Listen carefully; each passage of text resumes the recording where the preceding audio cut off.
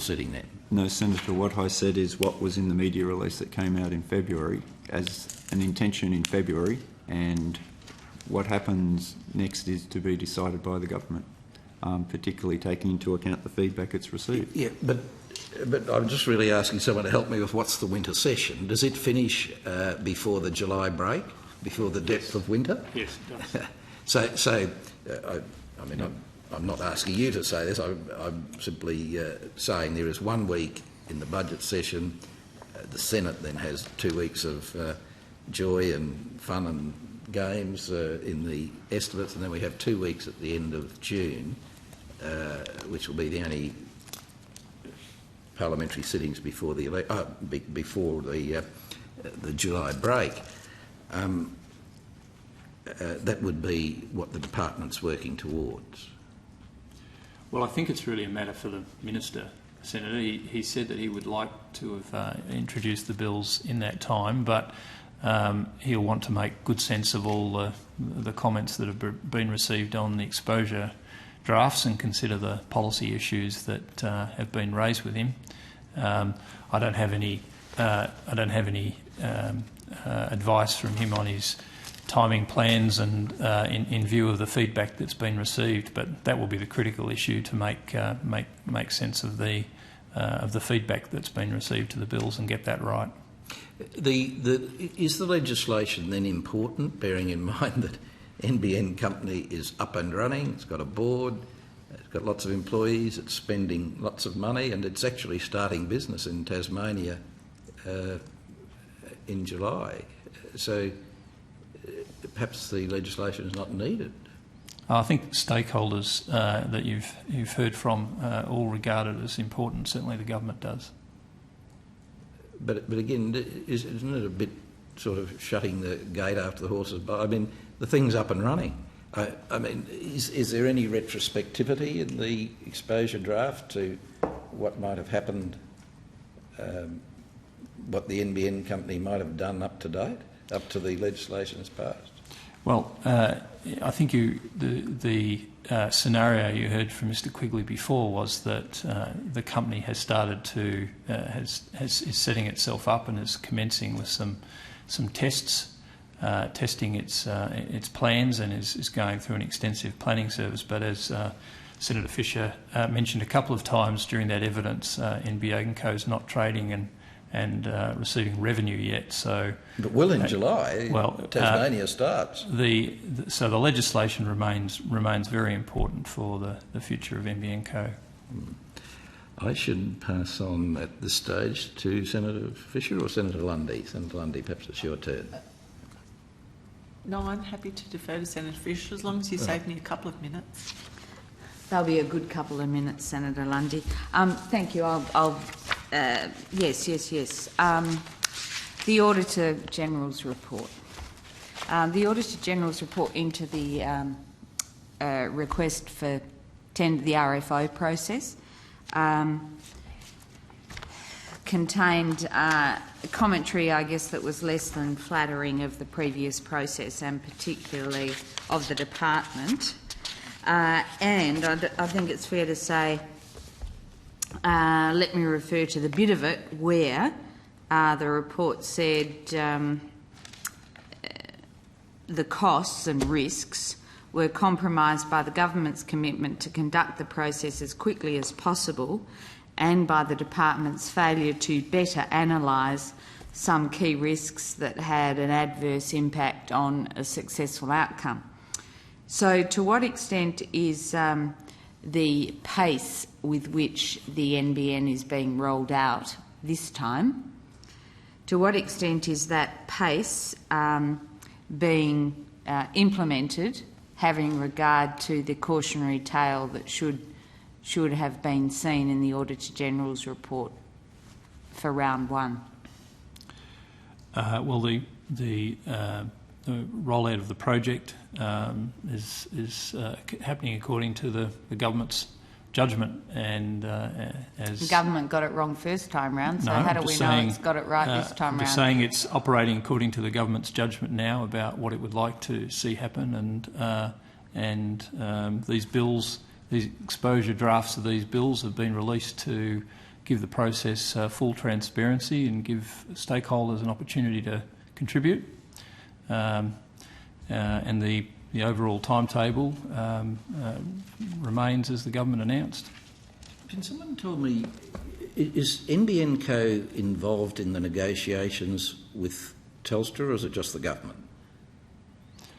Well, they're commercial negotiations, Senator. Of course. And so I'm not asking you what they are. I'm not going to talk about them other than to say that the public commentary has indicated that there's two different negotiations happening. One on a limited range of matters with the government, and another on the broad range of commercial issues with NBN Co.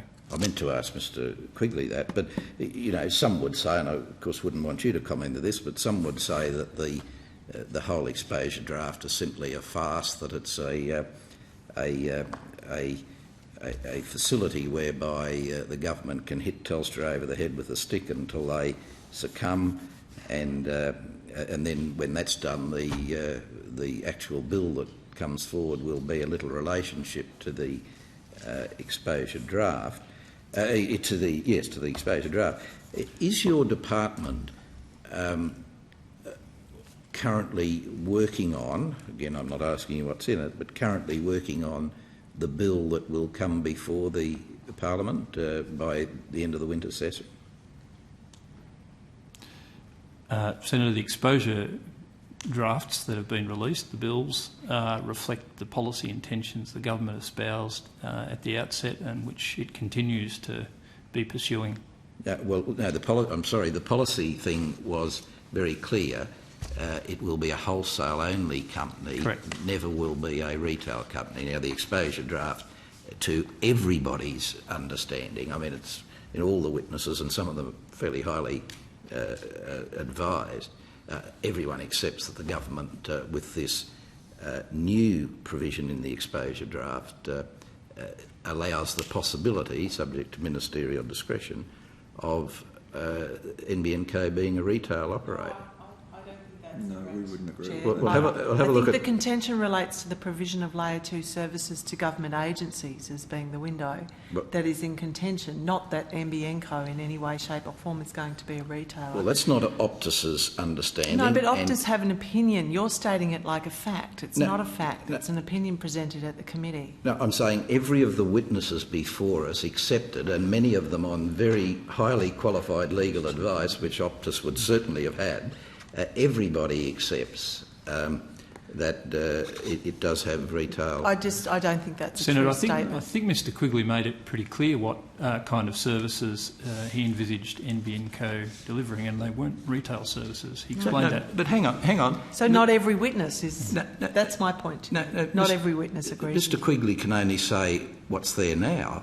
If this draft legislation becomes the bill and is passed by Parliament, then neither Mr Quigley, you or I will have any say in whether the NBN Co can have retail service. It will be up to the Minister in his entire discretion, subject to having a chat to the ACCC, on whether the NBN Co... the only point it's I'm not an making... accurate reflection of the bill. That's technically correct in that senators wouldn't have a say, because the minister's instrument would actually be subject to disallowance and would be thank you for that subject to confirmation. parliamentary scrutiny. Yes, well, that was a question that was raised yesterday. No. We did make a point of wanting to get clarification from the department if it was in fact a disallowable instrument. I've had a look at the Secretary's pointed out to me the provision in the bill, which clearly does say it's by a legislative instrument. So we accept that. But the Minister can exempt it after consultation with the ACCC. Now, is it correct to say that on the exposure draft that there's no, once you have a chat to the ACCC about it, that in no way legally impedes the Minister on what he can do? Is that your understanding of the exposure draft in that area? The way the bill is drafted, yes, it says the Minister consults with the ACCC, and obviously the Minister would take great heed of the ACCC's advice. Why do you say obviously? because the ACCC is a very important body, and that's why it's referred to in the legislation. Yeah, but the Minister could say, well, look, I've consulted with you, but I and my political imperatives have a completely different view, so thanks for your advice, but get lost. And then it would be tested in Parliament. Well, it might be tested. But hang on, you criticise this because there was no parliamentary scrutiny yesterday. Now that we know there is parliamentary scrutiny, you're still criticising it. Well, whether there is parliamentary scrutiny, I mean, depends on the what eventuates, doesn't it? Well, just be a little Senator, consistent it is in probably critique. useful for us to reiterate the point that they are exposure drafts. They were put out there for public and industry comment, and we have received comment from them, and we've heard what people have said, and that's been considered by the government. How many comments have you received? 20 submissions, I believe. I think we got more than that, didn't we? Hardly. Yes, I'm sorry, Senator Fisher. Sorry, Chair, I do have to go at 5. The hearing was scheduled to finish at 5. I've got family responsibilities to attend to. Can you give me some indication as to how long this hearing is going to Senator go, Fisher, given I've not been given an opportunity to ask questions yet, because I'm waiting for you to finish? No, be fair, Senator Lundy. As in all the way through this, I've tried to share around the first questioner, and I clearly offered it to you in this case. And you could have had your questions over and done I want to with it and ask gone my home. questions last. That's not going to be possible because we're now over time. Well, everybody likes the right of reply, but we try to do it fairly, and it was your turn to ask Can we the finish first on question. time?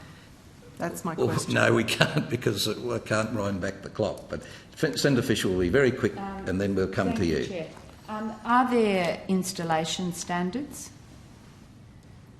for people installing national broadband network equipment in homes? Do you mean in the legislation? Anywhere. Are there standards for people installing things in homes I think to that hook would, up the national broadband network? Senator, that's a question I think that would be better directed at NBN Co.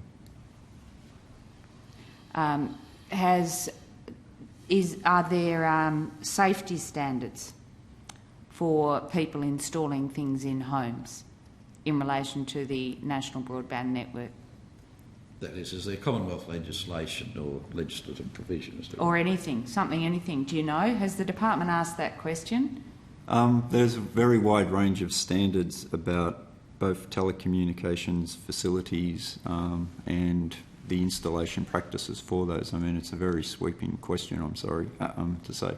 The other issue It's is, a of pretty course... sweeping implementation plan that's being done in some haste, in the views of some. But I'm not sure that your question really relates to the implementation task that we're talking about, because your question was installation in homes, and the services provided by NBN Co will terminate at the home. So you're talking, as I understood your question, you're talking about what happens past the point. That's correct. Well, it was Mr Mason who said you ought to ask NBN Co. I don't think the question belongs with NBN Co. So your question really is one for, I think, if I'm understanding this correctly, is really more one for Telstra and Optus and so on. Will there be an independent risk assessment done of the implementation of the national broadband network? And if so, who will do it? And if not, why won't it be done?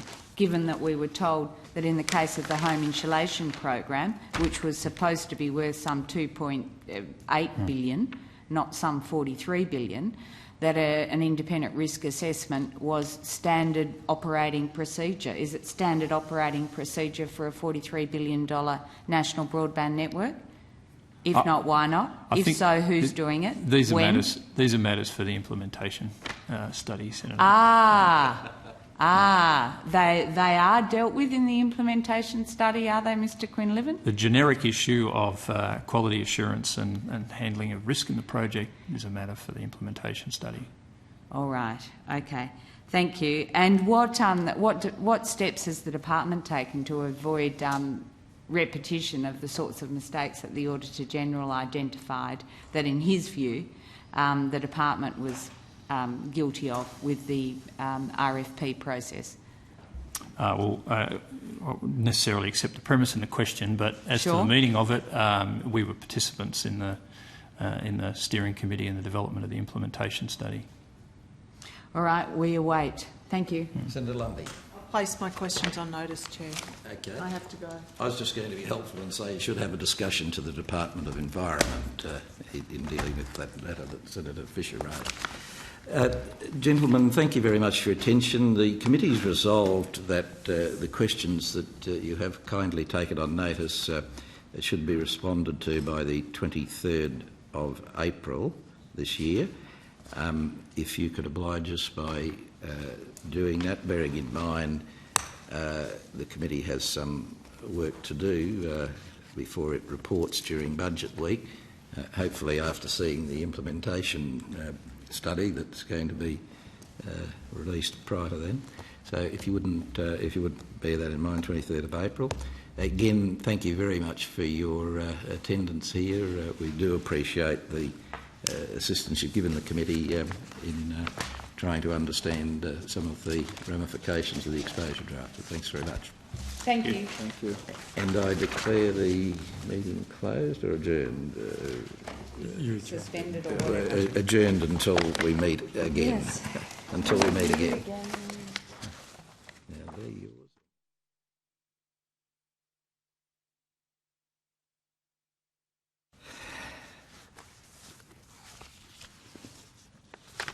Mr Hill and Senator Lundy, I will declare open this adjourned hearing of the Senate Select Committee on the National Broadband Network. Mr Hill, you're probably familiar with Senate committees, but I will very quickly run through some of the rules under which we operate. The program has been set. These are public proceedings. We can take evidence in camera if there's a specific request, although we prefer to have questions and proceedings open. As a parliamentary committee, evidence is protected by parliamentary privilege. It's unusual for anyone, it's unlawful for anyone to threaten or disadvantage a witness on account of evidence given to a committee, and any such action may be treated by the Senate as a contempt. It's always a contempt to give false and misleading evidence to the committee. If for any reason witnesses don't want to answer questions, they're able to do that, but should give the grounds upon which a refusal are required. When first answering or presenting to the committee, we ask for, particularly for Hansard, if you could state your full name and the capacity in which you appear. Again, for Hansard, could we get you to speak clearly into the microphones so that we can all clearly understand and record for posterity your evidence. I particularly welcome Mr Hill, our first witness this morning. Thank you very much for your presentation and for your past assistance. Perhaps we could have an opening statement for you on anything you might like to inform the committee as we start. Thank you very much, Mr Chair, and good morning, Senators. My name is Tony Hill. I'm President of the Internet Society of Australia. We're very happy to come along to this Senate inquiry to give evidence on the subject of the National Broadband Network because we regard that as one of the most far-sighted and positive initiatives in this area for Australia that we've seen. And we're very hopeful that that can deliver substantial benefits to Australia. So I want to make this absolutely clear. You can mark us down as a total supporter of the concept of a national broadband network, and our desire is to see the benefits of that maximised for Australia, and we think there'll also be spin-off benefits around the world. If I could just give you a little bit of background about our role in the scheme of things, because that's perhaps a tad unusual. We are the Australian chapter of the Worldwide Internet Society, and the way in which the internet has developed and the way in which internet technology has developed has been very much a grassroots process. So, in a sense, the engineering came first, and the birth of internet technology goes back to the 1960s. So that process has been around for a long time.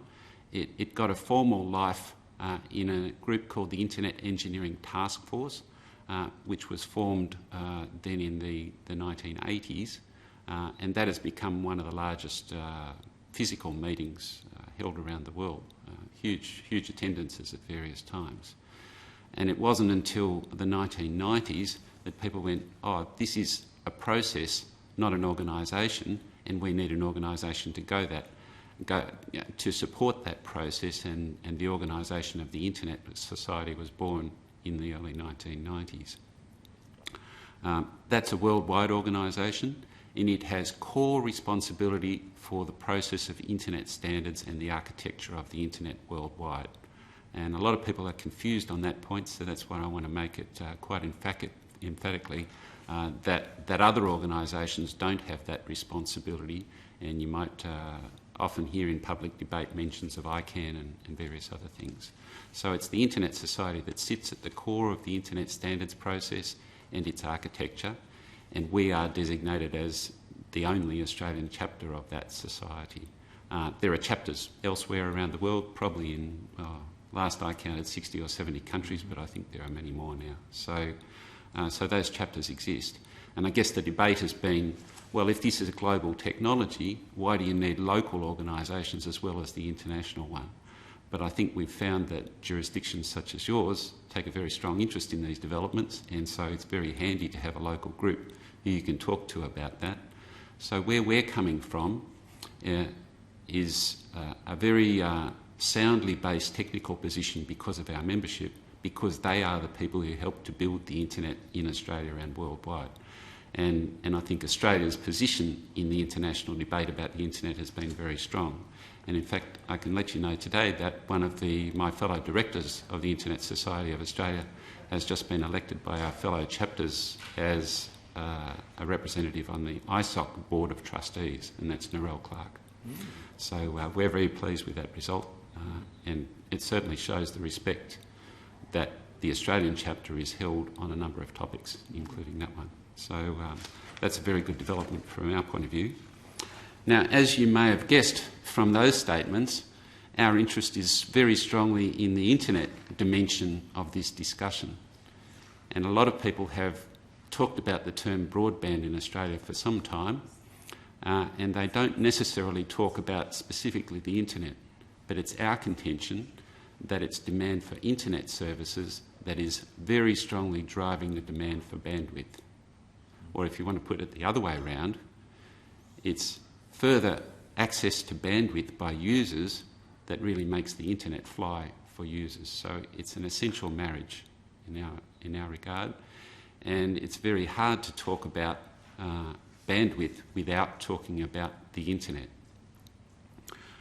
So having said that, and having made it quite clear that we are very strong supporters of the concept of a national broadband network, I wanted to move on to some concerns that we have that may limit the capacity of the national broadband network to deliver maximum benefit to Australia.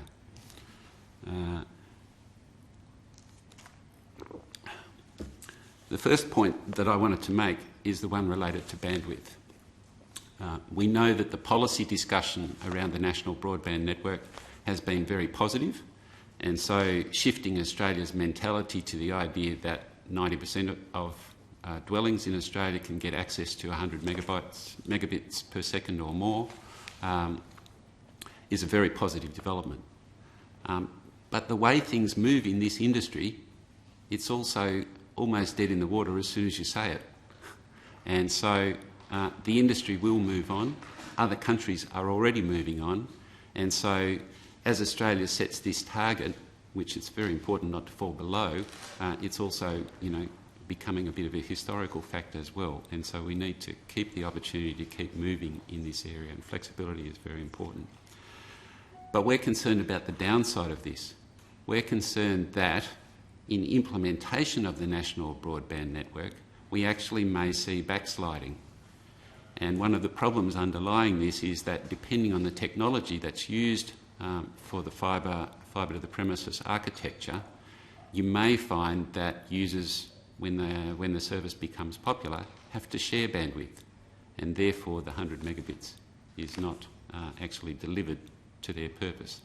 And I think in some of our commentary on the National Broadband Network, we've actually suggested the idea that users should have access to some sort of meter that shows what sort of bandwidth they're actually being delivered in their premises to show that it is working out for them. Now, there's a whole technical debate about architecture, and I realise the public debate has moved on substantially from when the idea was first launched. But nevertheless, we think that that's an issue that needs very close watching, is whether the National Broadband Network architecture, as conceived, actually delivers maximum speed to users as designed. So that's our first point. Our second point is that we've gone to some lengths in our submission to do analysis of various bills and legislation that surround policy for the National Broadband Network. And we have a bit of a problem with some of these areas because we think that they may not be properly reflecting the needs of users, and especially in relation to competition policy. So with hindsight, and I'm not saying that we could have foreseen these problems, but with hindsight we look back at the landscape of telecommunications policy over the last 15 or 20 years and go, we're not sure that it actually delivered the competitive regime that was of best use to users over that period. So where are we placed now, and where will we go forward? I guess what we're concerned about is that the way in which the legislation is now written and the way in which pieces of legislation interact with each other produces a somewhat complex environment for competition policy. And in fact, trying to find a single point of reference in amongst the legislation is quite difficult because some of the legislation refers to the long-term benefit to end users, but then you have to look at different legislation to actually find the definition of what that means. When we delve through some of those processes, what we find is a discussion about the importance of end-to-end communication, but probably even more important, any-to-any communication. And some of that legislation was drafted in a time when any-to-any meant any telephone to any telephone. And we all know about, the theory of network benefit and exponential growth of benefit compared to the number of users and so forth. But times have moved on. We now have to deal with a world that is not just any telephone to any telephone. We have to deal with a situation where it's going to be very soon any device to any device. And I notice a lot of positive comment about new products that are currently launched in the market and the way that they'll be talking to the network. I think I heard a statistic the other day that mobile phone subscribers in India is now plus 300 million subscribers. That's a huge number compared to the sort of numbers that we deal with in Australia. And that's the sort of future that we're looking for, is that those mobile phone users will regard their mobile phone handset, as the window on the internet, and very quickly that'll become the same situation in Australia because of economies of scale of production. So any-to-any communication ranging across not just voice but also video and data is a key building block in the element of getting the NBN solution right. And if NBN policy bumps up against some other legislative requirements, then we're going to have a problem. I didn't talk specifically about competition there, but obviously competition policy and effective competition policy underlies that. And I guess the question that we may have some time to discuss today is the balance between retail versus wholesale activity in this market. And I guess if I cut to the chase on that question, our view is that NBN should be operating in the wholesale space. And there are very few exceptions to that. And if there are exceptions, then I think our submission describes the way in which those exceptions should be dealt with.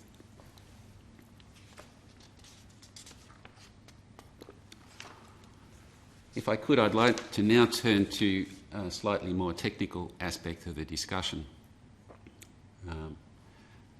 As the policy was enunciated by the government, the NBN was conceived as a fibre to the premises network. We thought that was a very good thing. In fact, we seemed like at one stage the only organisation in Australia that was arguing that any new network such as this should be fibre to the premises. And for a while there was a lot of discussion about what sort of fibre to the what should it be. And so acronyms such as FTTX were coined because we didn't know it was going to be fibre to anything particular. We might have missed that one. Some of us. FTTX, yes. So for a while there, I think there was a popular notion around fibre to the node. So we're extremely pleased that this is a fibre to the premises network, but we think that there's been a complication in the way in which the industry has interpreted that policy. Now, I'm not necessarily suggesting that this has been a very sophisticated analysis, but once they read the acronym FTTP, they answered that acronym in terms of their technical knowledge related to the what's called the OSI model of layers of networks. And I think you've had some introduction to this discussion, but just let me make sure that we're on the same wavelength here. The OSI model overall, and I've provided a link to your secretary of that model, allows for 7 layers. And anyone who's an ordinary user of these networks gets to deal with only one of those, layer 7. The technical community has managed to define another 6 that lie underneath and support that applications layer. And some people argue that there are a couple more layers above it, but I won't go into that. What I want to talk about is the territory around the first 3 layers of this model. And so layer 1 and layer 2 have to do with the physical connection that you're using for the network. And in fact, layer 1 is defined as the physical layer. So you might regard that as a copper network or a fibre network or a wireless network, might all be included in that.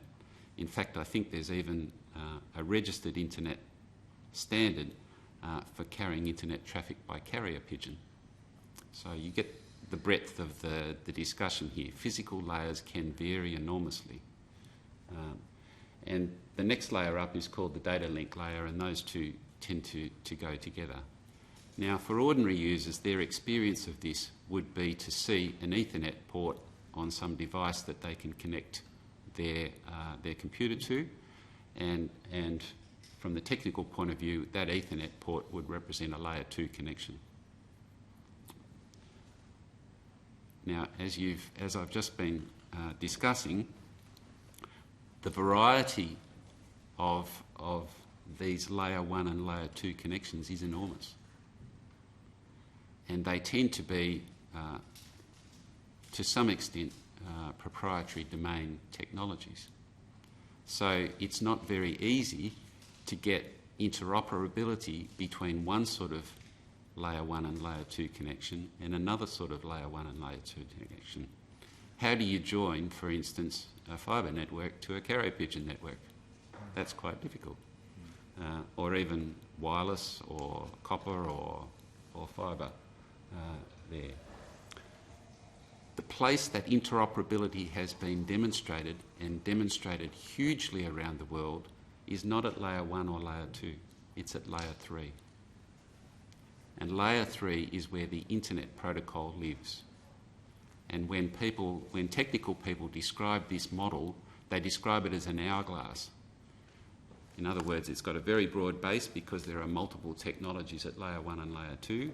It's got a very broad base at the top because there are multiple applications. But where it becomes narrow and where it becomes interoperable is at layer 3 and layer 4. So to be quite technical about this, and I'm reaching almost the end of my technical knowledge here, layer 3 layer 3 is Internet Protocol, and layer 4 is TCP, which goes by the Transmission Control Protocol, and there are some others as well. Now, what has been proved by the internet worldwide and by its popularity is that people demand this level of interoperability. And my punchline here is that while Australia contemplates a new national network architecture and defines it as layer 1 and layer 2, they miss out on some of the advantages that are to be gained from the interoperability at layer 3. Like what? If you don't believe me what those advantages are, have a look at the analysis that OECD has done on the importance of internet addressing. Say again? Can you just tell us some examples of that?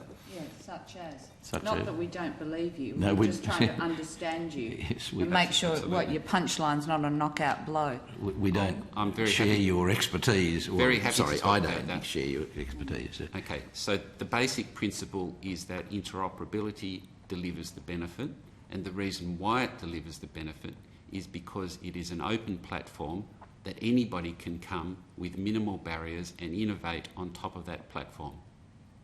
So, if we go... That sounds entirely sensible in theory, but I think we're trying to get some nuts and bolts I'm going to go to examples. that. I'm going to go to that now. Thank you. If I can, I'll do my best. So if you take the early applications of the internet, and I must say that from my experience, ordinary users are now, and perhaps always have been, enormously confused about what constitutes the internet. So in other words, they might go to their favourite operating system, click on a start button, and they'll get a menu of options, and one of them will say internet, and another one will say email. And you ask that person, well, what is the internet here? And they go, well, it's that bit up there. What that bit up there turns out to be is their browser, which is accessing the World Wide Web. And from that person's limited perspective on the world, that hypothetical person's limited perspective on the world, the email gets there by magic. Well, in fact, the email is delivered by the same internet technology as the browser is. And so it's the interoperability that allows people to create applications such as email, the World Wide Web, and now, more recently we've got social networking, Web 2.0. All of that plethora of innovation is possible because this is an open accessibility standard and widely available. I think that boils it down. I'm not sure if I satisfied your curiosity on examples there. But doesn't NBN do that? No, because NBN operates as currently conceived at layer 2 maximum. And the layer 2 stuff and below is not the interoperability layer that we've seen worldwide. Is that then for the Optuses of this world to add to that by providing those services? Well, now you're moving on to what would be the appropriate policy prescription in this environment to make sure Australia gets maximum benefit. If you wanted to look at that question, you could argue that, and we've done this in a consultation paper reply to NBN Co itself, and said that NBN Co should take an interest in layer 3. Right. In other words, NBN Co should install the equipment that delivers to people internet protocol, as well as the supporting services that are available. Mr Hill, can I just interrupt you for a Yeah, sure. moment?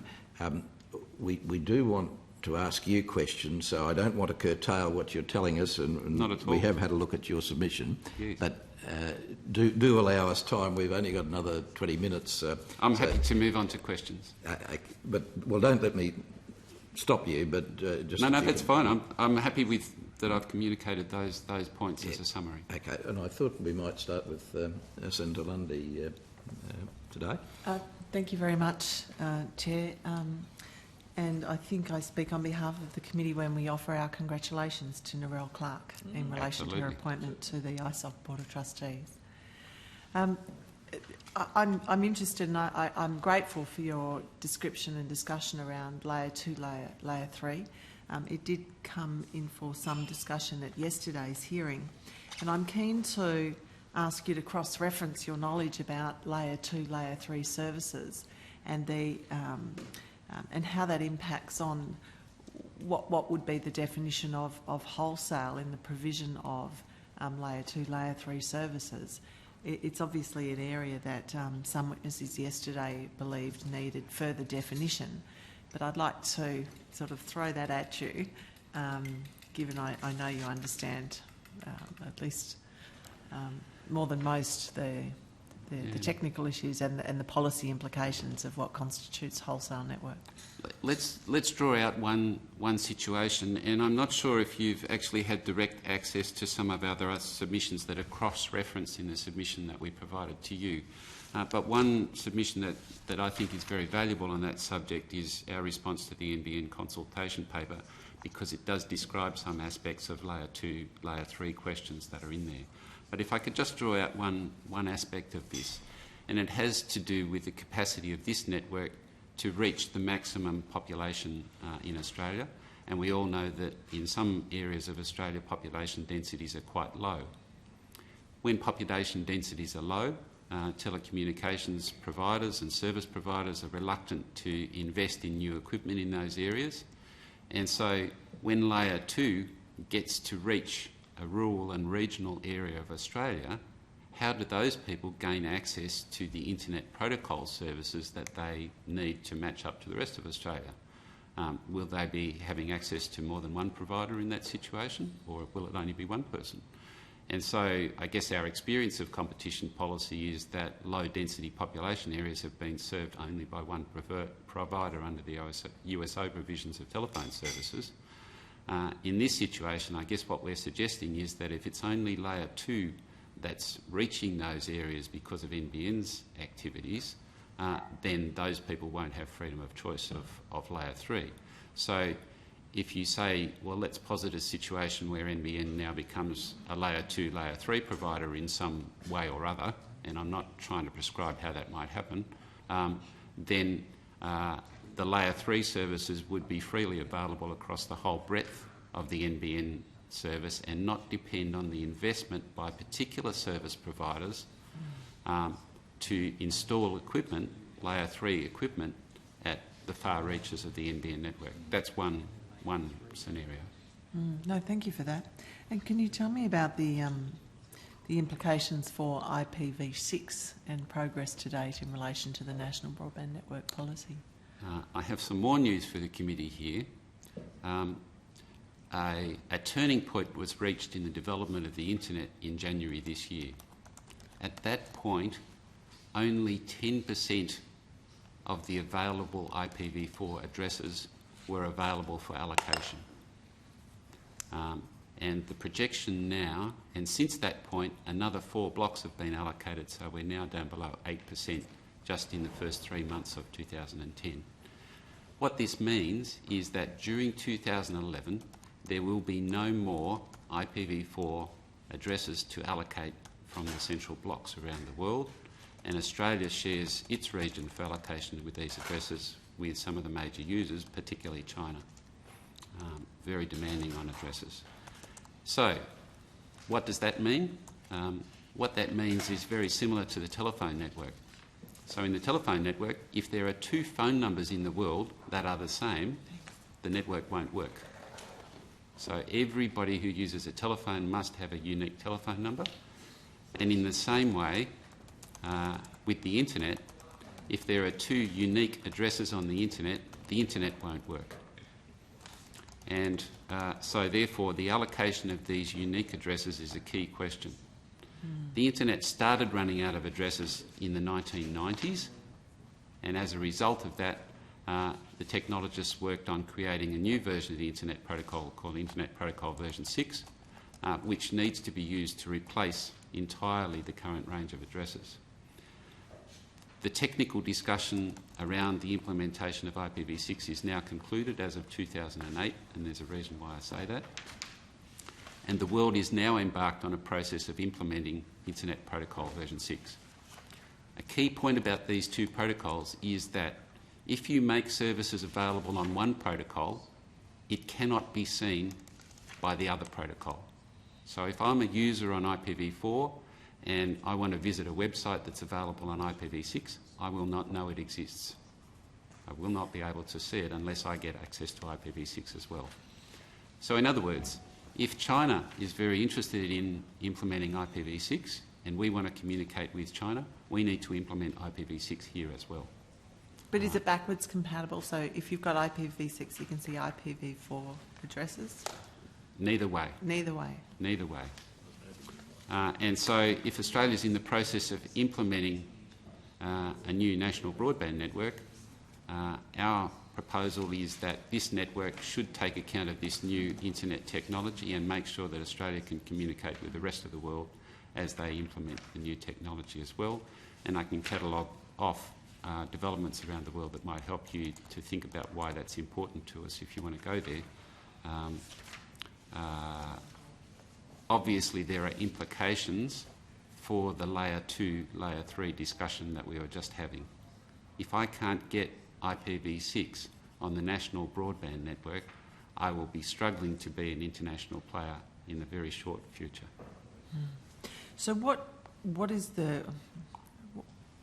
the ask of ISOC in relation to IPv6 of the government in policy terms to ensure that as the NBN is rolled out, it is done so in an IPv6 environment? We think that IPv6 should become part of the planning horizon of the national broadband network. At the moment, we're not trying to be prescriptive on how that should happen. I think if you'd heard some public statements from the Internet Society of Australia over the last 12 months or so, we might have been saying at one point that the architecture of the NBN should embrace IPv6. But I guess we're happy to be flexible about this. If we find a suitable way in which NBN can deliver this network protocol to users for their own free and flexible use, then we'd be quite happy. So just to... You mentioned IPv6 needs to be built into NBN architecture. Is that at Layer 2? That would only happen at Layer 3. At Layer 3. So, in essence, because the policy decision or the exposure draft talks about Layer 2 services, conceivably it's not a decision of NBN Co to make that call one way or the other, or indeed the government to direct NBN Co to go to IPv6. It's potentially the players at the retail level for whom such a policy decision or such a commercial decision is really targeted. I think there was a breakdown in communication in the way that the industry interpreted the government's policy, and perhaps they did that for their own commercial interests, or perhaps not. But just in relation to IPv6, I mean. That's what I mean. Right. So when they heard the acronym FTTP come from the government, they went Layer 2. And you think it should be Layer 3? I think Layer 3 should be strongly considered.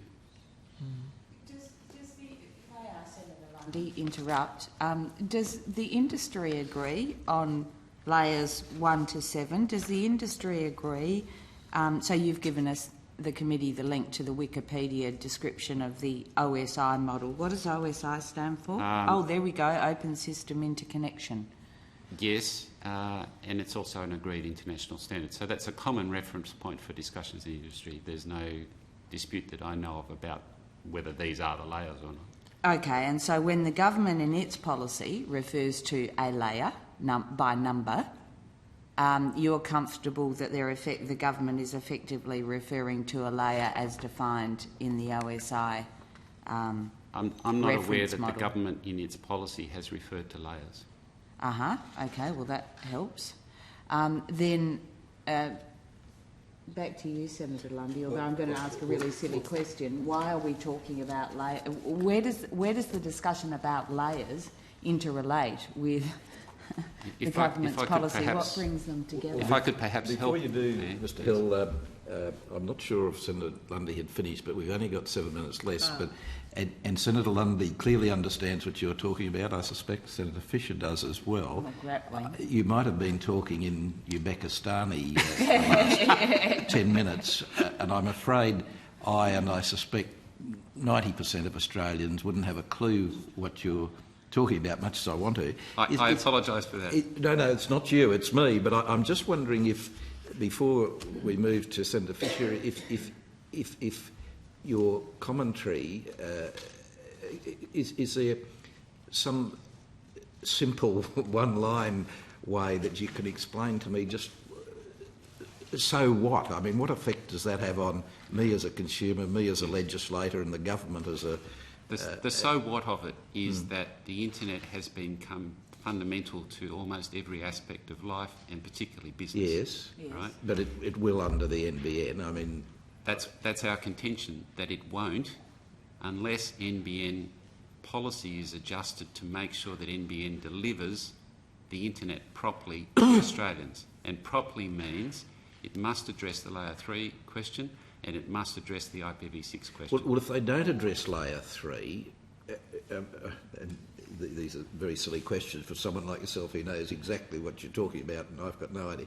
But if they don't address it, won't the providers, the Telstras, the Optuses, the double I nets do that? Our contention is that competition policy hasn't worked this way in Australia very successfully, with hindsight, and that we may face the same problems in the future.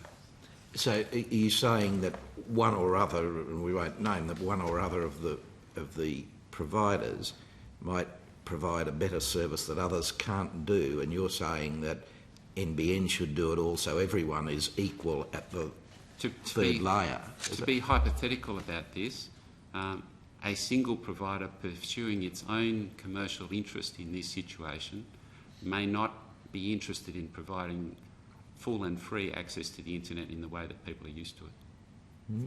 Okay. Senator Lundy, have we cut you off in the middle of an important point? Pretty much, but I've only got a couple more points. Yeah, well, you I need go to on. make. The first one is to confirm Mr Hill's statement that it's not government policy, and I may have been incorrect in implying that earlier regarding Layer 2. You're quite right. It was a decision by NBN Co, as I understand it, to identify Layer 2 as the appropriate infrastructure in their view going forward. So I just wanted to clarify that. It does relate, and it's an important point relating to the discussion, and hence Mr Hill's view and views we've heard from other competitors yesterday about the merits of a Layer 2 approach. Now, I just want to ask a final question. Given NBN Co have determined that they want to provide Layer 2, and you're contending that they ought to consider Layer 3 in your evidence, from a government policy perspective, is it still conceivable that the government policy could be to determine a migration from IPv4 to IPv6 in conjunction with the progressive rollout of a Layer 2 based architecture by NBN Co?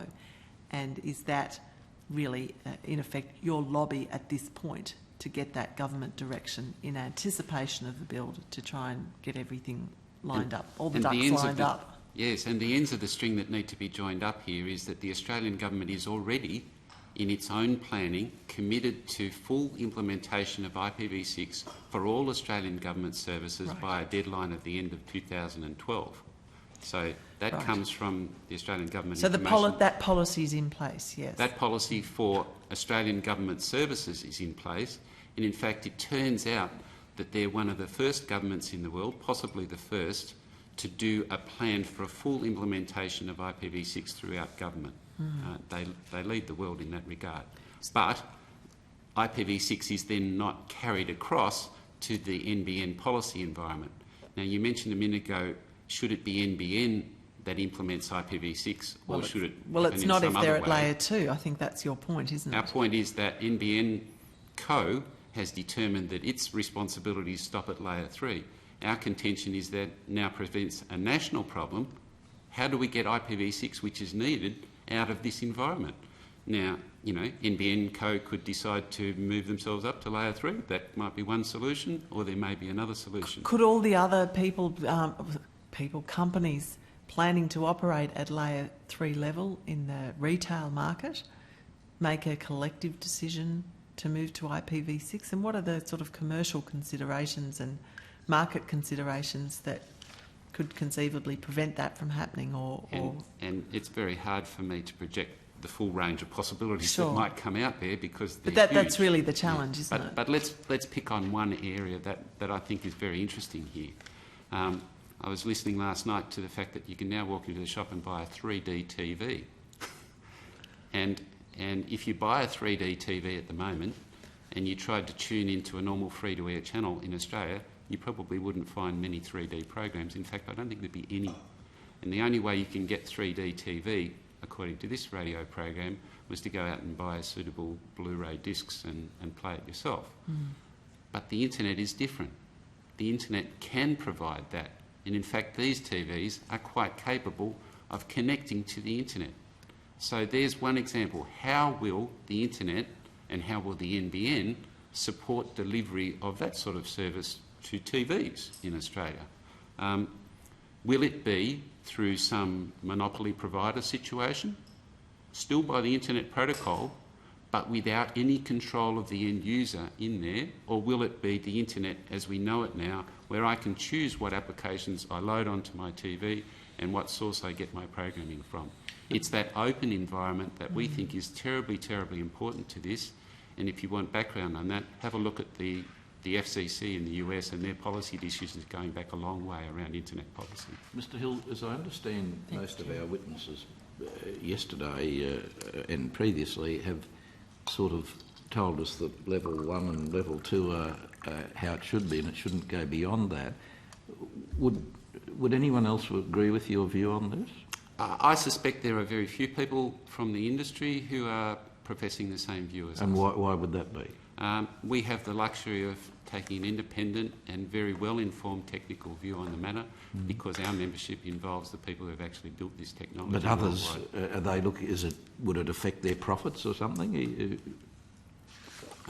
Or just don't they know, which I would find incredible. I wouldn't for a moment suggest that. I mean, there are obviously people that would understand what you're talking about, unlike me, but...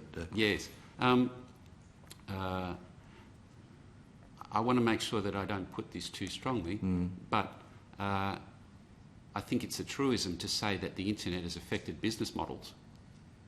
Right? If you saw the excitement around the first wave of the internet boom and the way in which corporations were treating that situation as a fundamental threat to their existing business model, you can see the sort of potential that there is for a free and open internet technology to affect the established position of companies. Look, have you made your views known to the department or to the minister? We talk to the government regularly. So that they're aware of your views, Absolutely. But it hasn't... And these are not new views, I mean... No, but it hasn't resulted in any change of the way we're heading. I think this forum has been a very useful opportunity to confront the two issues of bandwidth and layer 2, layer 3 and IPv6. Well, in the problems you're identifying, is there anything in the legislation or in the exposure draft that should or could or must be or might like to be changed? Absolutely, and I think we've done our best to catalogue those things. Okay. What I'm not sure of is whether you actually have access to our response to the NBN consultation paper that goes through some of the layer 3 issues and documents those. So if you haven't got that, we'd be happy to provide it. Okay. Would you do that? Senator Fisher, did you have a couple of quick questions? I was going to ask you some mundane questions. I'm almost reluctant to do this. They will be of interest, Chair. Well, no, I was looking at page 4 of... I'm very happy to talk about all of this. Well, we haven't got time, unfortunately, but I mean, I was looking at page 3 or item 3.2 of your submission when you're talking about things that I can understand, that the NBN may only provide fibre up to the network boundary in a multi-dwelling unit, which leaves open to questions of whether or not or how residents in individual units will have access to 100 megabit per second, and what's the cost. I mean, you've said what you've said, but is there a solution? Is there a problem? How is it addressed? We've heard in more recent briefings, and I have this from information from some members overnight, that there has been some discussion of multi-dwelling units in NBN briefings. I'm not sure that the final solution is out there, and I almost don't like to do this, but I'm going to bring you back to IPv6. IPv6 is an integrated suite of technical facilities, and there are a number of facilities that have been built into the IPv6 environment, and one of them is IPv6 mobility. Now, if you're trying to provide NBN services to people who live in caravans or caravan parks, you know, those people may move around. Is the standard model of digging a trench and fixing a unit to the wall going to work for a caravan? You know, we don't know. But are those people going to be required to miss out on this service? One solution might be to deliver their services by wireless. In that environment, having IPv6 mobility built into the network would be an enormous advantage from our point of view. Well, that was going to be my question again. If we had IPv6, whatever it is, that would address the problem of the multi-unit dwelling, or, as you say, the caravanners who move around. I'm not trying to claim exclusivity. There may well be other technical solutions, but I think it would be very helpful. Okay. Look, the other thing, briefly, and we will perhaps put some questions on notice to you if you wouldn't mind. Very happy to respond. Helping us. Our support staff will be following you and understanding, but a few things we might just do. I don't want to scare you, but I'm not the technical end of the operation. Well, I don't believe that, I'm sorry. But again, on page 5 of your submission, you talked about lack of electrical power, lifeline telephony services, and I, again, was surprised yesterday to find that, you know, as I understand it, the NBN becomes a live electricity source, which, well, that's my wording. I'm sure it was said in a... But tell me what you mean, anyhow, by that last point in your submission. I'm sorry, I don't want to interrupt your secretary if he's got something important to do, but... Yes. Okay, so... The box that receives the right rather than the bandwidth. Yeah, we're getting there. Assists me with, yes. Okay, so I'm certainly not the fibre technology guy, but... No, but what did you mean in your... Let me explain it this way. The photons will travel down the fibre optic to a certain point, and at that point they cannot deliver their value without being converted into some sort of electrical circuit, and that electrical circuit needs power. And so if you want to provide stable power to that, the grid is probably the most practical option in most circumstances. If the grid's not available, the electrical side of the thing won't work and you don't get any communication. Now that's been the concern of that's been discussed in the policy environment around this for quite a long time. Our contention is that the concern may be overrated in some circumstances.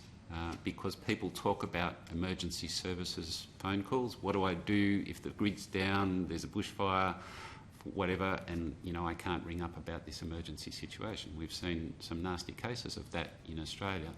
I guess what we would propose, and drawing on some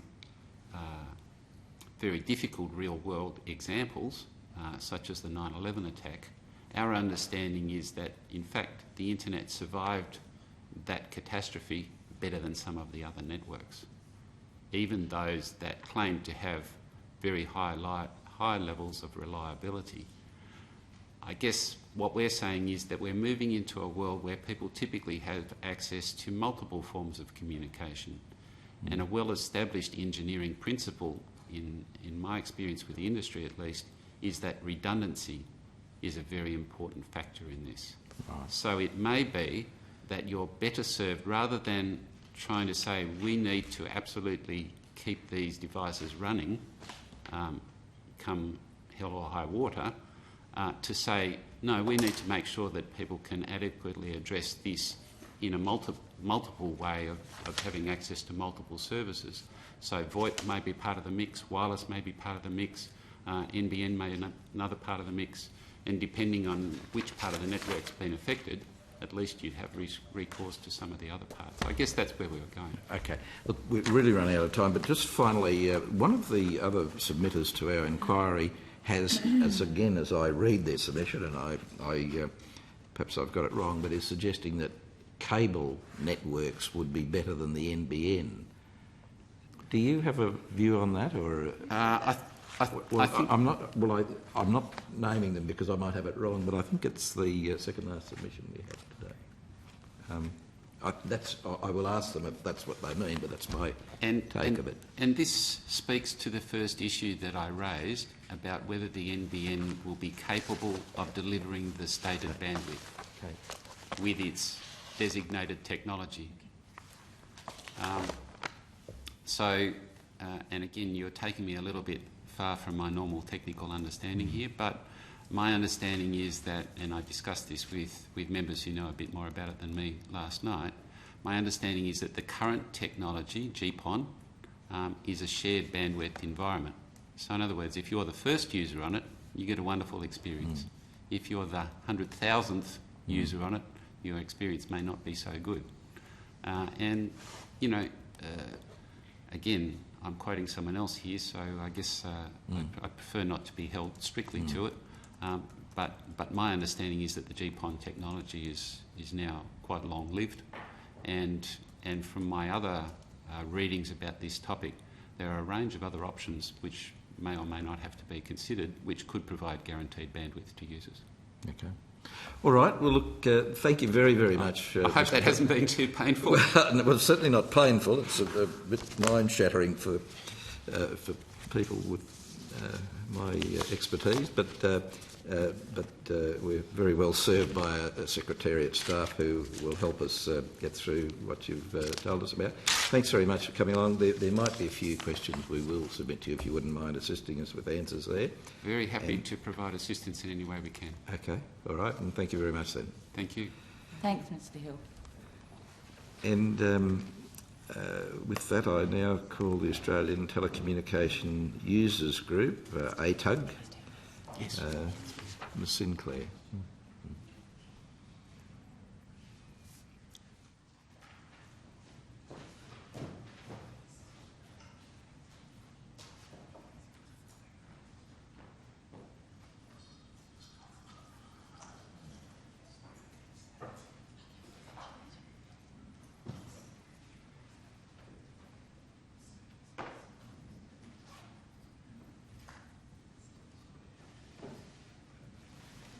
Who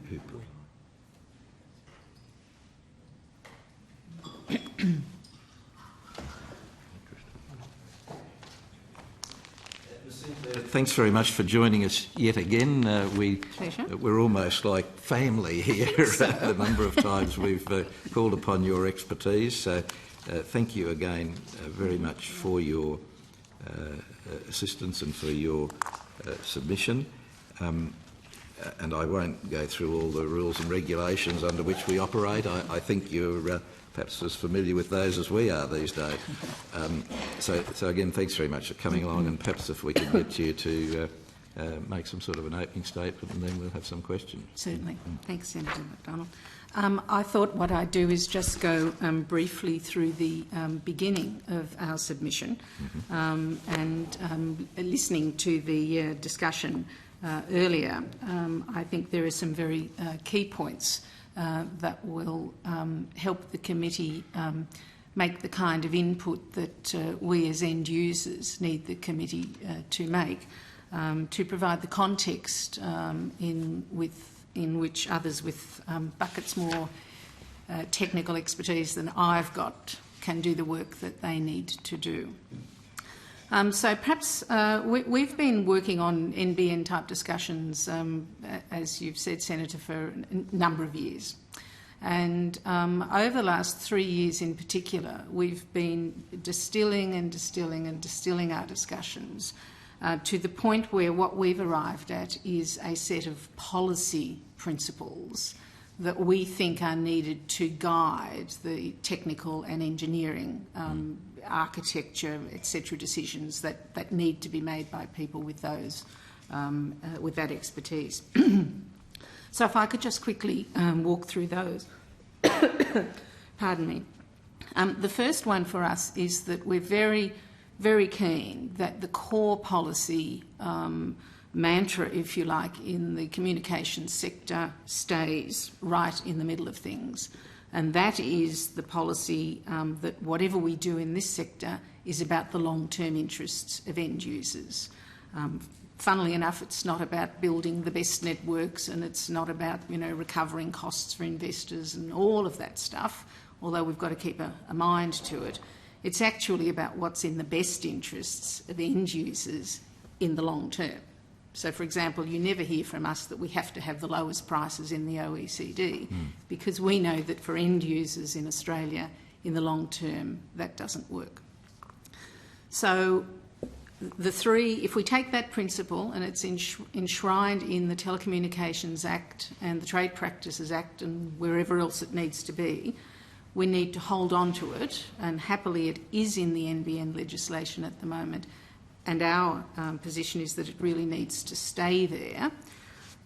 It needs to be taken more notice of, I would say, in decisions that are made particularly by industry in self-regulatory processes. And I think quite a bit of the discussion that we've just heard and that we've been watching by industry over the last 12 months is really about industry in its own interests, without this context being applied that we're happy for you, industry, to do your work, but there's an overriding mantra which says that whatever you decide must be able to stand up against this benchmark, that those decisions result in actions, policies, whatever, that are in the long-term interests of end users. And in that sense, unhappily, Senator, later on I'm going to get back to layer 2, layer 3. So we're happy... I think we're right with layer 2 and 3, but not IVP 6 or whatever.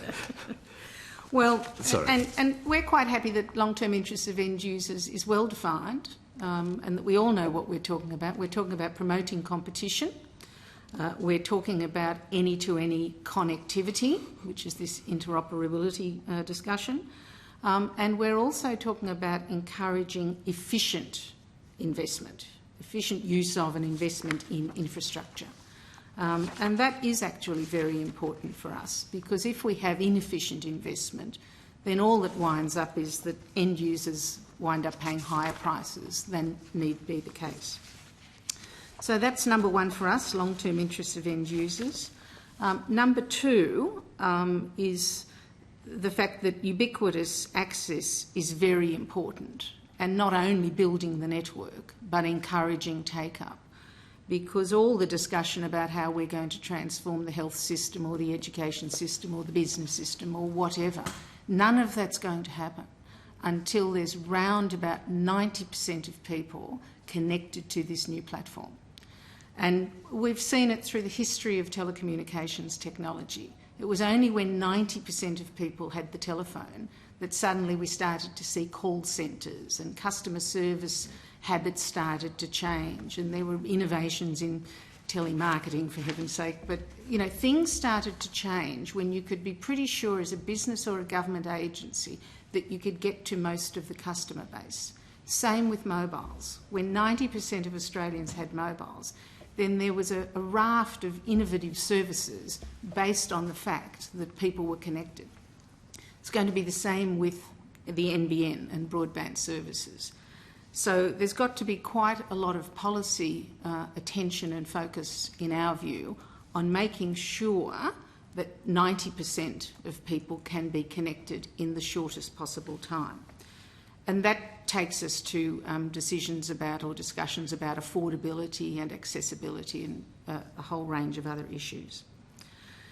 Third point for us is that there has been a great deal of focus in regard to NBN on consumer needs. And our third point is that business needs from the NBN have got to be factored into planning and decision making. We've been pleased in the last month or so to in fact see NBN company address these business needs, separate from and in addition to consumer grade needs. So I think it's a matter of putting the issues forward and making sure that NBN continues to take account of these needs that business, and when I say business, I'm meaning government enterprises as well, so the health department and the education department, Centrelink and so that the needs for speeds, service levels, pardon me, service security and rapid restoration are really taken into account. And the reason we think this is a policy issue, pardon me, beginning of winter, I think, is that NBN is an organisation tasked with a very important task and given very significant money to undertake that task.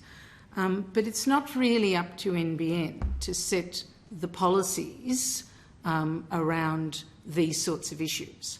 And if you look at NBN's objectives, they are coverage, tick, competition, tick, cost effectiveness, question mark, not so much the costs but the effectiveness. Right? If we have consumer grade services, then it's going to be a whole lot cheaper for NBN, but it won't be effective for business and government users. If NBN decided, and I'm not suggesting that they have made this decision, it's just an example, if they decided to offer a service quality level lower than business and government users might need, then they might be able to tick the cost effectiveness box from their point of view. But from our point of view, we'd have the wrong outcome. And their last objective is customer care, but they're talking about their wholesale customers and not retail customers. So that's another set of policy issues that we think need to be reflected in the rules of engagement for NBN company. Then we get very practical. We talk about migrating to the NBN, and that's got to be very carefully thought through by NBN company and industry so that there is as little disruption as possible. And given our shared history on the migration of from one telecommunications platform to another, particularly in the mobile space, this is a key issue for us. However fabulous the NBN is, if moving to it creates hassles for business and government enterprises, we've got a problem. Now, the next point is this point about the layer 2 and layer 3 and wholesale and retail. What we say is that we want NBN to be a wholesale-only operator because we think the NBN company structure deals with an important issue about competitiveness and market structure. So we don't actually want to get NBN Co mixed up into retail services. However, we think that the discussion by the current industry about NBN company staying at layer 2, and I should first of all say NBN company has a significant objective as to why it wants to stay at layer 2, and that's because the cost of being a layer 2 wholesale operator is less than it would be for them to be a layer 3 wholesale operator. So their position is driven by a careful and rigorous assessment of having to get to 90% of premises within 8 years with this amount of money. And they're saying, well, we give ourselves the best chance of doing that and achieving government objectives for high-speed broadband if we're layer 2 wholesale. And I understand that. My question is whether the people who buy layer 2 wholesale will themselves offer layer 3 wholesale services when they have a foot in the retail camp. But some would, wouldn't they? And then competition would do the rest. That's right. And people say to me, stop worrying about this, Rosemary. I've had, Mr Quigley say this to me. I've had various CEOs of telcos say to me, don't worry about this. This market will emerge. And I've said, well, I am worried about this because the perspective, the kaleidoscope through which you look at this issue is through the experience of the existing telcos. My vision of all of this is that if we have a ubiquitous high-speed network, there may be other people that want to come into this market and deliver their services using the communications platform that's enabled by the NBN. I'm not sure what value added there is requiring those people to invest in bits of telecommunications infrastructure. So I want to make sure that those people can get a higher level wholesale service which doesn't require them to invest in being a telco at any level of the stack, but allows them to deliver their services. Perhaps the simple example is in healthcare. If we have the healthcare providers saying, all right, well, we've got this NBN everywhere, and instead of building more hospitals, we're not going to build any more hospitals, what we're going to do is this service is going to enable us to send people home more quickly after procedures of one sort or another. But when they're at home, we want to connect them to this health monitoring network, which we want, by the way, to be 24-hour available, not subject to fluctuations on the grid, but a different issue. So we want to send them home. They might be, my mother, for example, 85. She's not the slightest bit interested in internet services of any sort, but she's very interested in health services. So they say to her, we're going to send you home, Mrs. Bowers, and we're going to connect this box, and we're going to put this little system on your table, and every morning we want you to open that up, and we want you to talk to the nurse at the healthcare centre. Yep. And we're going to leave that there for 3 months or 6 weeks. We're going to put a universal power service connected to it, so there's no chance of anything happening. And when we're all satisfied that you're better, we're going to take that away. So it's that kind of innovation and significant modification to service delivery models that we are imagining and envisaging in our discussions about the role of the NBN. I understand that. I don't want to push you, but we do want some time to question you. Your last dot point? And I think the other thing that's emerging for us is that the National Broadband Network is going to be a series of networks. So we've got NBN company building where other people have not built, and so then we've got bits of network owned by other people. So we want to make sure that across that entire network, made up of elements owned by different people, that the service experience is consistent. Yep. And that's about industry standards and protocols and so on, which must be developed in the long-term interests of end users and not in the interests of saving money or whatever. They're the core policy issues. That's very good. We've got a few questions. I might start. Sure. One of the things that concerns me, which is germane to a couple of your dot points, is that if Telstra, to use an example, a real-life example, is currently adequately serving 70-80% of Australians with as much as they want,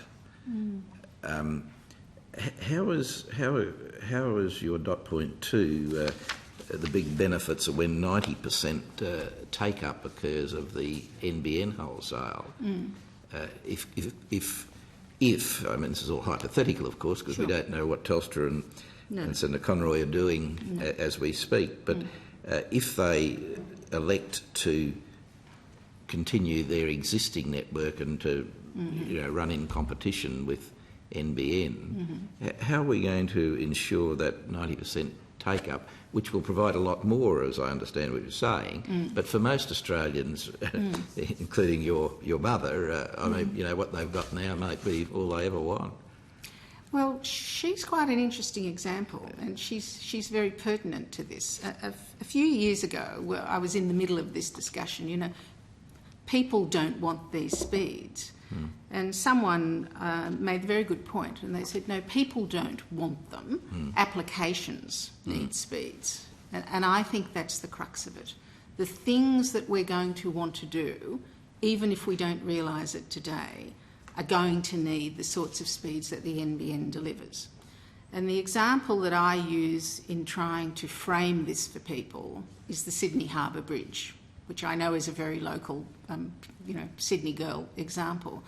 But when Bradfield started thinking about that, in the early 1920s, and you think about what he did, he put an 8-lane bridge across the harbour when I think there were 10,000 cars in New South Wales.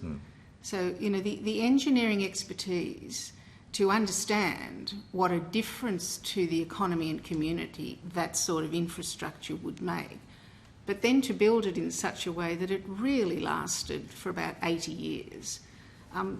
That's my vision of the NBN. When I think about the speeds, I go back, as you were suggesting, a number of years in this debate.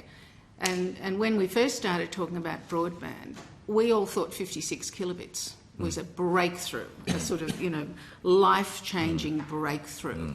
And now the ABS is telling us that a considerable number of people are moving up the speed chain to 1.5 megs to 8 megs. And if you go back and multiply 56 kilobits by 1.5 megs, and then you catapult yourself forward using the same multiplication factor, then we're going to need near on 100 megs. I don't think there's any doubt about it. And the other reason I say that is that we run a broadband awards system competition every year. And I have been really amazed by the things that people are doing with current generation broadband, you know, what they can get their hands on. And the sorts of things they tell us in the education space, in the health space, in community services, business applications is, if we could get more speed, we could do such and such. The next phase of this is going to be whatever it is when we get more speed and everybody gets connected. So I'm really sensing a groundswell of innovation as people are starting to understand the benefits of the speed. So I really think the need is there, albeit latent. To go back to my mother, she's a perfect example. We got her connected at 256 kilobits. She trucked along quite happily for about 18 months. And then she said to me, "There's something wrong with my broadband." And I said, "Oh, I don't think there's anything wrong with your broadband. It sort of doesn't go wrong. You know, it's not that sort of a thing." And she said, "Will you come and have a look?" And I said, "What are you trying to do?" And she said, "Well, I'm trying to look at these photographs that the kids are sending me, you know, when they're travelling around the world on their gap years and stuff. And, you know, clunk, clunk, clunk. There's something wrong with it." And I said, "Well, we probably need a bit more speed and, you know, we need to get a bigger bucket of data." And she said to me, "How much is that going to cost?" I said, $10 a month. And she said, "Oh, that's all right." Well, so I think people get on their own journey with this. Well, that's right. And your analogy with the Sydney Harbour Bridge is a very good one. But it's a question of what you get for what you pay. Absolutely. And I had an ongoing concern about unless the government effectively confiscates Telstra, you're going to have a competitor there who's going to provide a fairly good service, but at a much cheaper cost than we think until we see the implementation study that NBN is going to do. And this is why I come back to your, you know, dot point 2 and dot point 4 or 5, I think it was, that, you know, how do you address this problem so that we're forced to get what your mother and I really want to download, but, you know, are we prepared to pay? At the price you're prepared to pay, absolutely. We've been watching this issue because the 90% take-up won't happen because the NBN is running past anybody's door. It will happen because someone decides they want to do something and the price is right. No doubt about it. So we've been arguing for a couple of things over the last couple of years, that there need to be what we call entry-level packages, that nobody's forced to buy 100 megabits until they realise that that's what they actually need. So there should be packages which offer people speeds and performance at prices that they're comfortable with. Second thing is, in the last month or so, NBN have said in some discussions that they will price to the market. And I took some comfort from that they understand it doesn't actually matter, how terrific this platinum-plated matchbox is. What matters is the consumer price point that will encourage people into the market. So I'm more confident now that we're going to get to the right price point for performance to bring people in. One area that I am worried about, Senator, and I think it really needs some work, is that there's about 25% of households now that, after all the noise and hullabaloo about the current sort of broadband, have, for a range of reasons, not come on board. And I think that there's going to have to be some policy work in that area, because it's particularly that area that I think, once you look at the demographics and the income levels and locations, those are the folks that are going to need government services, for example, that can be delivered by broadband. Well, look, I agree with what you say. One of the concerns is that, as I understand Senator Conroy's pronouncements, NBN is going to be commercial, give a return on money, is going to have at least 49% private ownership and eventually 100% ownership, which means you get a return on capital. But unless, as I understand what you're saying, and as what other submitters have said, this is a public service like the train lines and the water delivery, where they are, in effect, heavily subsidised by government. And it just seems to me that what you're talking about won't happen unless the government or someone is subsidising NBN, because if they have to get a commercial return on their operations without subsidy, it's just not going to work. But do you have a view on that? Yes, and I think perhaps your next witness, I shouldn't be so bold, will make some very interesting contributions about pricing models. Yes. And I think there are different ways of thinking about pricing models which would allow an entry-level access, and for those people who want to watch Star Wars in 3D, then they pay for that usage. For those people who just want to talk to the hospital nurse every day to say the blood pressure is whatever, then those services are priced accordingly. So I think that we can look at new business models and new pricing models, as well as new technology models, to help us ensure that everybody's connected at prices they can afford. In terms of the commerciality of the whole thing,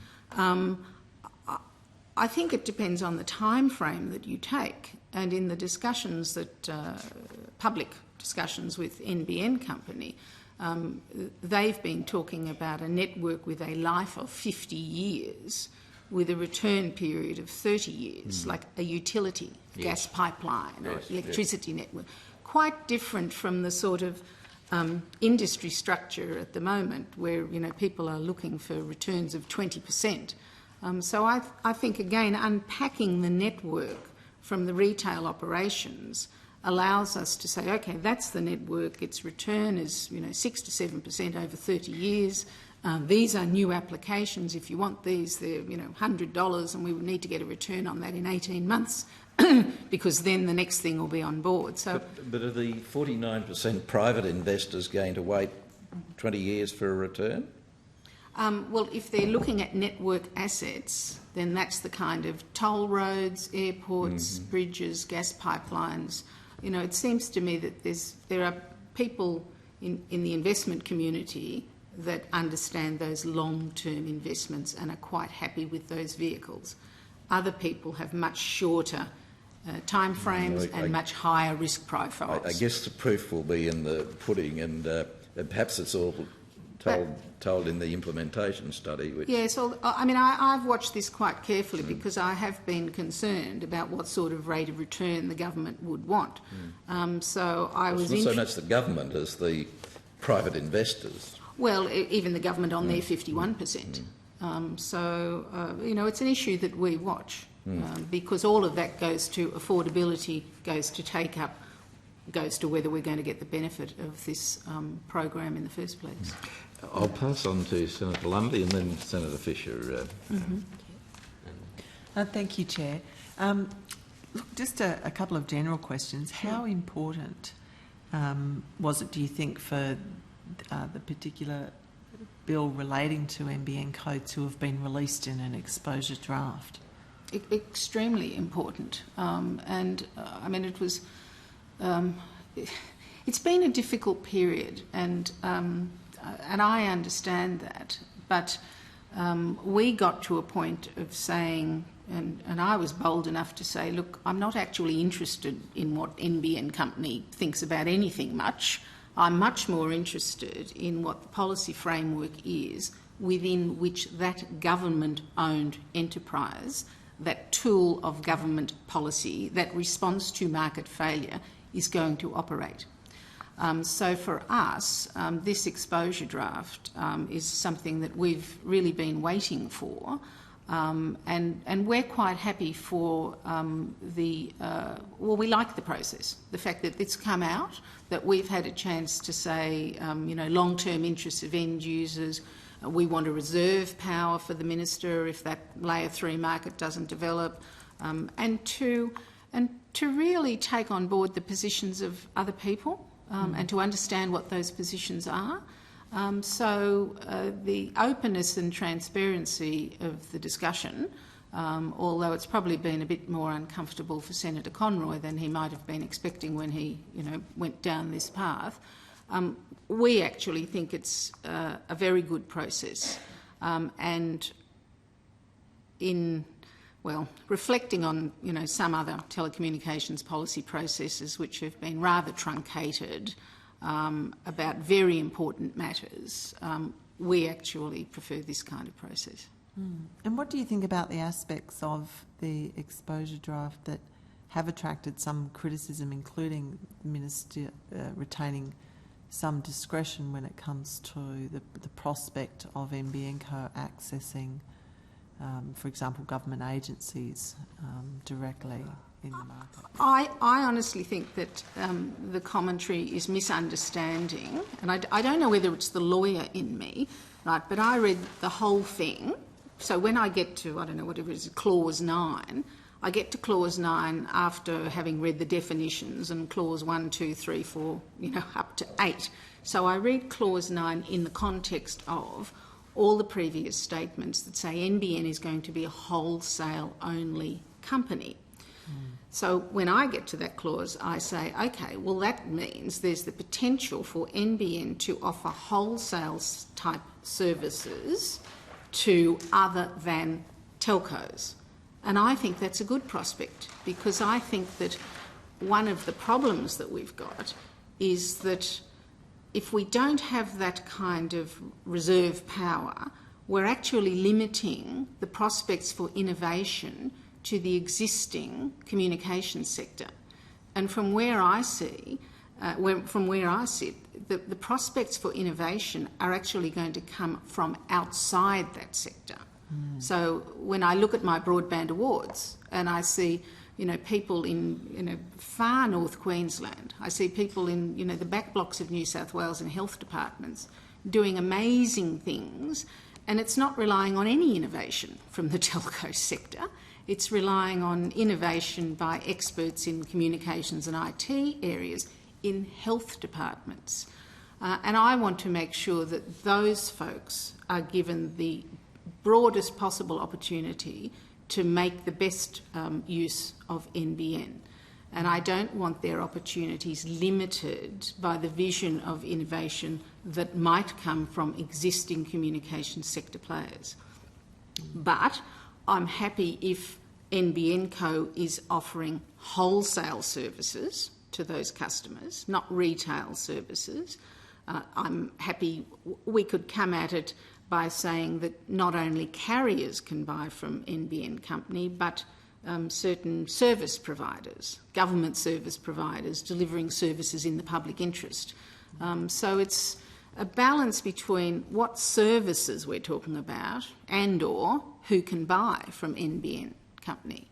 And I think it's time for people to get the blinkers off. It ought not to be the case that at the end of NBN company rollout that every other sector in the economy is changed except the communications sector. No, thank you for that. Yeah. And how important, I mean, one of the issues that's been characterising the whole parliamentary debate, of course, is the difficulty with which the government has in getting the bills debated. Yep. How important is this and other NBN-related legislation in terms of timing and getting it through the parliament? I also think that's very important, and it's not just this bit of legislation, but the others. So telco reform and fibre as well. They're all related as far as we're concerned. And if I can just go to telco reform for just a moment, I mean, our preferred option is that the part of that bill that relates to Telstra is worked out through negotiation between the government and Telstra. We think that would be the best approach to a sustainable outcome in regard to those matters in that bill that relate to Telstra. But I have to say, I wouldn't want to be sitting here in another 12 months saying, well, it's our preferred outcome, but we kind of don't seem to be getting anywhere. So in the next few weeks. Something's got to give in that regard, I think. The competition aspects of that bill, from our point of view, we've got to live with, and this goes back to my point about patchwork of networks, not just NBN, but for the next 8 years, there are other bits of network in this whole scenario, and they are subject to existing Trade Practices Act legislation. They're not covered in this NBN bill because that only relates to NBN company.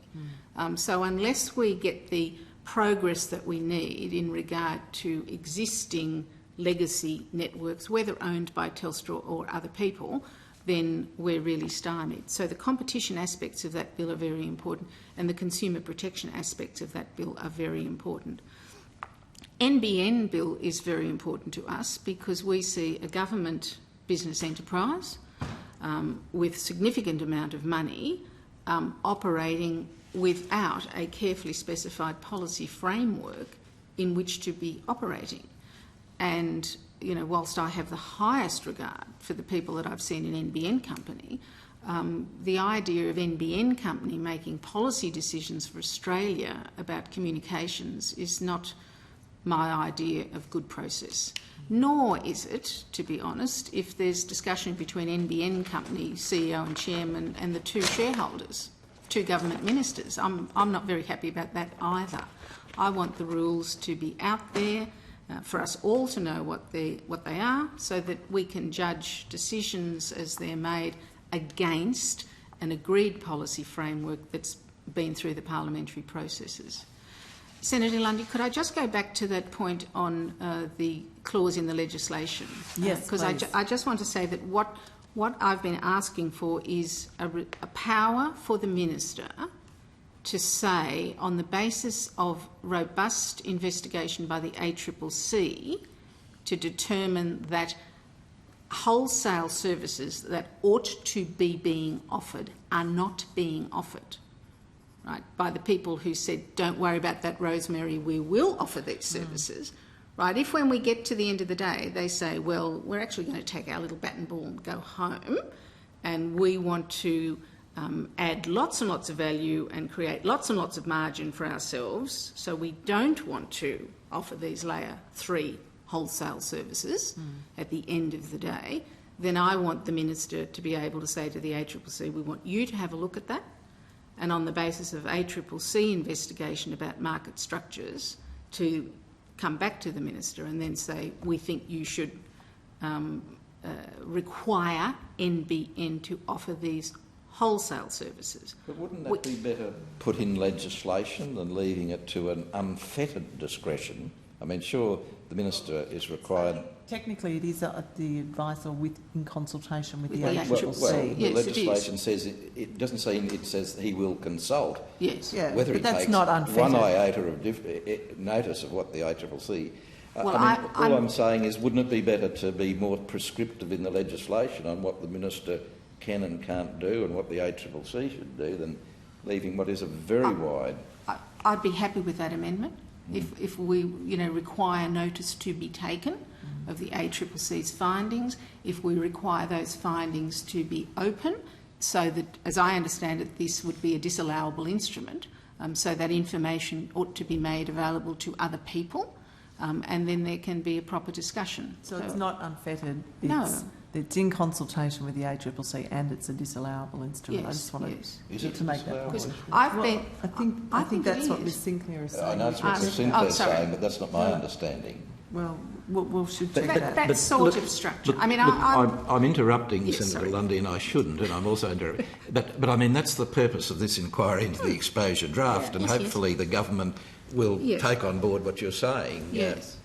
And allay a lot of fears of a lot of Yes. people. But I'm sorry, Senator Lundy, you have a little bit left of time. We're a bit Yes. over, and I want to go to Senator. And can I say, I mean, I'm very fond of, whichever colour of minister we have, as you all know, over the last, 10 or 12 years that we've been at this.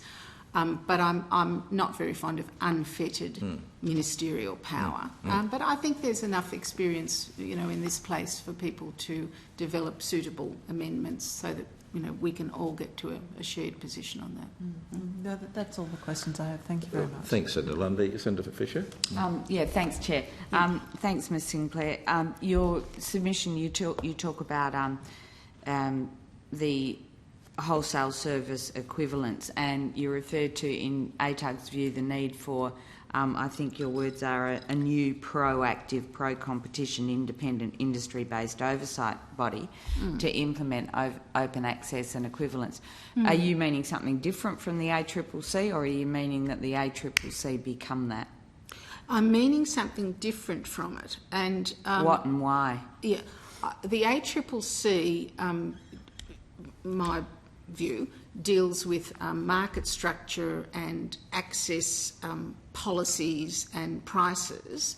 And perhaps if we just concentrate on the current environment. And that's all very well and good.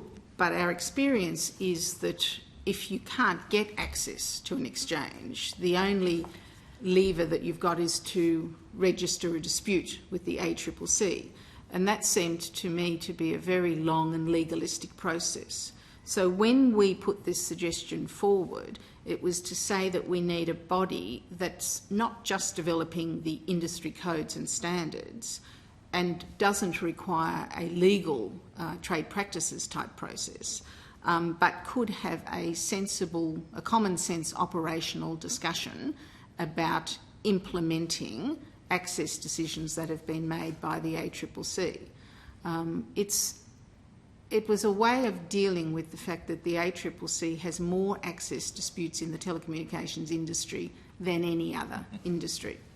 And we felt that an industry body, modelled very much on a body that they've got in the United Kingdom, which is called the Office of the Telecoms Adjudicator. And it's not a body that end users are at, but it's a body that industry participants are at, with an independent chairman and ACCC observing.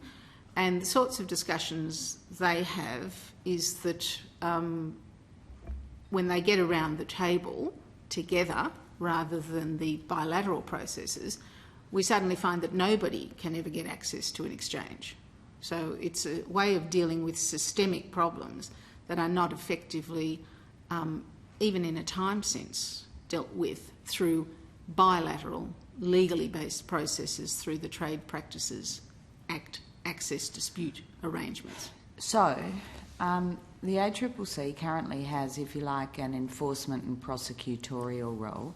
Are you suggesting another body, well, that somewhere there should reside an arbitral role, a conciliation, and a mediation More and of a or mediation. conciliation role? Yes. Mediation, all more, right. And, more of a mediation role. and why could the ACCC not provide that? Because I felt that it was more down the kind of comms alliance It doesn't industry. at the moment, but why No. could it not? Possibly there's no legislative reason why it could not. It was just not the sort of body that I had in mind. Well, that's because I- you're thinking in current terms. that could be right. It's just that ACCC processes are legalistic, they're long-term. We've seen decisions appealed all the way up to the High Court. It looked to me like an arcane and tortuous process, but the industry discussions stop too quickly. They don't actually get down to the implementation of what we've all agreed. All right, so I guess irrespective of where it resides, you're identifying the prospective benefits of a mediation facility that might assist things that would otherwise have to be dealt with by the ACCC. And given that the and given that the ACCC is not it's not a court. No. So then the question is, okay, if the government were to accept that need, then where does that facility reside? Given that the ACCC is not a court, there might not be any reason, as you've said, legislatively or constitutionally, why it could not reside in the ACCC, because wouldn't that make more sense if it could be so from an industry perspective, rather than setting up a whole different bureaucracy, which will then have issues about interfacing with the ACCC. Well, let me ask another way. Would it give the ACCC any conflict? Think about what the ACCC does at the moment. Would it give the ACCC any conflict within its own walls if it offered, if it did essentially what it currently does, updated as well as a mediation role?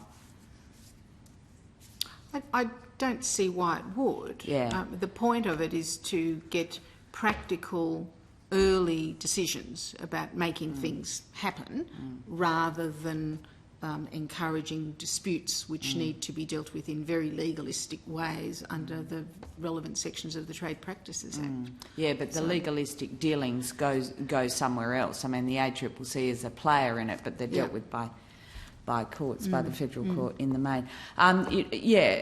Some sort of model along the lines of the traditional workplace relations tribunals is what I'm wondering about.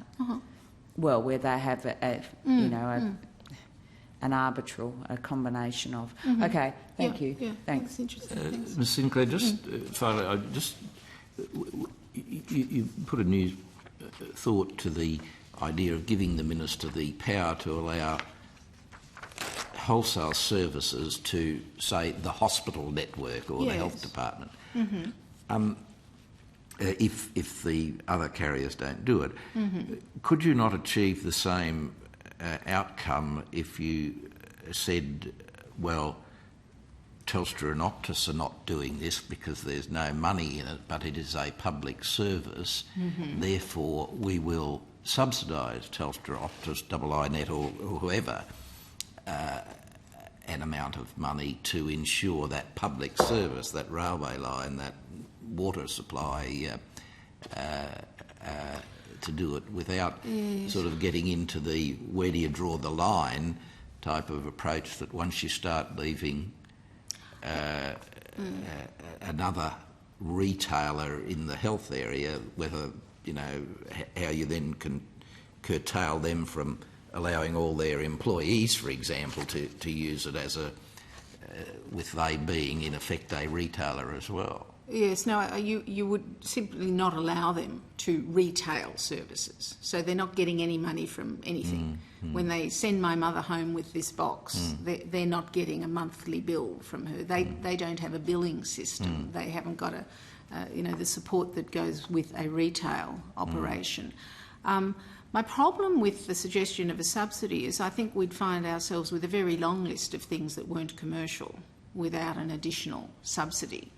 The attraction for me with an incentive like leave this power with the Minister is that it's a signal to the players that if this set of services doesn't emerge properly from the market, then action will be taken. If we don't have any signal, then I don't know what we do. Well, the shareholders won't allow them to do it unless there's a quid in it. Yes, no, I understand that. That's why I'm saying I think there'd be quite a long list of things that could not be provided on a commercial basis without additional government subsidy. But That's the other side of the. yeah, well, it become. I mean, we did have a program of what was it called, Broadband Connect or something, which was a subsidy. Yes. To the retailers to places where I come from and Yes. service out in the remote areas where it couldn't possibly be Yes. commercial, Yes. and you couldn't expect a No. profit-making company to No. provide that. But the government recognises it has an obligation Yes. to provide services, therefore they subsidise the Yes. private companies to do that. Yes. You don't think it would operate on that? It wouldn't be quite as simple as that, because if we take a healthcare network, there'd be as many people in metropolitan areas where you'd say, well, that's a commercial market, but it's the ones that are in your electorate that are the ones that I'm trying to make sure could be serviced adequately. And I mean, hopefully it would be like the minister's reserve pricing power. It would never need to be used. But having it there, as we have said about that power, having it there is a very good safety net for all of us. Sure. But the best position is if it's not used and the market says, okay, there's a need for these services for these sorts of customers and we're going to offer them those services and not require them to buy these retail type services. Okay. Look, thanks very much. And again, thank you for all your help. I suspect we may not, unless something dramatic happens, have you back before this committee, but I'm sure when the final legislation is brought to the Parliament, Yes. that I no doubt that we may be seeing you again looking at the final legislation when it is being processed through the parliamentary process. I'll look forward to it and I hope the committee does. Thanks very much. Thank you. We might just break until, say, about 25 to 12 if we could, just for a 5-minute break.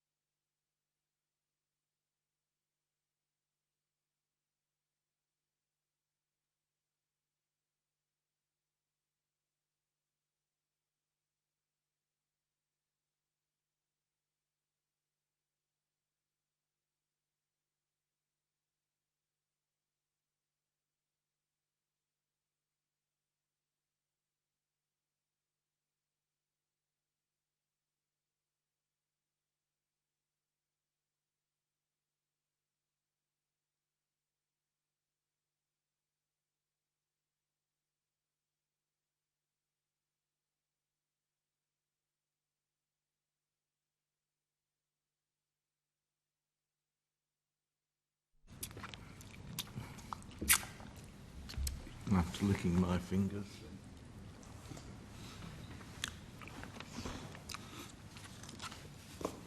We resume these hearings of the Select Committee on National Broadband Network, and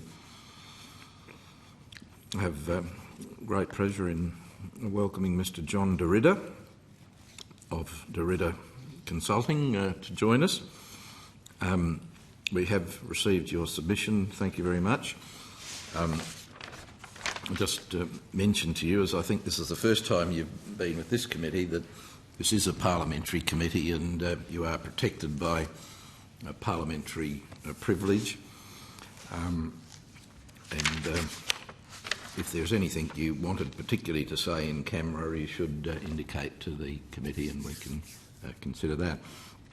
But Mr. Ritter, I'd ask if you might make us some sort of an opening statement. You have given us a very detailed submission, which again I thank you for.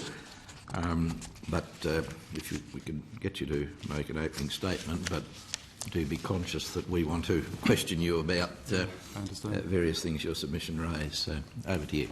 Okay, well, thank you for the opportunity to share my ideas on what's a very important subject for us all. By way of opening remarks, I thought I would pose this rhetorical question. The NBN, what is it about? Some people say it's about nation building, and some people focus more on it's about enhancing competition. Of course, there's a little bit of both, but let's start with nation building because that's where I get most excited. I rehearsed this with my wife, and she said, what do you mean nation building? It's just about a better service, isn't it? And I said, no. It's about a technology that can transform economic and social relationships. Of course, I'm not cutting through yet. When people first thought about the phone network, the first application they could think of was using the phone network to broadcast concerts.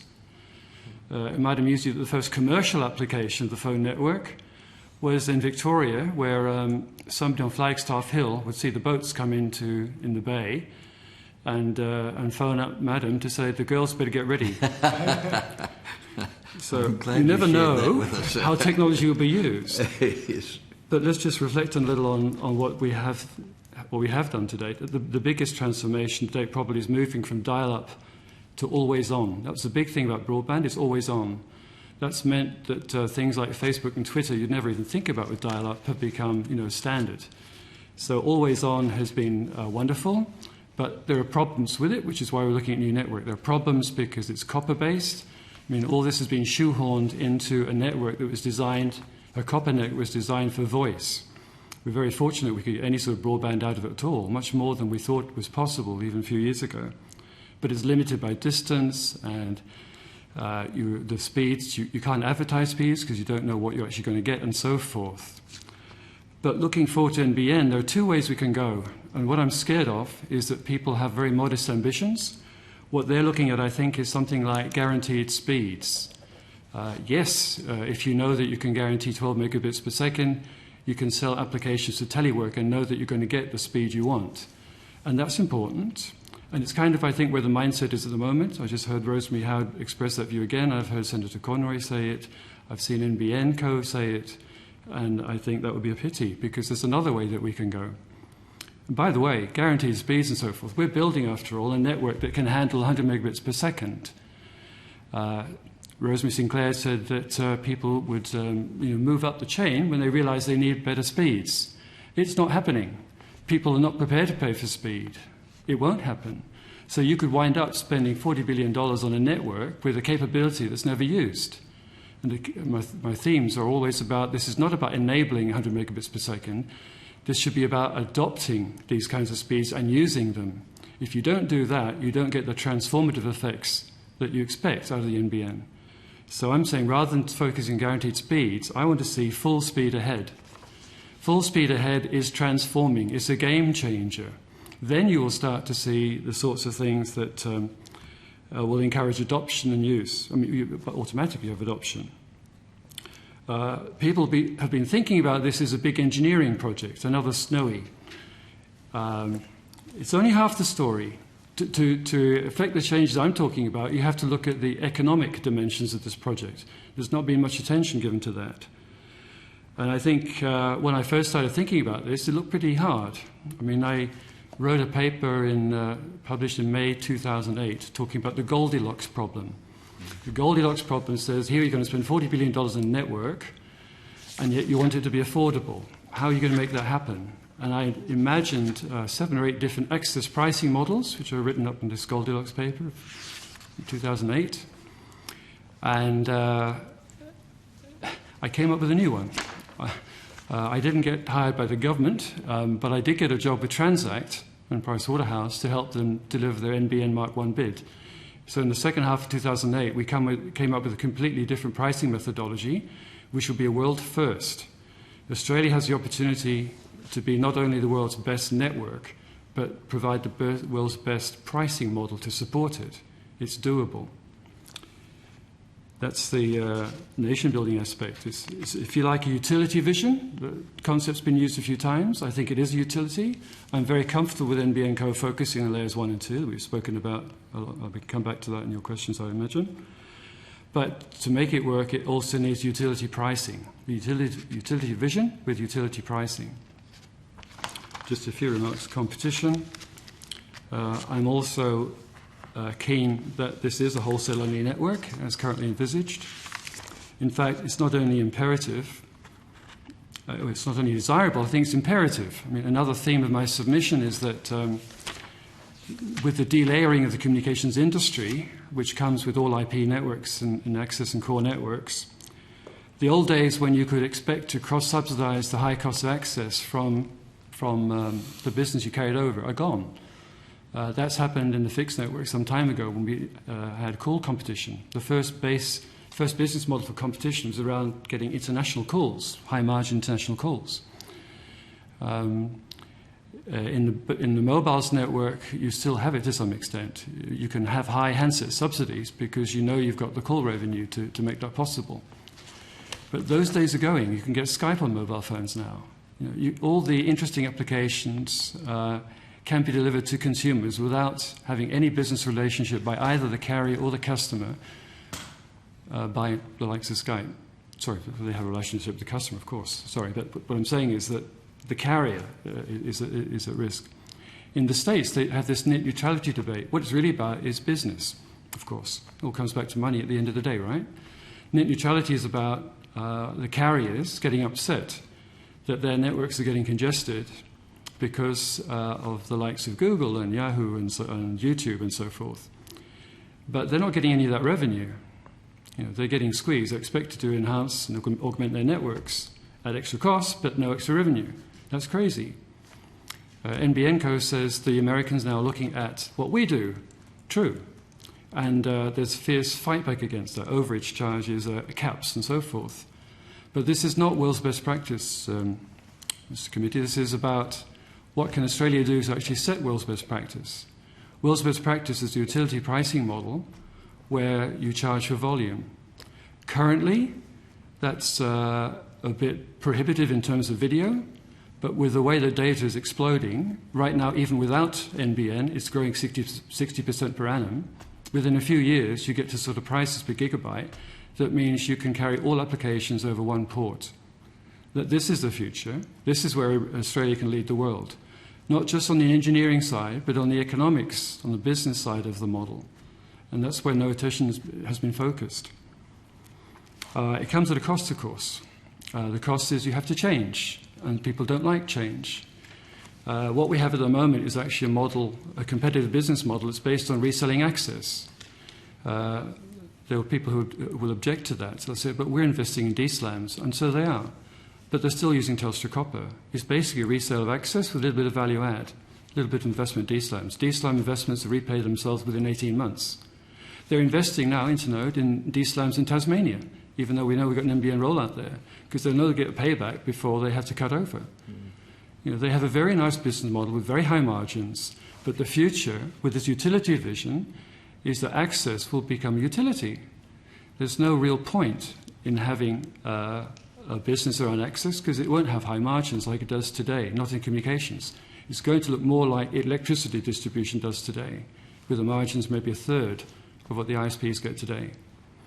Now, the ISPs will tell you that NBN is one wonderful thing, and while there are trials of them in Tasmania, they're getting first offer good deals just to get customers on.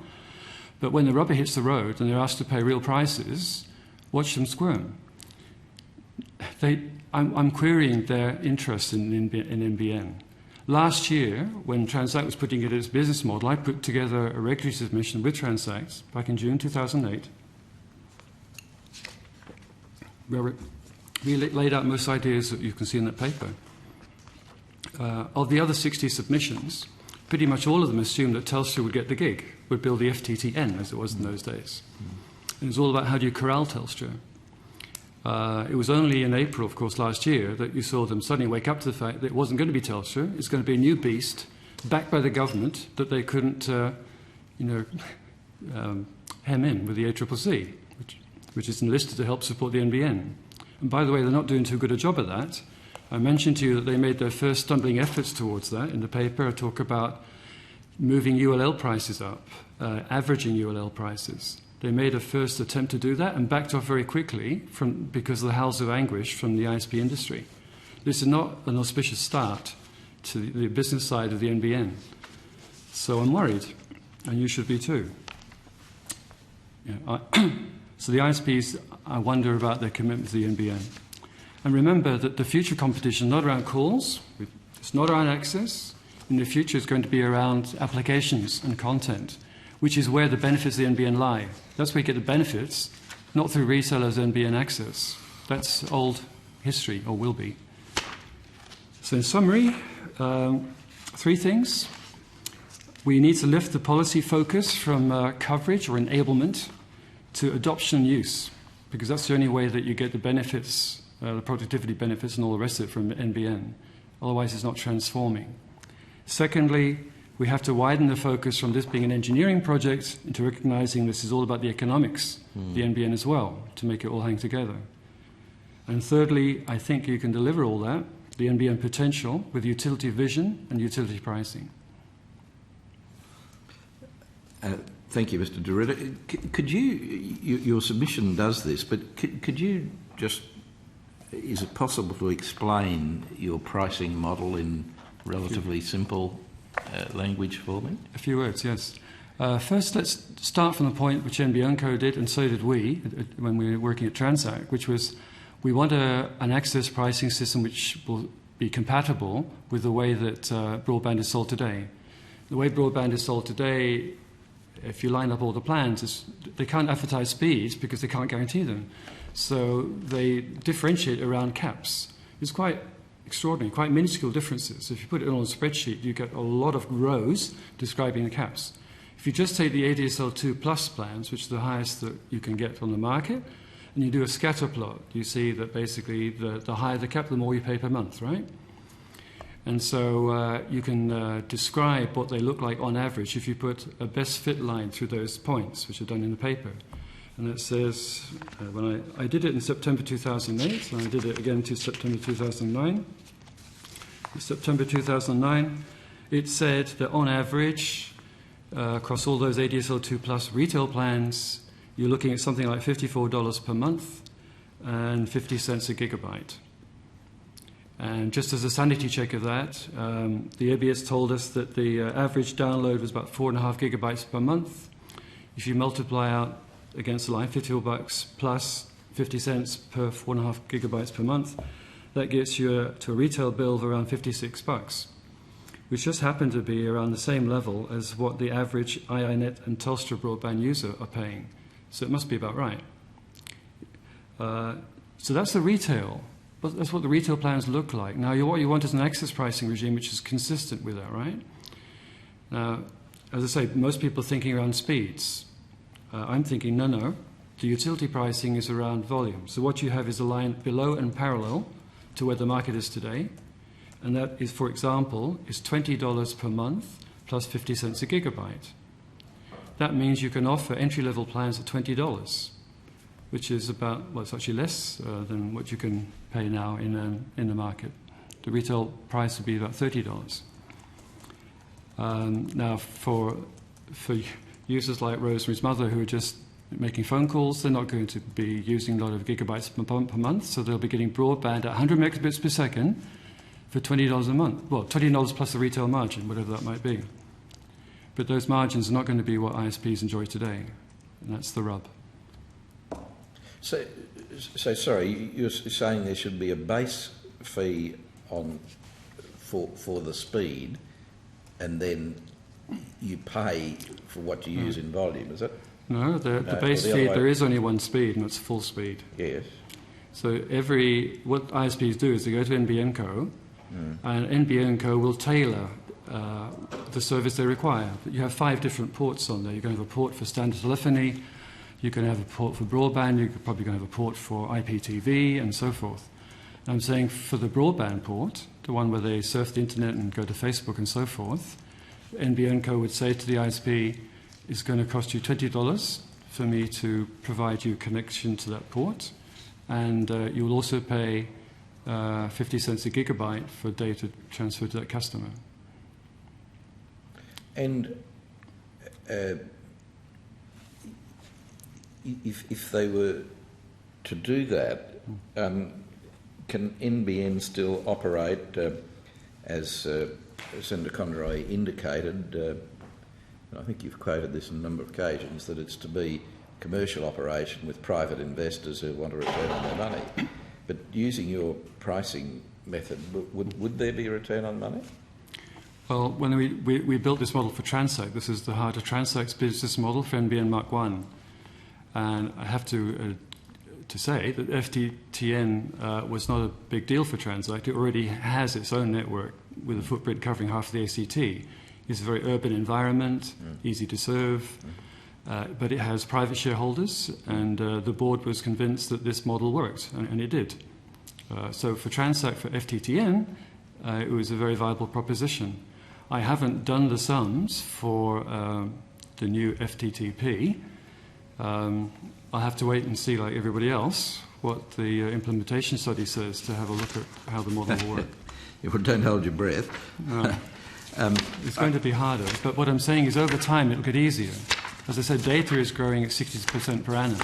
That 50 cents a gigabyte in September 2009 was $1 a gigabyte. The slope line was twice a year ago, a year before. September 2008, it was still about $50 a month, but people are paying about $1 a gigabyte. A year later, it's 50 cents a gigabyte.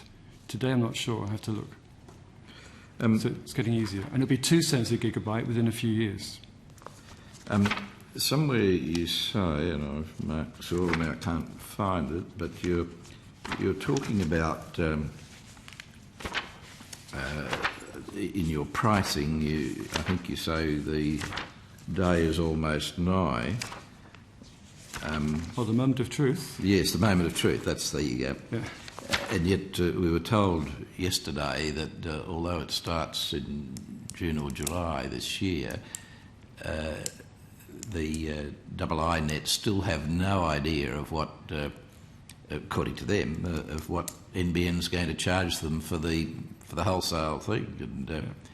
And it seems incredible that could be the case when, within a couple of months it's going to be operating. Do you have any knowledge or comment about that at all?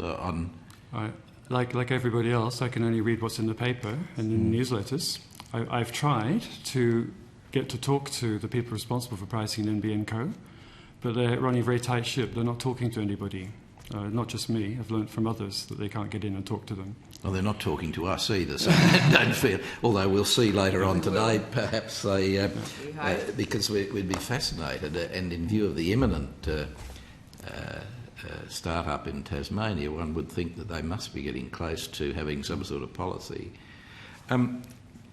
You note in your... is it your understanding that Senator Conroy is still of the view of his, what we call, I think, the Tamworth Declaration? My ambition is there shall be the same wholesale price for every household for the same speed across wire satellite fibre. This will be across subsidy, one wholesale price across the country. Is that still his views that you're aware of? I would imagine it's not just his view, and I think he probably would have meant to say retail pricing uniform across the nation rather than access pricing. But I think it's bipartisan support for uniform retail pricing, I think is what people would want to see.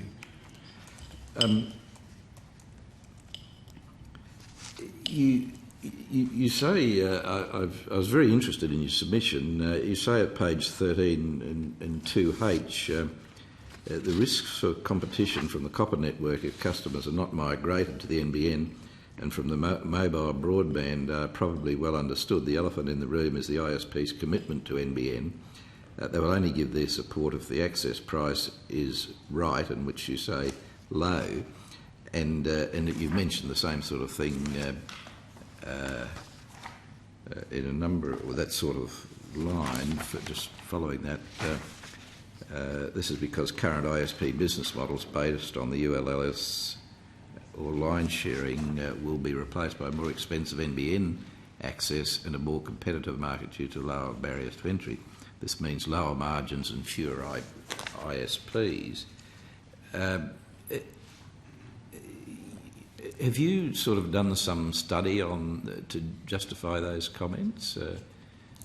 I have presented at an OVM conference, I think in December. It's one of the footnotes, showing graphs of these business models for INET and Optus. I can give Fiona the references here, but I can direct her to which one has the charts that will illustrate this for you. If that would help. Do you seriously think there'll be fewer ISPs? Yes. It was happening already anyway. But remember, the larger context is that with NBN we have a utility, just like electricity distribution. It's going to cost more because you can't spend $40 billion on a network and not charge at least as much, and probably a bit more than you do today. And if you want to maintain uniform retail prices about where they are now, something's got to give. I think it's margins. Well, again, you are a very experienced economist in the telecommunications area, but that's the bit I can never quite understand. I mean, if it was a utility and being, in inverted commas, subsidised by the government, that's one thing. But the thing that I can't get my head around until I see the implementation study or until there's a cost-benefit analysis, none of which I suspect we're likely to see, is how you can have private investors for 49% of the NBN, the government assuring us that the NBN will be commercial and will pay its own way eventually over a period of time,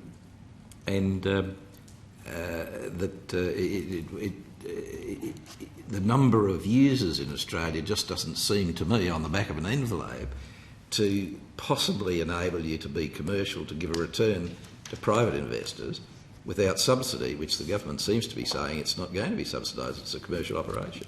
I mean, as an economist, can you explain that, perhaps elaborate? Well, I have reservations too. As I mentioned, with Transact, we could build a business case that worked for FTTN, given that it already had a head start with its own network. Now, we're now talking about networks going to cost 3 or 4 times as much as the FTTN.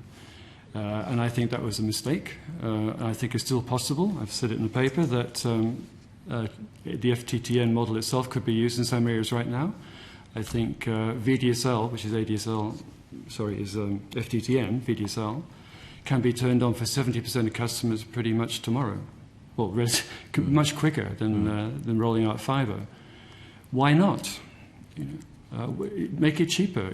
What we want is... Well, that's for 70%, but then, of course, the government and I are particularly concerned about the other 30%, of which I'm one, who are out in the sticks where it's not commercial, and I guess that's what's driving them. Yeah. No, okay. They've already said that for at least 10% they can't service them fibre. Yes. Okay. But even for those who are within the footprint, they're going to be very expensive to serve. And that's where we get into this cross-subsidy. Yes. Right? You can have a cross-subsidy which doesn't require a public subsidy. Cross-subsidy is funded internally, right? And that's traditional in the industry. But people have confused, I think, cross-subsidy and USO arrangements. They're not the same thing at all. In fact, I should provide you with a copy of a 1995 paper that I did, which gave a simple example showing why they're not the same thing at all. And it also referred to why you have to have a subsidy arrangement which is not avoidable, which is something else the industry is not going to like. It is not a... Not avoidable. That is to say, if you say that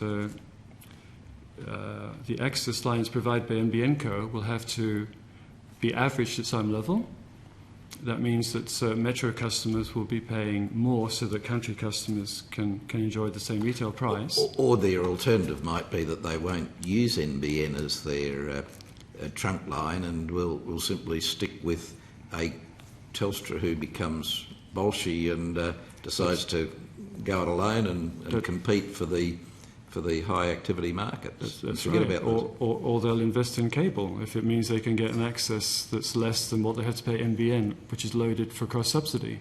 And that's why I said, and it's not just me, but I've referred to Lafont-Tirol, which is a very famous competition economist in telecoms, and I first referred it in the 1995 paper, which I'll get to you. But what I mean by unavoidable is that every fixed line, whether it's NBN Co's or Telstra's or a cable network, all have to pay the same to be technologically neutral in competition terms. They're all, if it's all about a national approach to have national uniform prices, then you have to have the same levy on every fixed line, fixed broadband line, to make sure that there's no distortion of choices of technology. But is it not correct that as things now stand, the legislative system as it is at today, that Telstra could simply say, well, I don't want the NBN, I'll continue my own network, I'll serve only 60% of the population, which is those in the capital cities, and it's up to government to provide for the Ian McDonalds in this world who are out in the sticks? Well, they can, but through a USO type of regime, you can say to Telstra and Optus and anyone else who wants to run their networks, and by the way, I agree with Rosemary, NBN Co is not going to be the only network. I think there's no reason why you shouldn't allow the existing cable networks to operate. They're already existing fibre networks. Yes. NBN Co is not going to take them over. So long as they have any-to-any operability, they can talk to each other, it doesn't matter. It really doesn't matter. But what does matter is that if NBN Co has to charge $10 a month more in metro areas to make sure it can get an affordable service in country areas, then every other network owner has to put $10 on its access line, and you can do that as government. It's a new USO arrangement expressed in terms of dollars per line. You have so many customers in your cable network, it's $10 a line for you, and it's $10 a line for every NBN Co customer, and it all gets put in a pot to cross-subsidise country customers. So why, as a matter of policy, would it not be better to say, well, for the 60% who are, mind you, I'm not advocating this, I might say, but raising the issue that why wouldn't you, for 60% of the customers, let them operate on a purely market-driven basis, and for the others of us who demand equity, but governments simply come in like they do with so many other things and say, well, we will subsidise you to get the same service, but we won't expect the retailers to do the subsidising. Is that why isn't that good policy? Well, it might be. We haven't looked at the options, have we? I mean, it might be possible. I mean, Optus and Telstra both said we're very happy to serve 60% of the market. I mean, that was their offer, right? Their FTTN networks, and they can turn. That's pretty good. That's VDSL, right?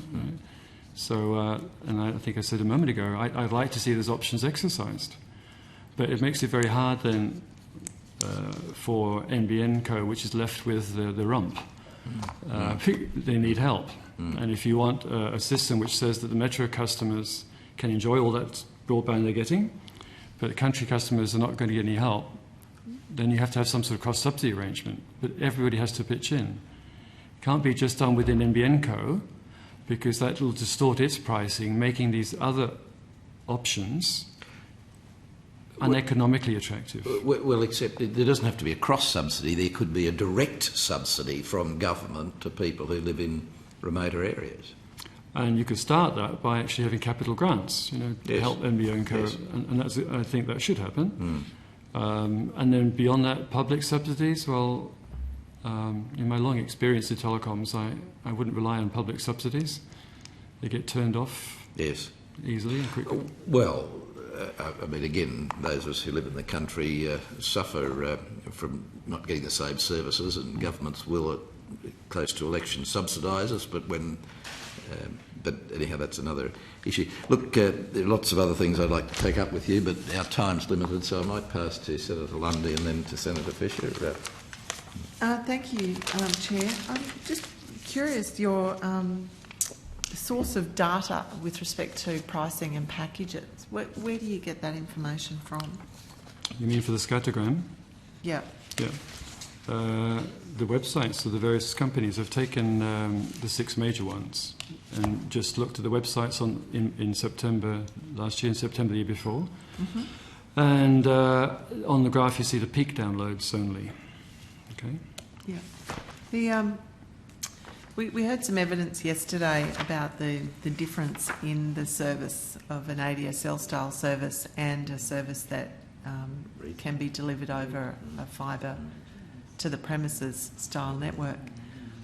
So I'm interested in hearing from you your understanding of the differences in the quality of service, particularly relating to the way in which a service can be described with ADSL, given most of those packages that you're talking about are up to certain speeds, and it depends on quite a significant range of variables what the actual speeds are realised by customers, regardless of whether they're on a 256 or a 2 meg package. So can you just go through some of the technical attributes of an ADSL style service and your understanding of how that will differ to a fibre to the home style service? Okay, well, first of all, just remember I'm a not-so-humble economist, not an engineer. I just raise it because I think an understanding of that difference is important when doing some price analysis of the different products that are going to be A in the market now as compared to B in the market under the NBN. Well, I chose ADSL 2 Plus because it's the best that's on offer today, and it's what the NBN Co will have to compete with today. Tomorrow it's going to be VDSL if Telstra, for example, upgrades its fibre, if it implements fibre to the node, right? I mean, it can still do that. So that will become a different benchmark. But today the benchmark is ADSL 2 Plus. And as I said in my opening remarks, for me, the chief difference, or there are 2 possible differences, right? One possible difference is that NBN Co will say, with fibre, I can guarantee you speeds that you can't with current plans.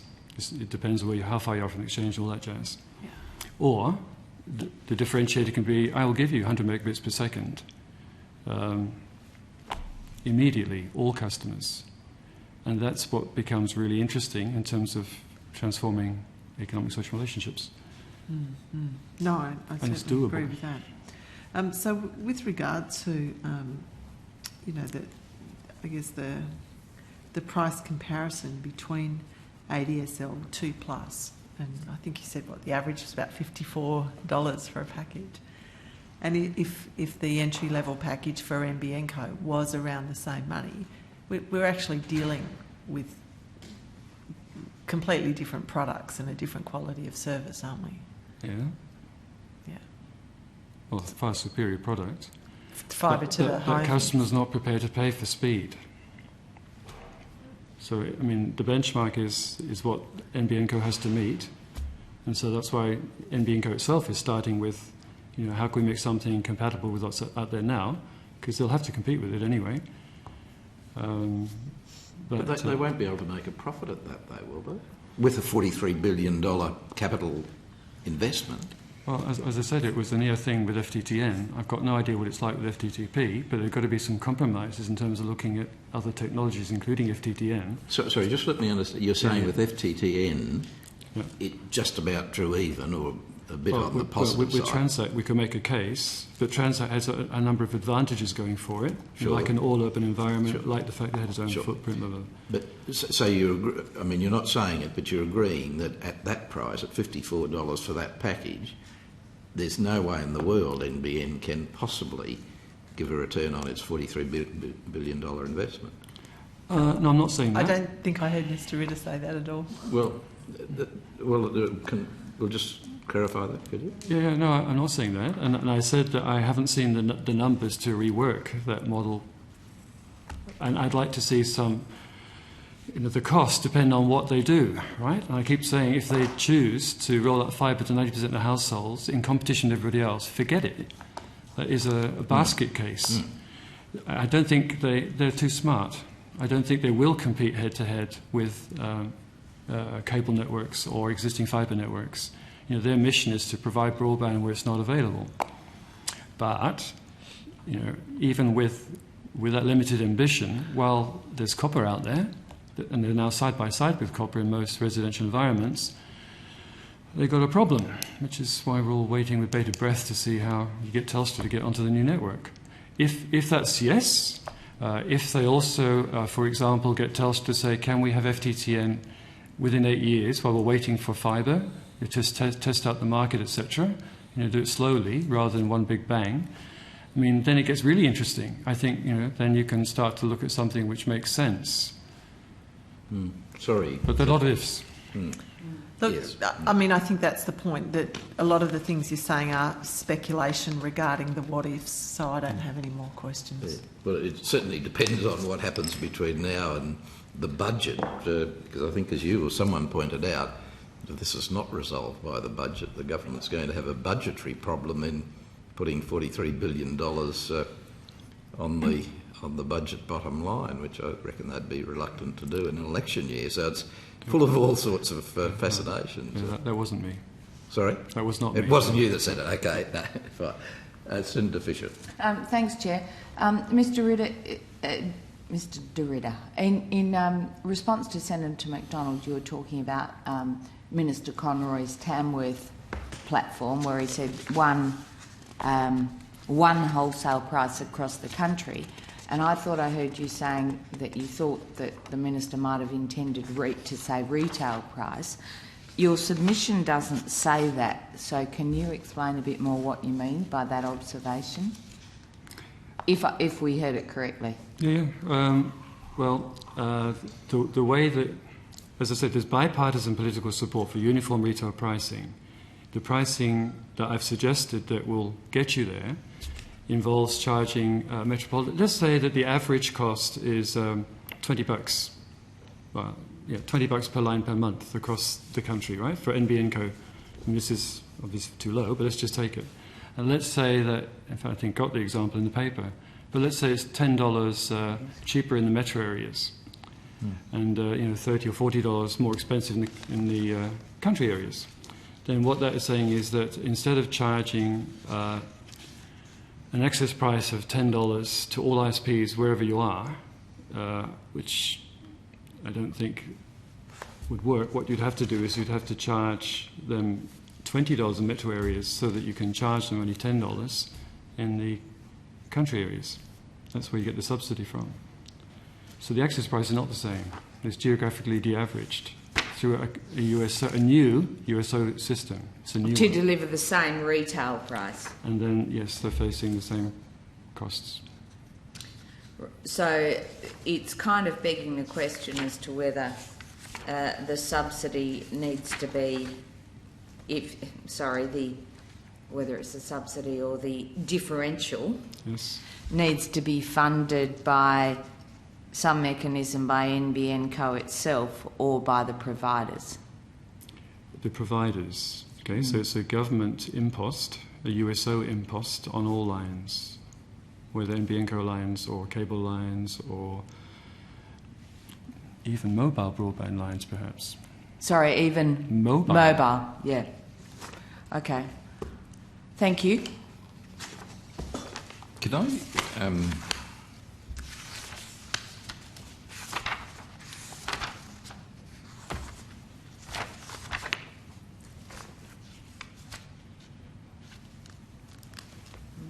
we've been talking about this, but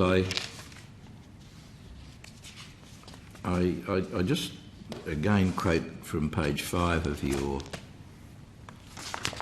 submission. Pricing of telephony and IPTV ports is relatively straightforward. Pricing the port that underpins IP, ISP broadband services is harder. Too high a price discourages adoption. And I take it by adoption, I'm just digressing here, I take it by, and you've mentioned the word adoption a number of times, you mean the number of people actually accessing it by adoption, do you? Buying the service. Yes. Yeah, yeah. So too high a price discourages people getting involved in the NBN. Too low ruins the business case. And as the ISP port grows in capability with the space, I thought. But I mean, that's a conundrum. How is that addressed, would you think? If you were running, if you were Mr. Quigley, how would you address that that issue that too high a price discourages involvement, too low ruins the business case? And you're under an obligation by the government pronouncements to make a profit. Yeah, I would hire John DeRidder to explain to me how I'd make the utility pricing model work for him. Okay. Touche. And that's what we were talking about before, obviously. But you think with that utility pricing that you can get a profit, but you'd have to have some compulsion to make sure that people then deal with you, wouldn't you? No. By the way, there's no reason why Telstra couldn't do this today, except that the ACCC, I think, is very conservative. It needs a bit of help to understand this stuff. Yeah. But in principle, this access pricing regime that I'm putting to you today is a lot better than the speed-based pricing system that FANOC, the Optus G9 consortium, took the ACCC 2-3 years ago. I looked at all the arguments the ACCC had with that, the uncertainty about the pricing and so forth, and all those arguments fall over when you look at this new model. This is much stronger. It's world's first, but when you say is it commercial, I don't know, because I don't know the costs and I don't know about the technology choices and all those what ifs again. But in terms of the principle, a paradigm is better than the other options they're looking at. Have you, I think you say your pricing model is adopted elsewhere in the world. No. No, it's... and utilities, of course. I mean, you can look yes, at ordinary utilities like electricity, gas and water. It's very normal for them to charge a fixed price per month and charge for volume. It's just not been done in telecoms. What have the Minister and the Department and Mr Quigley said when you've put this proposition to them? Well, I haven't spoken to Mr Quigley or Mr Conroy about this. I have spoken to one or two senior members in NBN Co, and they've tried to encourage me to speak to the executives to do this. I've tried a number of times, but as I said, NBN Co thinks he doesn't need any help. That's why I made this submission, Mr Chairman. It was my last chance to get on the radar at NBN Co. And I assume because you want the system to work, not because you're looking for a job, and obviously you're busy in your own right. But all the IP is sitting in front of you. They don't need me after this. Yes. Yeah. Okay, well, look, I would assume that NBN Co and the department are at some stage reading what we say here, but I hope so. It would be, it seems to me... I hope they're watching avidly right now, okay. Mr Chair.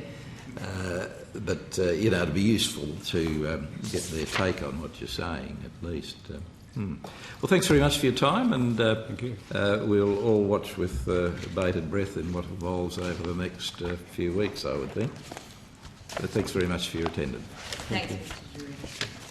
And now I would call Mr Dermot Cox from C-Core Broadband.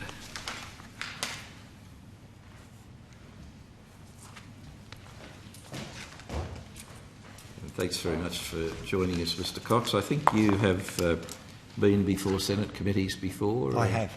And so I won't go through the long rigmarole except to remind you that it is a parliamentary committee and a parliamentary privilege applies. Thanks very much for your submission and for coming along. I didn't mention you by name, but I don't want to verbal you, but and I do want you to make an opening statement, but I perhaps wrongly interpreted your submission in one line, which is always dangerous, in that I said... Well, I know what my wife said about it. Okay. Well, perhaps we won't go there just at this stage. I can't put my hand on it. Which was it, the one before that? So I've made a note there. I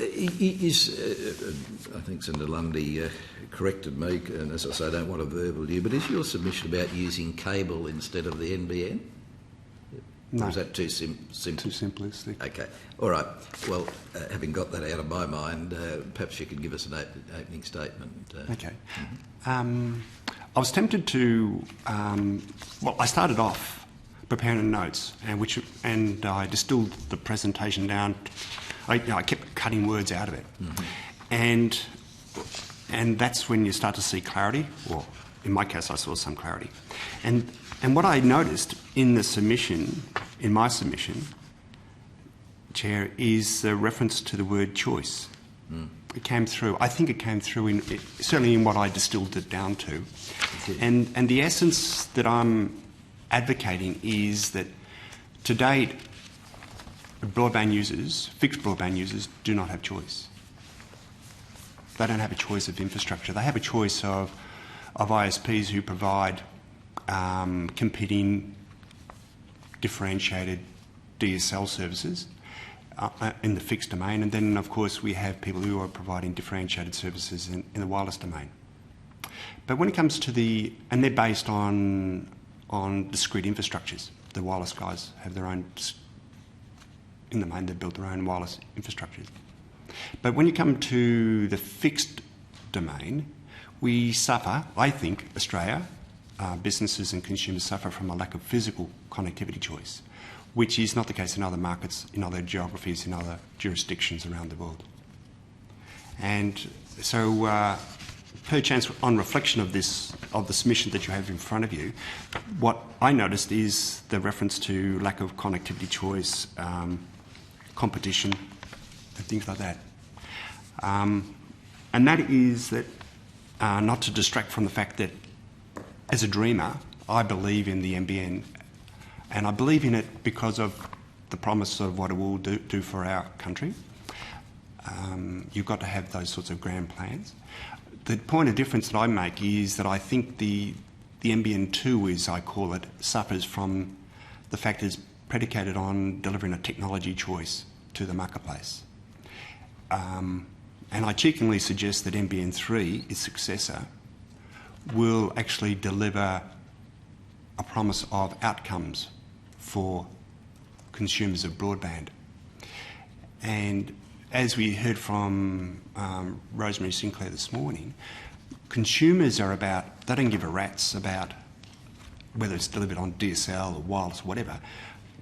They're the nutters, they're the nerds in the community. What people want is the ability to take advantage of the applications and to enjoy the content when and where they want it. That's the choice that they want. The underlying infrastructure is important in terms of supporting the experience that they want. And different infrastructures you'll find are better at supporting different types of applications and experiences than others. As an advocate for the cable broadband industry in Australia, and I'm probably, there's a whole membership of one, being myself, the cable industry was invented in North America to support entertainment services. It's particularly good. It was designed as a technology. It was designed to deliver video. And lo and behold, I think you'll find if you talk to the people who are building networks today or are looking at building networks, they realise that the new networks of today are about optimising the experience for video-centric content. And that means that, for example, as you and I talk to each other, and I ring you at your office in far north Queensland, that, hey, in the past we've done it over an analogue telephone, but going forward we probably would be able to do that over a video link, which would be cost optimised, but it'll give a very good experience so that you and I can have a private interactive conversation. We can talk about things like mates do.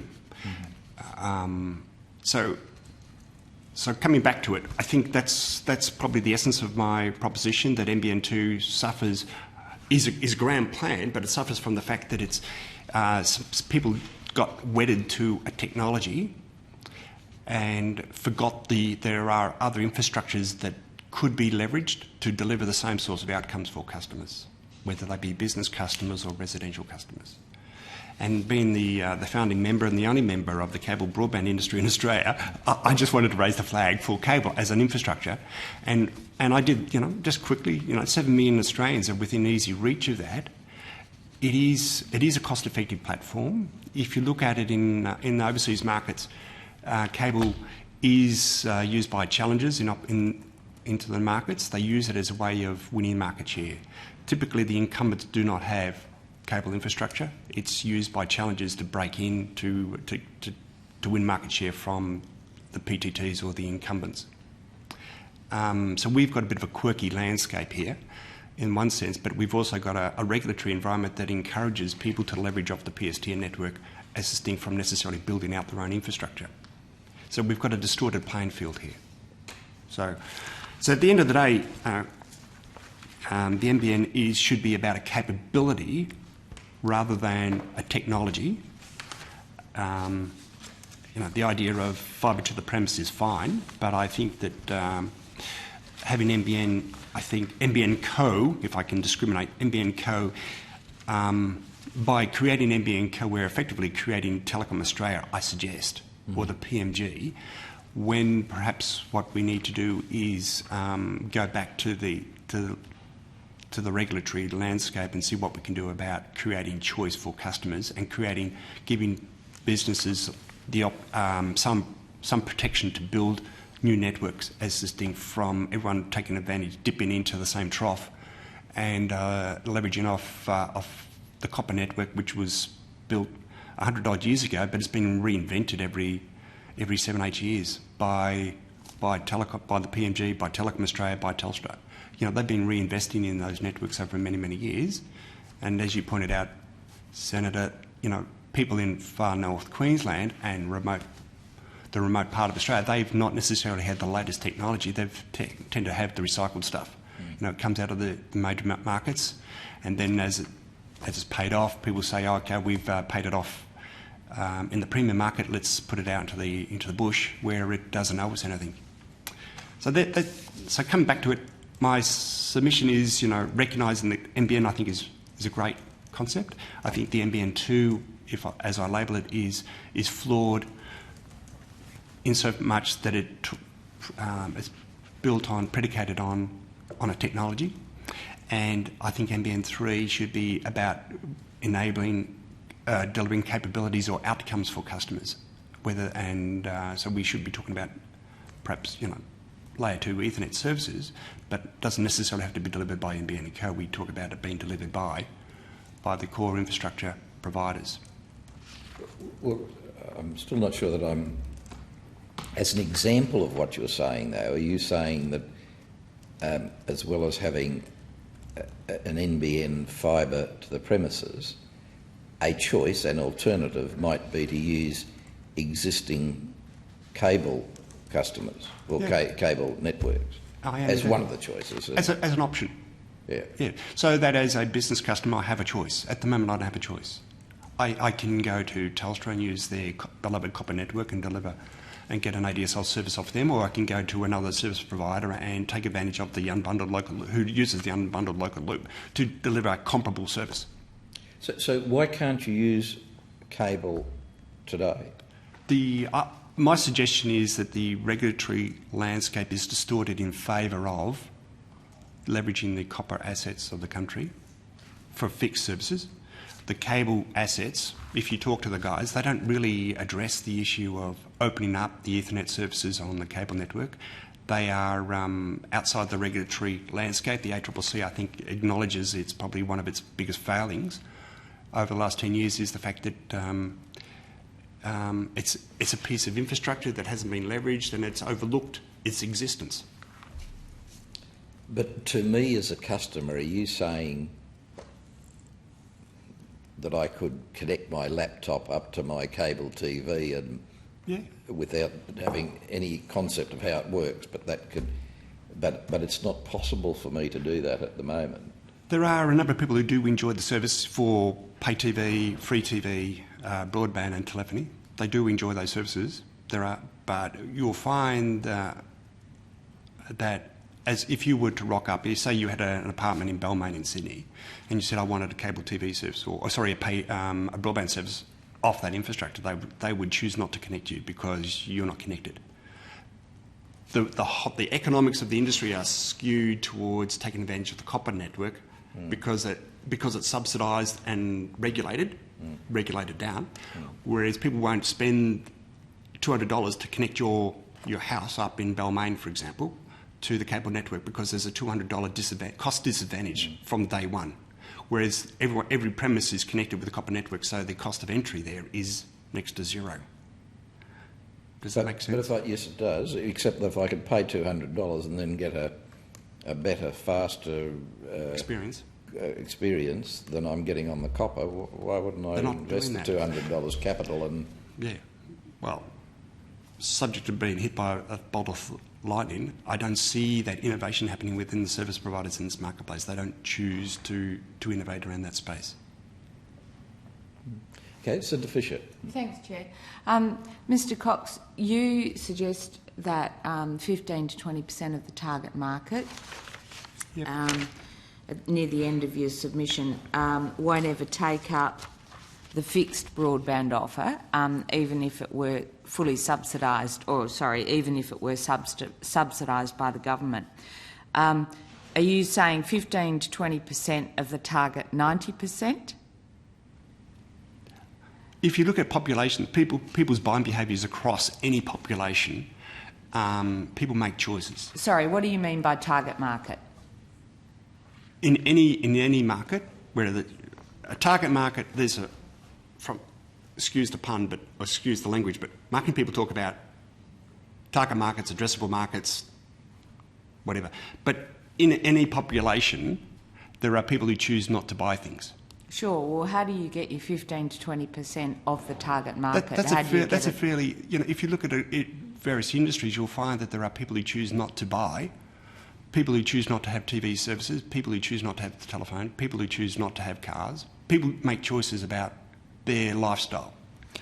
And I think you'll find that if you inquire with the department, they will confirm that there are, even in their own studies, they've seen similar sorts of numbers where people choose not to adopt a broadband service because of a lifestyle choice. Earlier on in your submission, you talk about the price, and if the price reflects the real costs of the network, then really there's going to be underwhelming customer adoption.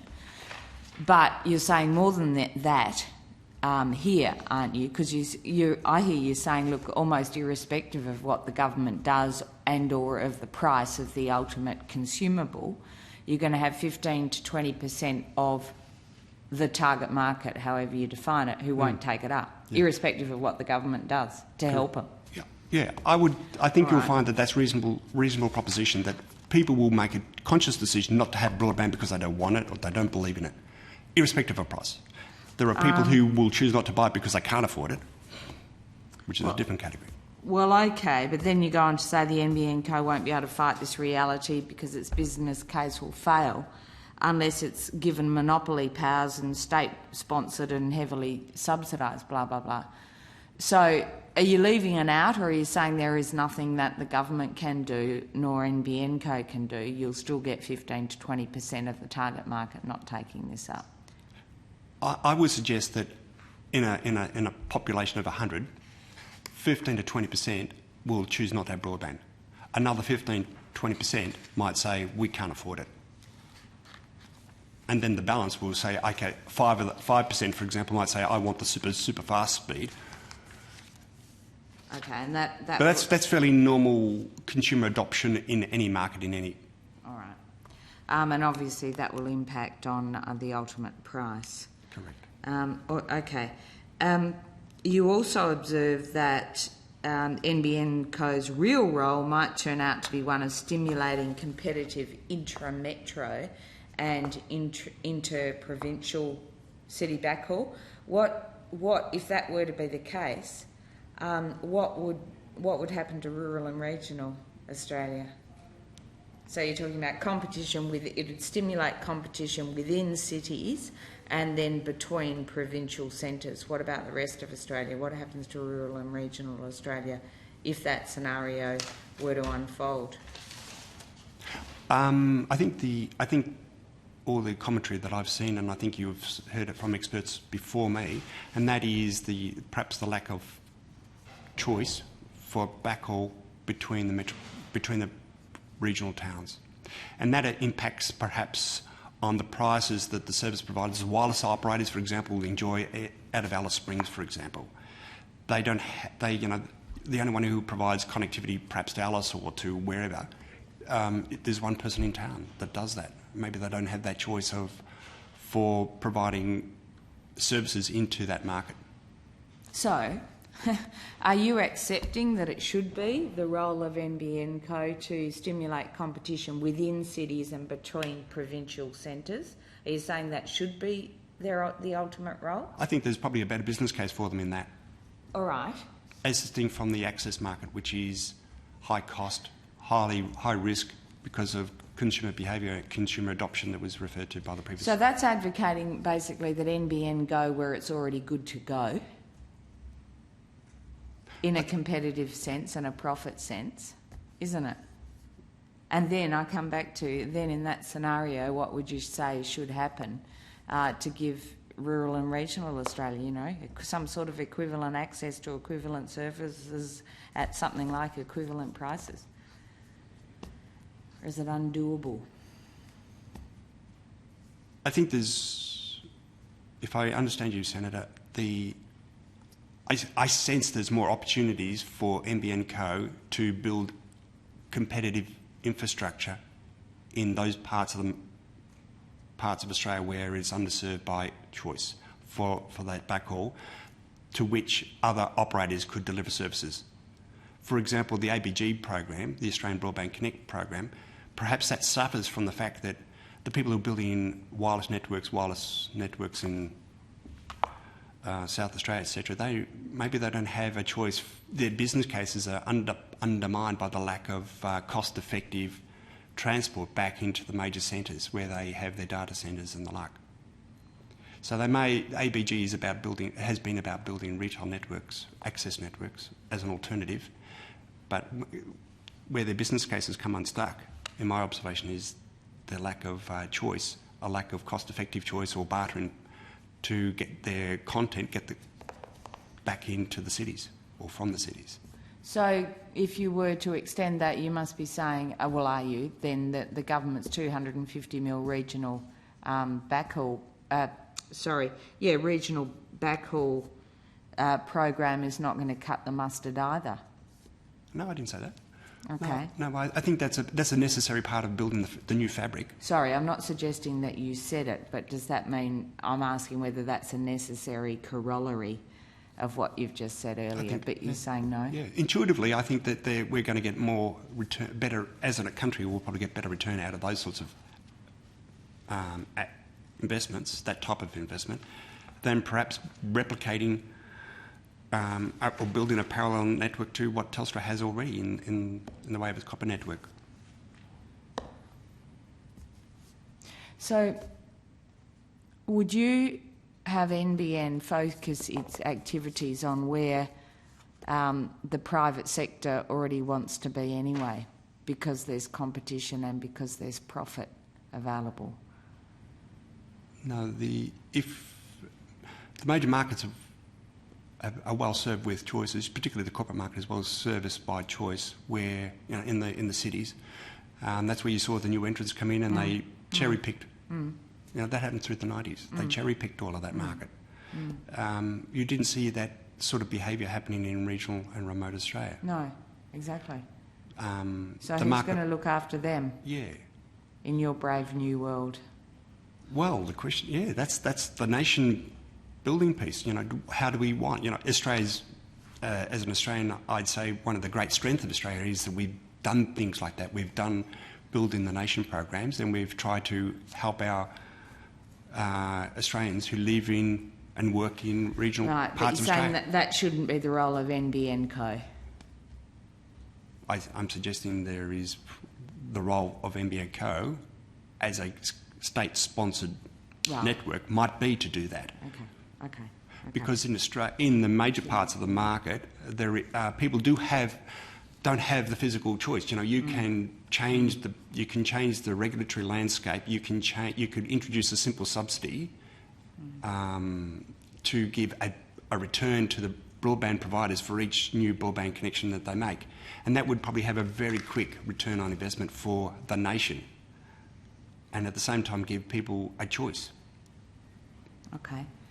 Thank you. Senator Lundy. I don't have any questions. Oh, good. Can I just refer you back to your submission again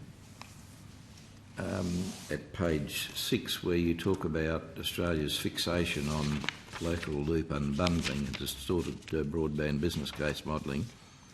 It's cheaper to rent copper services than connect customers using retail service providers' capital budget. Yep. The same anomaly applies also to existing cable broadband assets. And then you say you can fix this very quickly and it's pragmatic. A government-sponsored $200 bounty for each new broadband service defined as an average user experience of 50 megabits per second downstream will stir the market.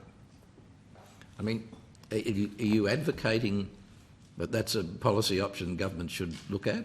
It's a very quick fix. Politically, it's a very quick fix. What would you multiply the 200 by to get a bottom line price for that? Well, I think I even ventured further down to suggest that if we did that, you'd probably get, you know, 250 million Aussie dollars divided by $200 gets 1.25 million new broadband connections. So, well, that seems pretty simple. Simple arithmetic. And the solution seems simple, but obviously no one's thinking of doing that. Why not? Would you expect? Well, yeah. I mean, what would they say? What would the government say if I put that to them? Good question. I don't know. I don't talk to the government. But, well, why do you think they haven't at least given a fraction of thought to it? I mean, would it not provide the same service as the NBN will? Yeah. Yeah, meaning, yeah, it would provide the same service. To me, you know, I think it's a very simple, quick fix. Politically, very quick to execute. It can be done probably administratively tomorrow. So the parallel is that I just returned from India, and the government over there, the federal government has an aspiration to grow from about 3 or 4 million broadband connection customers to upwards of that. They envisage by 2014 they'll have something like 40 million broadband connections. And how are they going to do that? They're going to give a $100 bounty to the service providers for connecting up a customer.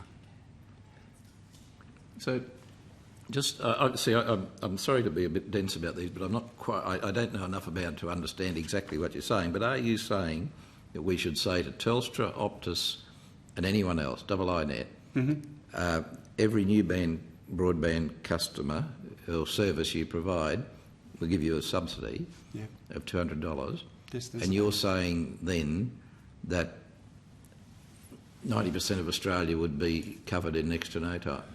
I wouldn't say 90 million. I think there's about 9.5 million. There's 9.5 million odd premises in Australia. So I'm talking about 1.2 million to be exact.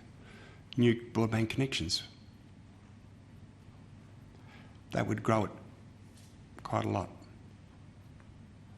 And the other part that I'm doing here, Senator, is resetting the goalpost from a broadband experience today is notionally referred to as about 1.5 megabits down speed, which is good for many experiences, but for the applications that people are moving into, which is video-centric type stuff, then you're going to need 10 megabits type service plus and growing over time as... Well, you're talking about 50 megabit per service for the $200. Yeah. It's very achievable. I think 50, if we were to leverage the cable broadband assets that are in the ground today in Australia, you can grow them to 50 megabits within a very short period of time. I've been cheekily suggesting that those transformations of the existing cable assets could happen by Christmas last year and Christmas the year before that. I've been bantering on about taking advantage of existing infrastructure for the last 18 months. It's quite a simple, relatively manageable transformation that could occur to modernise the cable assets as they sit in Australia today. Okay, but I'm only a politician, so I don't understand these things fully, but you be a devil's advocate for your own suggestion. The suggestion of $200 bounty would more or less give everyone what they wanted in Australia. That's not overly broadening what you say.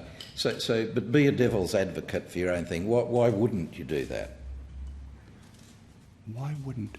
I run the risk of being too provocative by suggesting we're suffering from a groupthink. Our thinking is built around how do we migrate the copper assets, and how do we commercialise the NBN company. So we're thinking along those lines as distinct from looking back and saying, okay, we have existing assets, how do we leverage those assets to get the outcomes that we want?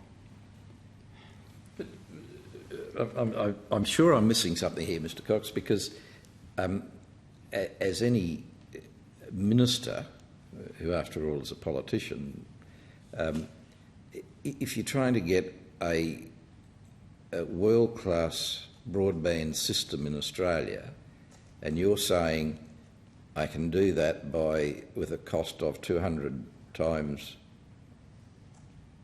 1 million, is that right? Yeah.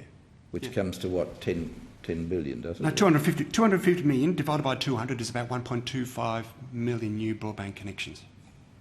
And 1.25 is all you need to get Australia up to speed, over and above what's there now. Is that what you're saying? No, I'm just saying that if we were to allocate $250 million and say, okay, there's a bounty for Telstra, Optus, IONET, every time you connect a customer to a service with these attributes, including speed, performance, quality. Well, it would be magnificent. I might patent your policy idea and probably start my own political party. I could win an election on that, I think. But I think I've been, like I said, I wrote this in a moment when I was travelling outside of Australia because the lack of, or the complete lack of investment that's happening in Australia. So I was in the Philippines and then I was across in India. So I did it sort of like from a perspective of looking from outside, looking back in, and it being in a different marketplace, you'd actually start to see things slightly differently. But when I realised that, hey, the Indian government has got a $100 bounty for each wireless connection and they're getting 9 million new connections each month, because that covers off, if you were to talk to the vendors, the wireless vendors, if you could get $100 bounty given to Telstra, Optus, 3, you would probably find that they can do wonderful things in terms of providing wireless broadband in regional Australia. Have you put this idea to people like IONET or Optus to say, why aren't you advocating this to the government? It'll be get a half. No, I'm not. I'm using this as a forum and the industry trade magazines as a way of trying to make people get out of the bubble. The bubble is that everyone's suffering from groupthink, which is what do we do about our copper assets and how do we move to NBN 2? Whereas I think if we come back and look at it and say, what are the tools that we've got, what are the assets that we've got that we can leverage? And very simple, hats off to the federal government of India. $100 is driving the wireless connections in there, and they're talking about a similar number for wireless broadband. You know, they're talking about having 40 million broadband connections in 2014. Who's going to deliver this in India? What type of company? Is it a Singtel associate? No, they're the regular players, just the regular service Commercial providers. operations, not Commercial. government. They're trying to give a kickstart to the government-owned network, which is BSNL, and they're doing they're trying to do that. BSNL is the federal government-owned wireless operator, but PSTN operator, and it seems to be struggling there. But there are other people who are lining up. Like who? Just give me a name of a commercial. Vodafone's over there. Okay. You know, it's a brand that we know in this country. And is that happening in the Philippines too? No, that's it's a different market altogether, a different dynamic. And could you just remind me your background? Are you an economist or No. a tech or a thinker? My pedigree is marketing and sales. I'm sort of at the front end of the business, which has been about trying to build business cases and looking for how do we do it, and then leveraging assets to do that, and manipulating business cases to get the right outcomes, things like that. Do you mind me asking what you sell? You said you're a salesman. Yeah, Sequel Broadband is an Australian company, and where the business is built on a pedigree of building, in this country, Telstra's pay TV network. Okay. As an independent company, we're going offshore to help similar organisations modernise their networks, and sad but true. But the reason I travel overseas is because there are more business opportunities outside of Australia. Australia's been the business in Australia is flat. If you talk to my peers in other markets, other vendor comrades, it's a pretty quiet time in Australia because there is actually less investment happening in the last 18 months than the previous 5 years, because this market is dislocated. There's no decisions being made. So there is business to be had overseas, and we've got Australian people. We employ Australians. We export services. We send people overseas to do training, installation, and we've got more of that going on than we have in Australia, because Australia is a bit of a basket case. Because Australia is 20 million people as opposed to 90 million or something. That'd have a... I suggest, Senator, that my compatriots in other vendors are also suffering from a lack of investment in the marketplace. It's pretty quiet in Australia. Okay. Look, I'll conclude there. We've reached our time limit, but Senator Lundy has a question or two. So what's the interest that Sequel Broadband has with respect to the NBN? And are you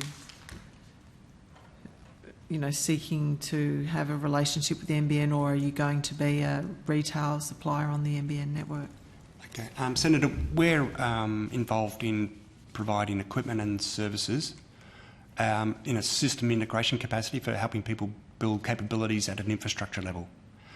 We're not a carrier, we're not a retail service provider.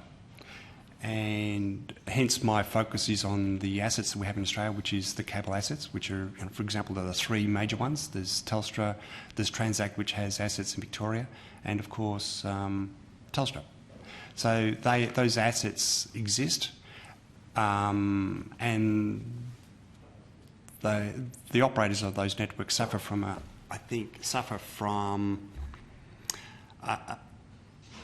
an external environment which encourages them to to sell services off the copper network and build wireless broadband infrastructure, not to leverage, and ignoring the cable assets. The cable assets are perfectly good at delivering broadband experiences, fixed broadband, and they do that in other markets. So our aspiration is perhaps to say, hey, there is some other infrastructure there that could be leveraged. The assets could be, the operators could be encouraged to provide wholesale services off those networks, so that iiNet, iNode, etc. could market retail services off the back end of that infrastructure. At the moment, they are beyond the reach of those guys, because the those operators choose not to have wholesale services, the infrastructure can deliver wholesale services for people who want to deliver broadband experiences off that infrastructure. So that today's industry is skewed towards taking advantage of the copper assets, and the independent ISPs sell services off the back end of the copper services, or etc. So I'm trying to say, hey, let's use the assets that we've got and get some innovation happening in that space. But they're the assets that you want to be tapped into, are the ones of the company you work for. Oh no! We don't have a monopoly on supplying the infrastructure. I'm not saying you have a monopoly. I'm just trying to determine whether, to put your submission in the context of the business interests that you represent. Yeah, my business interests are about getting rid of the distortions in the marketplace, and by getting rid of those distortions, breaking down the barriers, then our business may enjoy improved business prospects. Thank you. Okay, well, Mr Cox, thanks very much for coming along and assisting us yet again, and we very much appreciate your submission and your time here today. Thank you. Thank you. And now we will adjourn for lunch until 2 p.m. When we have the Australian Communications Consumer Action Network and then NBN Company Limited, and followed by the department. So we'll adjourn till then.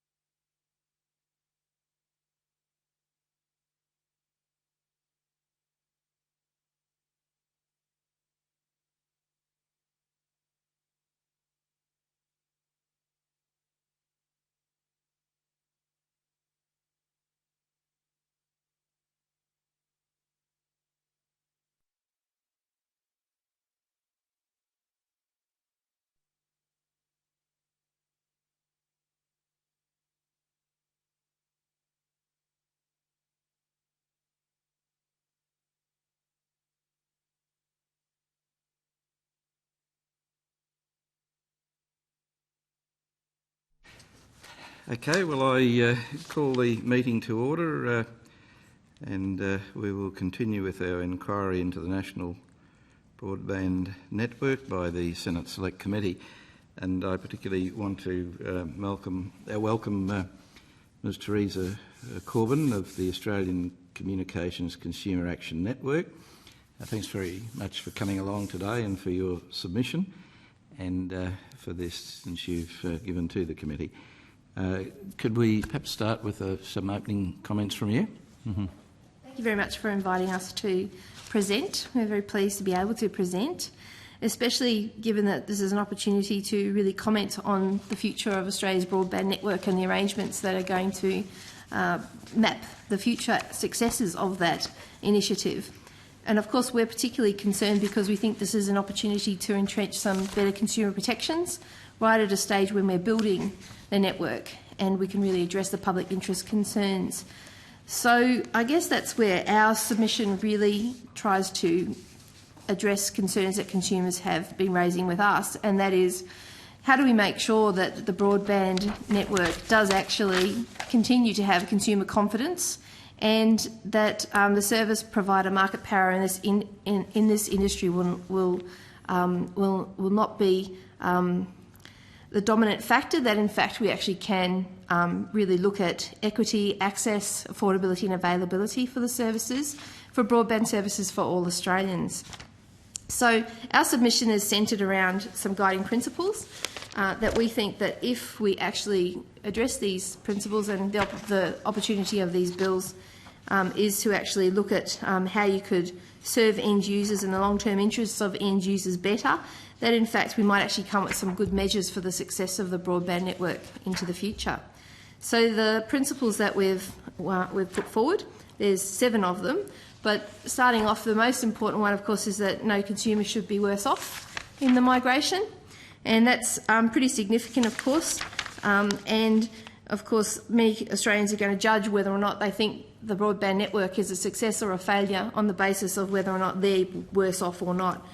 So we think something that could be put in to underpin all of that would be to actually go to the objects of these bills and actually look at building in some objects that relate directly to the accessibility, the affordability and the availability of of broadband services to ensure that they actually do enhance the lives of consumers. And so we think that that if we do that, then we can actually also require the NBN Co to actually report on this, to provide some kind of implementation plan, and then to actually build in some other policy initiatives that could actually deliver better on making sure that all consumers actually do have access to broadband like we think they should, because it's such an essential service. So that leads nicely into the second principle, which is about accessibility, reliability and security of the broadband, the NBN infrastructure and services. So we really believe that the extent to which people will be willing to take up NBN will really depend on the cost, but also on the reliability and the perceived security of the network. And that if we don't put in some measures to ensure that these things are taken care of, that in fact the benefits that we could potentially gain from the NBN may well be undermined. So we think there's an opportunity with these bills to actually look at specified levels of service. I know that's a scary thing for industry, but we've done it we've gone a little bit along that way in the past with the Australian Broadband Guarantee. We think we could, and we're at a point where we could actually go further than that now. The third principle is about consumer requirements being genuinely considered, and at this stage we're not really pleased with how much engagement we're getting with NBN Co, or in fact with other government supported initiatives such as the Comms Alliance Greenfields work. We've approached both bodies to be more included, and there hasn't been a lot of movement in that area yet. So we actually think we need it enshrined in legislation that we do actually need some representation at board level on NBN Co. That representation that actually is from a person who has a background in our end user needs and our consumer concerns. They wouldn't, of course, represent consumers because they're on a board. We're not asking for that, but we're asking for somebody that has that background. Just as you have people with industry background on boards, we think we need somebody that's actually got real end user and consumer interests fully understood and at heart when they're actually working on a board. And the other way we think that we could do it is to ensure that NBN Co actually has a consumer advisory body of some sort. ACMA is actually already required to do that, and we think NBN Co should be also required to do that. So the fourth principle is about obviously robust consumer protection and remedies, and this goes straight to the heart of making sure that in a competitive retail market around the NBN wholesale infrastructure that we make sure that we don't actually go backwards by reintroducing a vertically integrated wholesaler structure. And we actually do strongly believe that having those retail elements, we know that a lot of other submissions are concentrating on this aspect of the legislation, will actually reduce choice, and it does actually water down what previously was a fairly strong statement about a public access network. So we haven't focused too much on that in our submission because we believe everybody else is targeting that well and truly, and we'd rather use our time to talk about consumer protection. But I guess the area that that we are most concerned about in relation to consumer protection comes down to the USO, and this fits squarely into this principal area.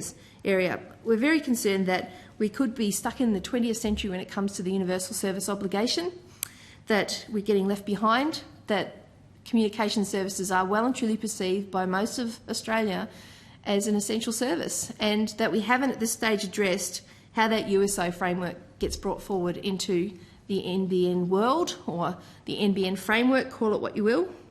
So we think that there is an opportunity for this legislation to actually prescribe a class of access to enable the NBN code to meet a USO or the USO obligations that currently are taken care of by Telstra.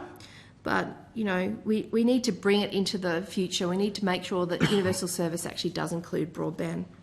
So the fifth principle is about migration seamlessly, and this brings up the area of complaint management. So it's important that the complaint management processes are clearly defined at this point in the process, because we're really worried that what's going to happen is that we'll get too far down the track and we'll already have a long chain of service delivery before we actually really think about complaint handling. And we've already seen this happen in a couple of areas, good examples already, where there have been complex complaint handling situations, and we haven't always had the right provider taking responsibility for resolving the problem, and it's taken months, if not years, to resolve issues. Particularly this happens when you've got a retailer who's purchasing a wholesale service off Telstra, for example.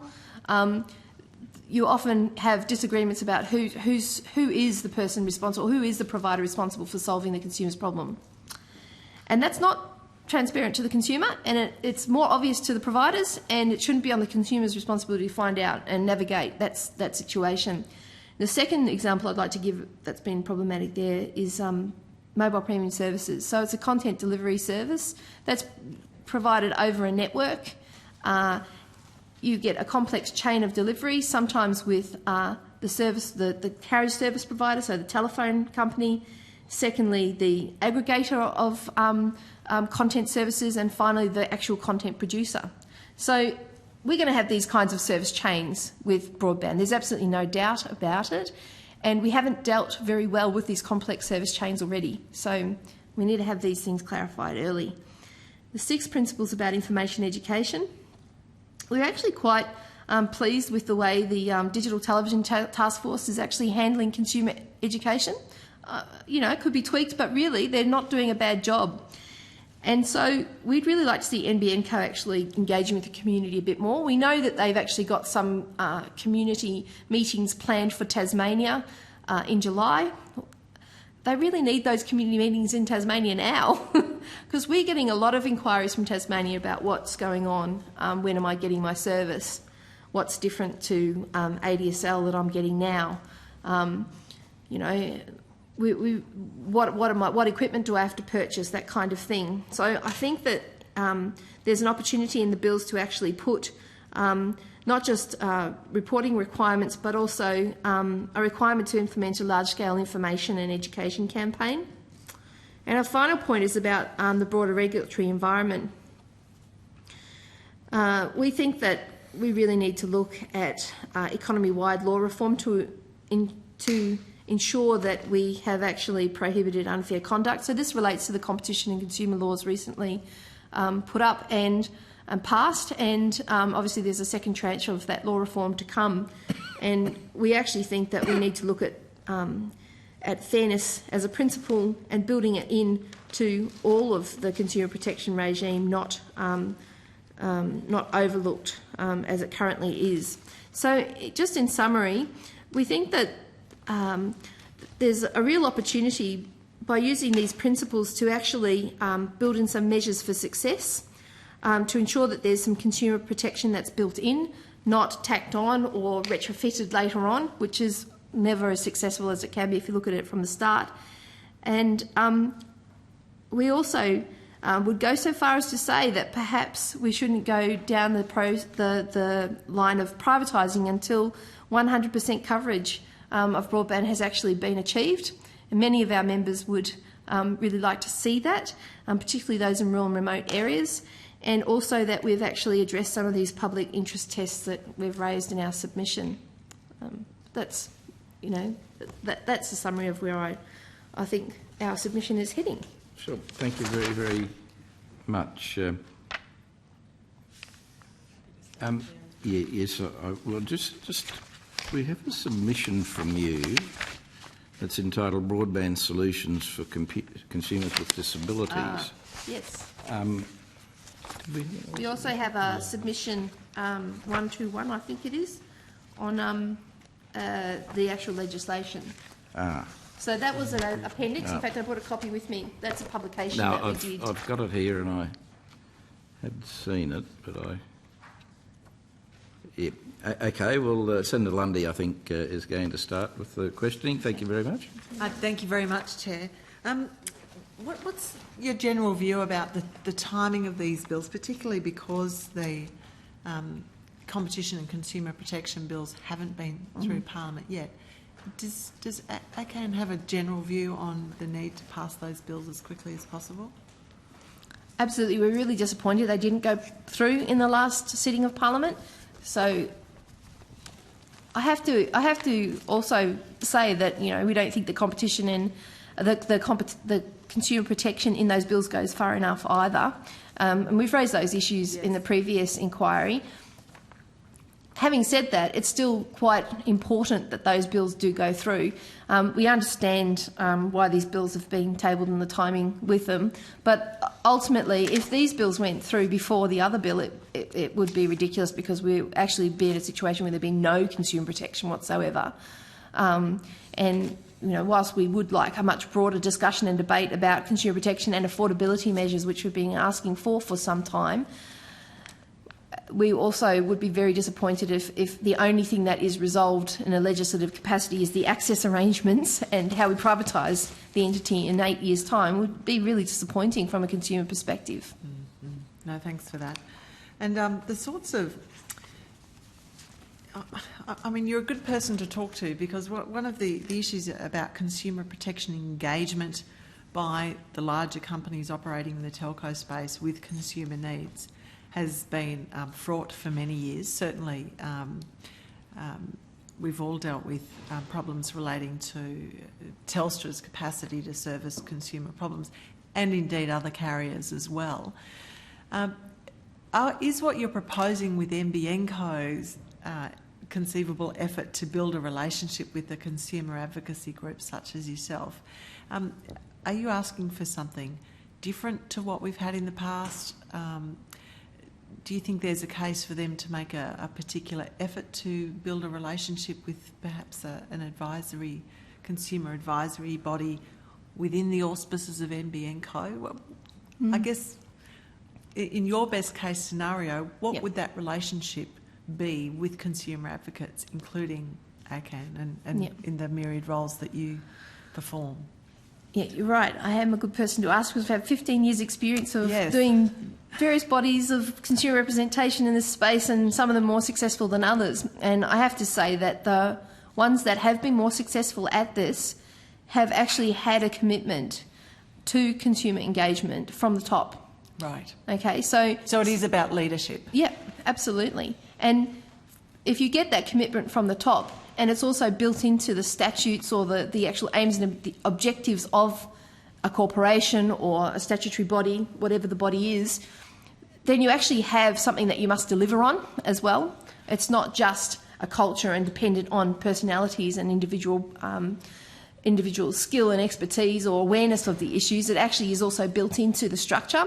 So that's why we're asking for two things to be built in on a legislative level. One being that you have to have some sort of representative that has a background in these areas, because they are specialist areas. It's not just, I mean, so many industry people say, oh, I'm a consumer, I know how these things operate. But the reality is that, yes, while we all are consumers, in our day jobs, we're required to meet certain benchmarks and deliver on certain things. If we're working for a provider, then our priority is to deliver on the bottom line. It's not to be a consumer. Whereas somebody who's actually had some real experience about thinking about what consumer needs and consumer protection should be, then they've actually analysed and considered it from a completely different angle. And they've actually taken a lot of time to hear people's stories at the end and as end users. So there's building it in at the board level, making sure your CEO, which, you know, you can't put this in legislation, but, you know, if you actually have these deliverables built into the legislation, then your CEO has to have at least some commitment to making these things happen, and we'll have some sort of KPI to make sure these things are met at the end of the day. And then the second point is that you have a consumer advisory group. We actually do have to have this for NBN Co, because at the moment there's a very loose engagement happening between ACAN and NBN Co. So, you know, we're having coffee, we're having lunch, that kind of thing. We're building that relationship. But to actually have a structured dialogue, that actually has some objectives, some things that you're trying to achieve, then you actually do develop a very different type of dialogue, and it has a bit more depth. And also the other thing that's really important in that kind of engagement is that you don't just get consumers constantly saying the same thing over and over and over again to NBN Co saying the same thing over and over again to each other. You actually get some real exchange of views and understanding of each other's perspectives, and that's when you actually get change. That's when you get things moving forward, and you actually find solutions to problems you would never have expected that you could actually find.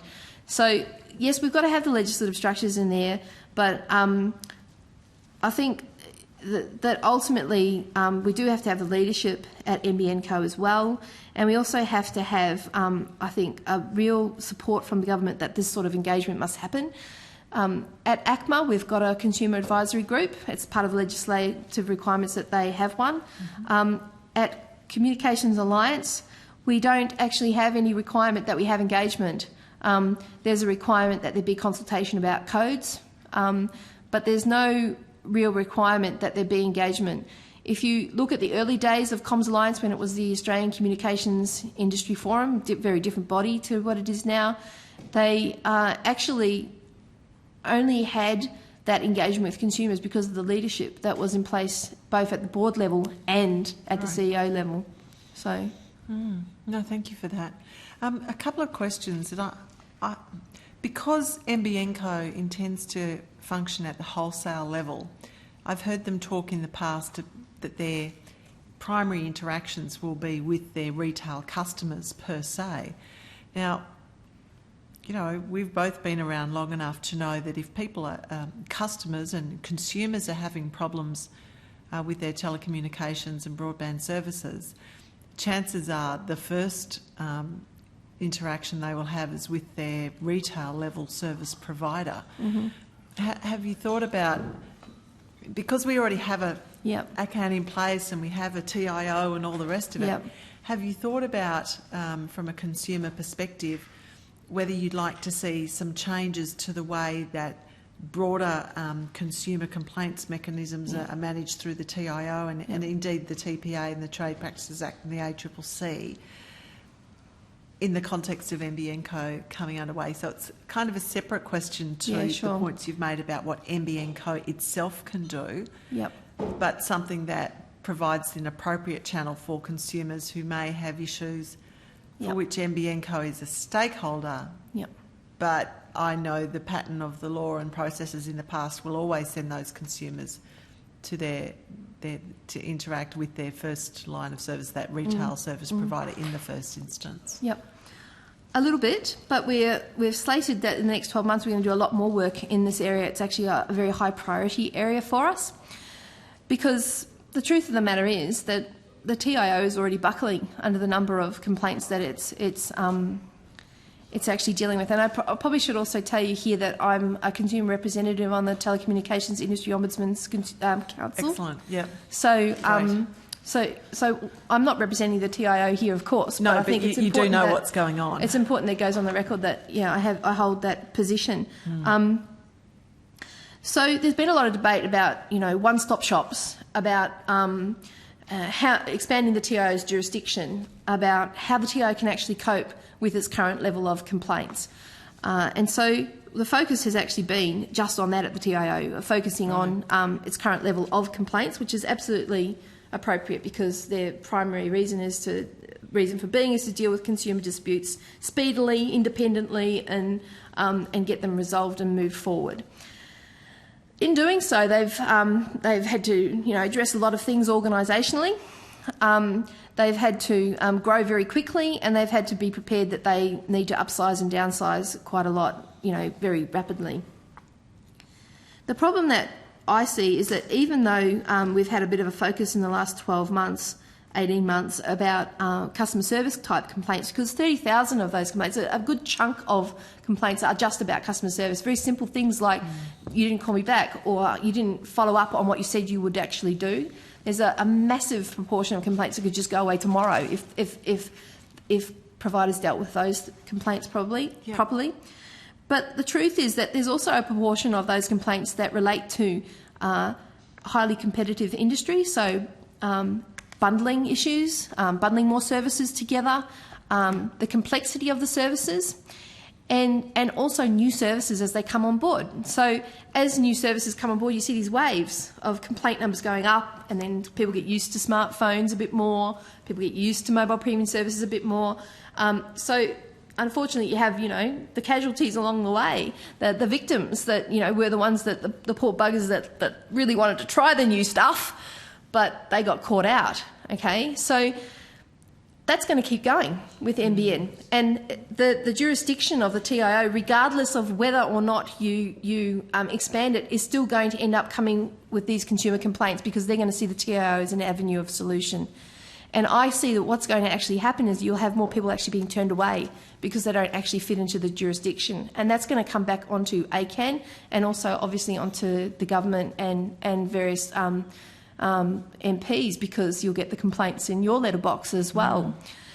So the reality is we have to address the structure of the TIO. We have to look at not a one-stop shop, that's just too simplistic. We actually have to look at what kinds of complaints do we think are going to happen in the future, and is the TIO a body that can actually handle this? And to be perfectly frank, nobody's really done that analysis, and I really wouldn't, it's a very big question, and I really wouldn't want to say right now, look, the TIO can't do it, because I have no doubt the TIO would rise to the challenge of trying to deal with more complaints, because my goodness, they've done an amazing job in the last 2 years. But I really think you're going to end up having more people going between the cracks. And we really do have to talk about a communications industry ombudsman. What does that involve?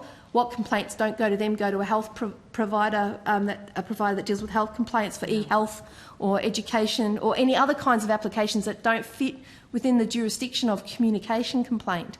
So it's a very challenging question that you've asked, Senator. No, and you've got me thinking about lots of things. I apologise for not truly answering it, but no, but I think what you've been able to illustrate is that it's a live issue. There are, looking at the current complaints and consumer support mechanisms, and thinking you could just co-opt them is probably not a sophisticated or comprehensive enough approach at this point in time. So I think you've given the committee a good flavour of the nature of the challenge. So I think mandating some kind of performance levels at this point in time with NBN Co would actually help as far as making sure that it's clear that NBN Co does have a role with complaint handling. It's not a case that they're going to be able to say the retailers have to handle it, that they are going to be dragged into it. And if we need any example to show us how that's going to happen, mobile premium services, because the content providers who are not, they're not part of the TIO scheme, they're not in anyone's jurisdiction, they got dragged into that and they ended up having a code that applied to them. So, and we had to retrofit a lot. Yes, No, and I'm conscious of I think the points you make are valid without casting any judgment on NBN Co from experiences in the past where the duck shoving between Telstra and ISPs in handling myriad complaints, not least being pair gains, and the presence of pair gains, is a lesson that I'll never forget. Absolutely. And the ping-pong ball with priority assistance is another classic example of, whose responsibility is priority assistance, and the amount of times we had to go back to the code and reconsider the code. The fact that now we've actually got that priority assistance stuff in the first tranche of legislation on NBN actually shows this was a huge issue, and it was fallout from the pair gains debate. Yes. So, and it's there. We just need that legislation passed. Chair, I'll hand over. I do have a couple more questions. I'll see if I've got time for them, and if not, I'll place them on notice. Fine. Senator Fisher. Thanks, Chair. Thank you, Ms Corbyn. Your proposition that there be a legislative provision that no consumer be worse off, do you know of any comparative provisions in legislation? That's a really good question. Well, the government declined to put a provision to that end in their Fair Work legislation, for example. They've stated it as Minister Gillard keeps saying, well, it's our intent that workers not be worse off, and it's our intent that bosses not have to pay more. But this government has not legislated that sort of goal thus far. So have you got any analogies? Well, without making any comment on other jurisdictions or other areas of government that I am in no way an expert on, I think probably whilst I don't have a direct example, the mere fact that we've got a universal service obligation actually goes some way towards actually trying to address that. That the reality is we do see that, you know, communications, telecommunications at that point in time was an essential service, that we actually have to make sure that all Australians, wherever they work or live, must have access, reasonable access to a telephone service, a standard telephone service. Actually, you know, in many respects, at that point in our history, we were recognising that we really needed to legislate this, and we went so far as to, you know, to work on that on a geographical level to quite a lot, quite a great extent over the last 10 years, and also in relation to people with disabilities, making sure that they're not going backwards, that they're actually being brought forward. But the fear that we have is that a lot of the gain that we made in that time, actually learning about how universal service could actually work and why it was important to Australia, not just to individual consumers but the economy, is that we could actually go backwards because we're not actually bringing it forward with you know, the new technology and what people actually now benchmark as being a basic level of service, which includes broadband, access to broadband. So that's not really answering your question, no. But perhaps reinforcing that. It is reinforcing that you know, that actually consumers do believe that, you know, this is a really strong principle. And yes, but the USO is about a statement of intent, if you like.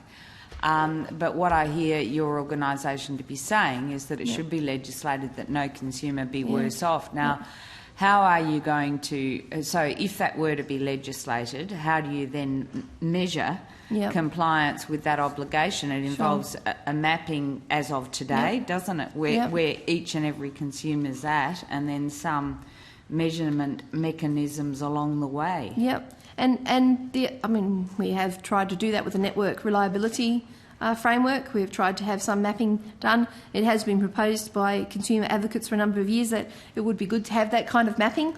I think we've actually moved on a long way from actually bothering or needing to do that with copper now, because copper is well and truly, you know, in the last century. But I think the other thing too is that we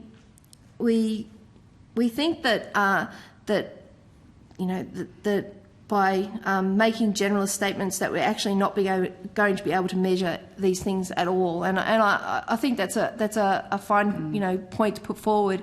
However, I think that as we start to see the NBN in practice, and we start to think about current examples where people are being left to the sidelines, then we can actually look at cases and perhaps look at what that, you know, no consumer will be worse off in practice in a bit more detail. So a good example is the Greenfields issue with broadband. I'm sure you're familiar with this, and I have no doubt that other submissions address this matter. But already we see a situation whereby consumer choice is actually quite restricted because of the fact that one provider is the only provider, provides the cable. The consumer may be locked into a contract where they're currently living, but they're purchasing a brand new house in a new housing development. They actually have to pay exit fees to get out of those their current provider contract, perhaps purchase new equipment, and basically have quite an outlay to, you know, take up a service in a new housing development. And that is a good example of a consumer being worse off. You're nominating a range of measurement tools there, if you like, choice in provider, yep, absolutely. Necessity or not to purchase new equipment. Of course, you haven't talked about speeds, access to, price. Because if it's a laudable goal, and as you said, you know, every second person says, but I'm a consumer. We all are anyway, and we all have views, and it's a laudable goal to which we would all undoubtedly aspire. But I'm trying to probe its achievability, because just look at price alone to ensure that not a person, not a consumer is worse off. Aren't you assuming that there'll be no averaging, if you like, because as soon as you average in terms of price, someone wins and someone loses. So who's going to subsidise it then? Aren't you therefore saying, well... we are proposing that there be some subsidies built in. We're not proposing that we know all the detail around the issue of subsidy, and we do know it's an unpopular way forward. But at the moment with USO, we do have a form of subsidy, and we've tried very hard to have. We've engaged on debates about rebalancing. We've engaged in debates about the cost of the USO. But in the end, the reality is that our members come back to us and say then the greater good is that we all have access to this network because we're all on the network. And the greater good, therefore, is the thing that should be held up here. And somehow we have to achieve this in an equitable fashion. And whilst my organisation hasn't done the work in relation to the economics of that, or done any greater work about what the levels of benchmarks actually should be, we do know that over time we are moving towards benchmarks and levels of service. I mean, the broadband guarantee actually was the first time we did define some levels of service. And obviously with the National Broadband Network, we've got 100 megabits per second, in some areas and a lot less in some remote spaces. So, we are getting a lot of feedback from those people who believe they're going to be in the 10%. And what should they expect? What should they expect if their service is being delivered by a satellite or wirelessly? And so I guess the point is that I'm not sure they know enough about the government's promise in that respect, do they, to even start to work out what they're entitled to expect. That has been a massive problem too, which is one of the things in our submission as well, that we propose that NBN Co needs to spend some more time engaging with consumers, not just at the advocacy level, so with people like our organisation, but also with communities where they're going to be rolling it out, with communities where they're not going to be rolling it out for some time. And we're really disappointed that we haven't seen more action in that regard already, because NBN Co is quite a long way down the track as far as getting its staff on board and all of that sort of thing. And Tasmania supposedly will have services switched on in July. And we've done some preliminary checking with members and organisations in Tasmania, and they're still very much in the dark about what's happening. And whilst they've seen the government announcements and they've seen, even local press about it, they haven't actually heard anything more about what this actually means for them. And we would is there any dialogue, other than with organisations like yours, is there any dialogue not as far as we between know. Consumers and, someone? No. Anyone? No. Very, very disappointing. Very disappointing. So then, what about, for example, the 5 first release sites? Any dialogue with consumers in that respect? That's even further down the track. And I have to say... Well, Ms Corbin, we heard yesterday, some of them are not really, because the one in my home state in South Australia is slated for implementation in August. Okay.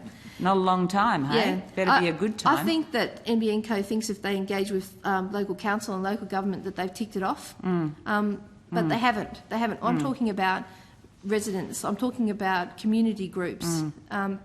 People that are going to be using these services, not hopefully. Yeah, that's right. Yeah, exactly. So, I mean, I made some calls this morning just to double check that I really, wasn't, wrong on this, and I was really disappointed to find out that I am still right on this. And not only that, but the person I called told me she was still using dial-up, and it was really sad to hear that she couldn't afford.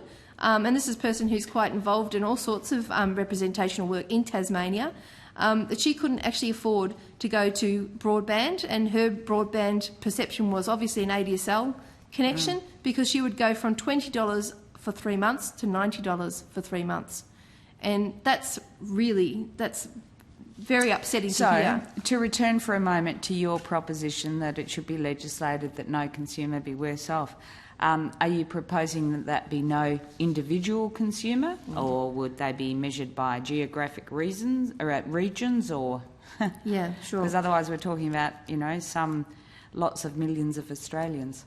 So what we think is that it should actually we should actually have the broader objective accessibility, affordability and availability built into the objects of the actual bills that we're talking about today. And from that, you actually build out what the actual performance standards should really be, what the consumer protection benchmark should be. But you've actually got that underpinning it, and at the moment we've got nothing. We've got nothing in either of the bills that we're discussing today, or the legislation that's already in Parliament. Okay. Your proposition also that there be a consumer representative on the board of Yeah, NBN just Co. caveat on that, not consumer representative, but somebody that's got a background in consumer representation, consumer issues, end user issues, actually understands the issues, because they can't be a consumer representative because it's a board. The question. That Yeah. was going to be the question. Although, for example, I think industry superannuation funds have an employer representative and an employee representative, and you could argue that, you know, how is that consistent with the objects of a company? Yeah, I was just going to say, it just brings up too many problems with corporations law, I think, to actually stipulate that the person must be a representative because they've got other conflicts so that you're would be saying raised. A background to I mean, some extent. you know, it's whenever you call for or look for the representation on ACMA or Telstra or any of the big entities where we've actually had some input at different points in time, we always look to industry. We always look to industry experience, and that's great, but there really is a very big, strong role that needs to be played by somebody who really gets end user input, who really gets the broadband solutions for consumers with disabilities, who really understands the research that's been done out there, the reason that you need to think of things from a consumer perspective, because I think there's all sorts of things that can be considered and will be considered from an industry level, but you can't leave this really important part of the equation. I mean, ultimately, we're told the reason we do all of this is for consumers, it's for the customers. The customers drive it. But if the customers drive it, let's put someone who actually, has that expertise and experience from their perspective at that level. Rather than driving this thing to a destination and presuming that consumers will come. Yeah. Are you suggesting that none of the existing board, as you know it, fits the category of... No, nobody on the board fits that category at the moment, just as nobody on the ACMA's board fits that category. So. Okay. My final question for now, Chair, is your advocacy of consumer interests and the interests of consumers themselves can hardly be helped by the lack of an implementation study, can it? Yeah. We'd really like to see the implementation study published. Obviously, we haven't considered, from the government's perspective, anyone else's perspectives, why it may or may not be published, but we would really like to see that, because it's just like anything in relation to NBN. We're crying out for information, we're crying out for transparency, and ultimately we're not going to be able to sell a message of positive or negative to our membership unless we actually fully understand it. And at this point in time, all our membership are doing is coming back with questions to us that we can't answer. Well, I guess, and in a perverse kind of way, you're effectively muzzled in either advocating for or criticising for so long as you can't see something like an implementation study, because if you don't know what the end result's going to be, how can you favour it or criticise it? I wouldn't say we're muzzled, that'd go too far, but I would say that we're commenting in a vacuum, because the truth of the matter is that we keep being told that affordability will be discussed, affordability will be addressed, but affordability is the crying orphan at the moment that's nowhere in the debate. Well, then attempts will be made to silence you by saying, but it's all hypothetical.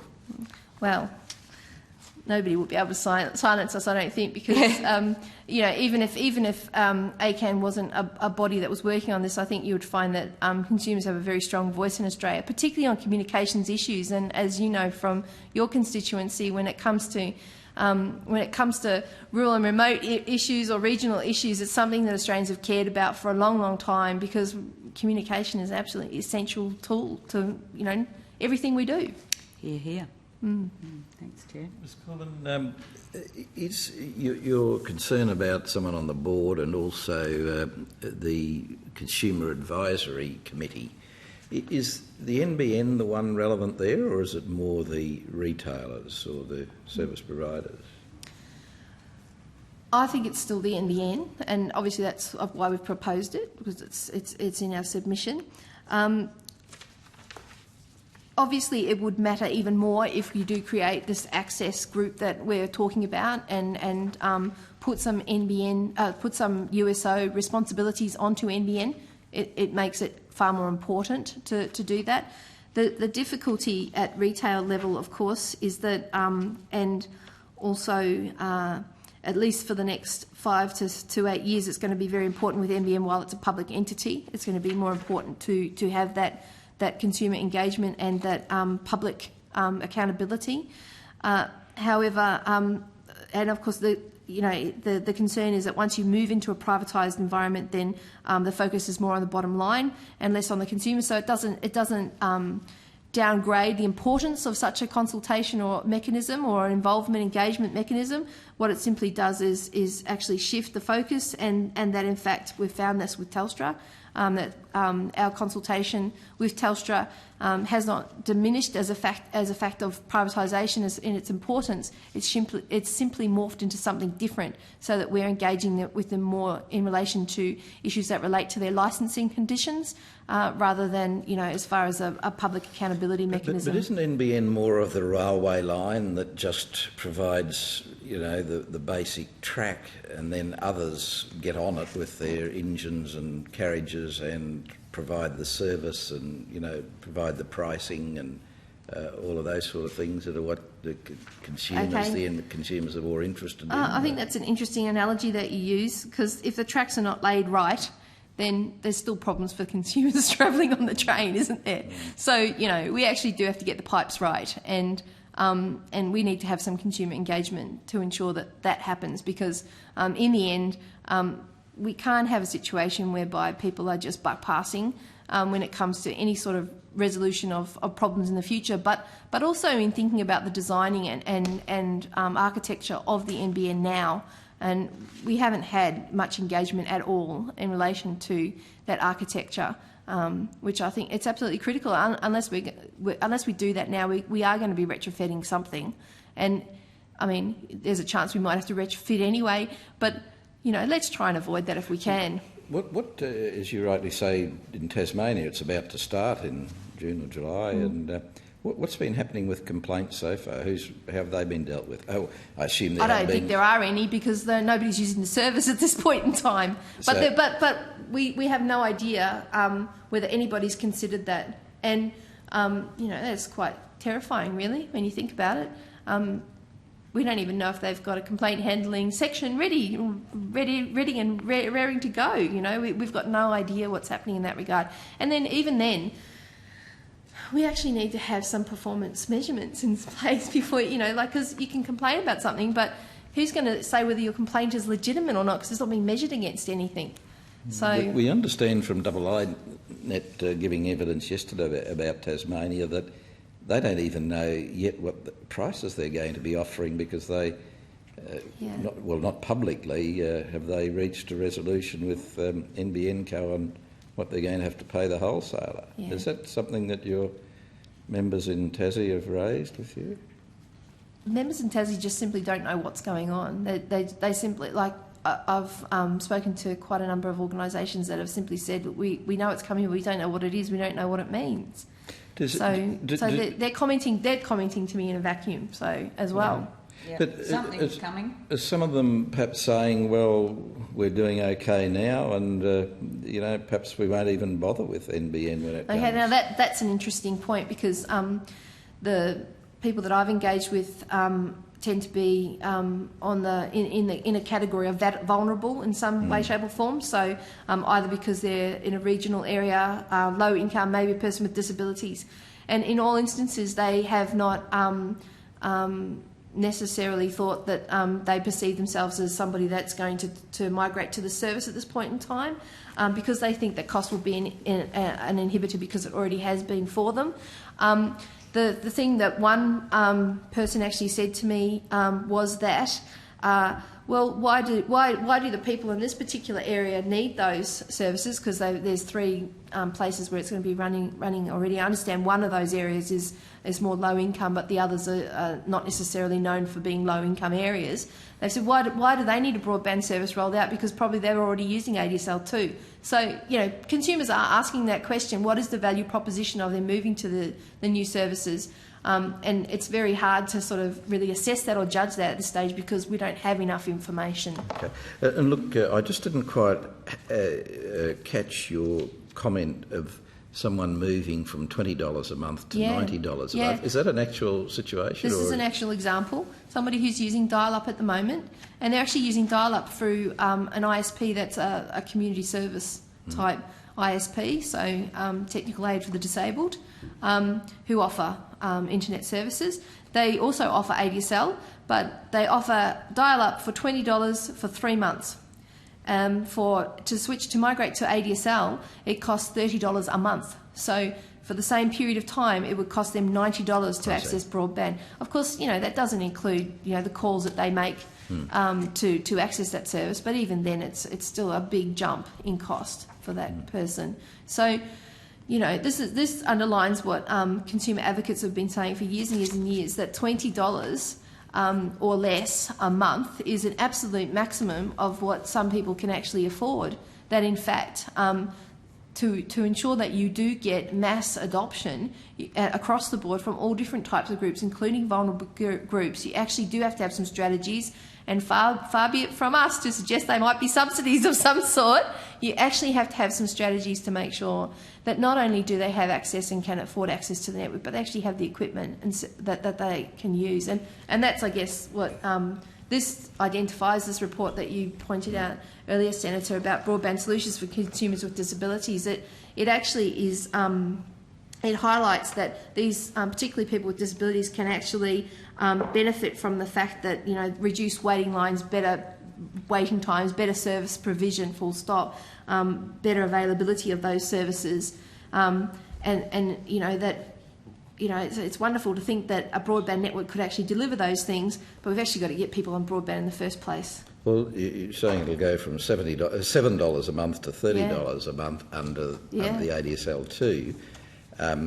Perhaps with NBN it'll become much cheaper than $7 a month. That'd be nice. I think you'd find that person would adopt it tomorrow if that was the case. But you'd also have to get the information out there so that they know about it.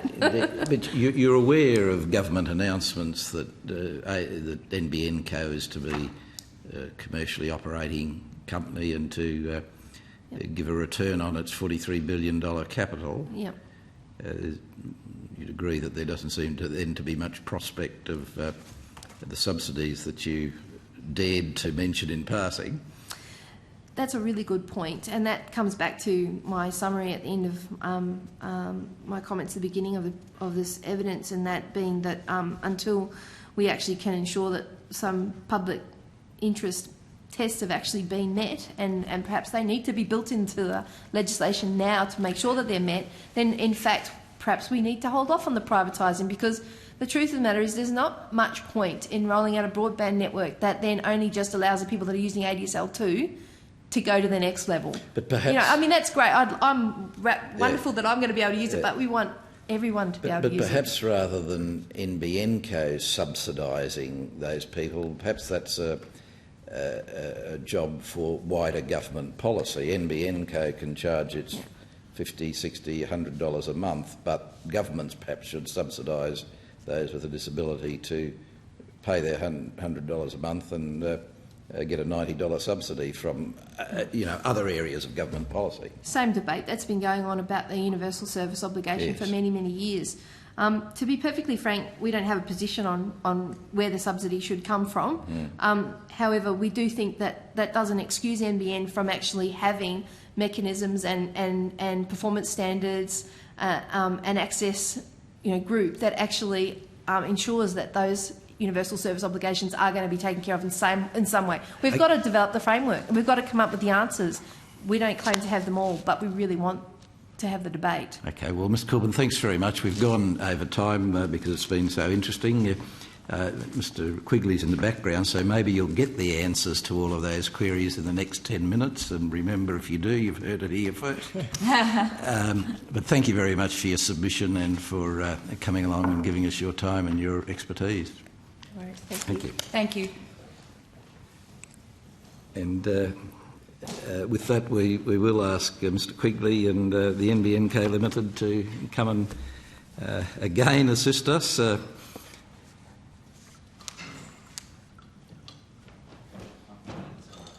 Good afternoon, Mr Quigley, and look, again, thanks very much for coming. I often wonder if you do anything besides appear before Senate committees. I wonder when you have time to do your other work. But it's a little busy, yes. Yes. We do this is rather important. Yes. And we do appreciate very much your coming along. We appreciate that in sometimes you're constrained in the answers you can give us, but as I say, we're hopeful you might be able to make an announcement about NBN pricing in Tasmania in the next half hour, but if you don't, we'll perhaps understand. Would you please give us a sort of an opening summary of where we're at and what's happening? And Sure. Well, first of all, Senator, thanks again for the opportunity to speak to you today. I'm going to give you a brief summary. I'm not going to go back over old ground, really stick to the progress we've made since I was last here. As you're probably aware, I was appointed in the second half of July last year, and from that point started to build the company. We've now got about 150 people with offices in Sydney, Melbourne, Hobart and Canberra. We've also got a management team in place now that has quite a deep experience in telecommunications. We're also very fortunate to have a new chairman, Mr Harrison Young, who brings a great deal of experience to the board, and I'm sure he is going to be a real asset for the company. We're taking now all the steps you'd expect us to take in regards to establishing process and capability which we'll need. This includes things like IT systems, financial controls, human resource processes. We've been developing a wholesale product for some time now, and we've been involved in a range of industry consultations, particularly over the last 4 months or so. And those consultations have involved public presentation in which we provide information on our proposed products and answered numerous questions. It's also involved detailed discussions with service providers to hear directly from them. And we've released an industry consultation paper on our wholesale product proposal, and we've received feedback from industry. Overall, I'd say there's been a good level of support for our product proposals and also for the technology platforms we intend to use. We believe the consultation process is important because we're currently preparing the documentation necessary to lodge a special access undertaking with the ACCC. We plan to lodge the undertaking in June of this year, and as part of the ACCC undertaking, we will have to establish our wholesale prices. No doubt you've seen a lot of speculation on pricing. What I can tell you is that part of it. We well understand that we're going to be operating in a marketplace.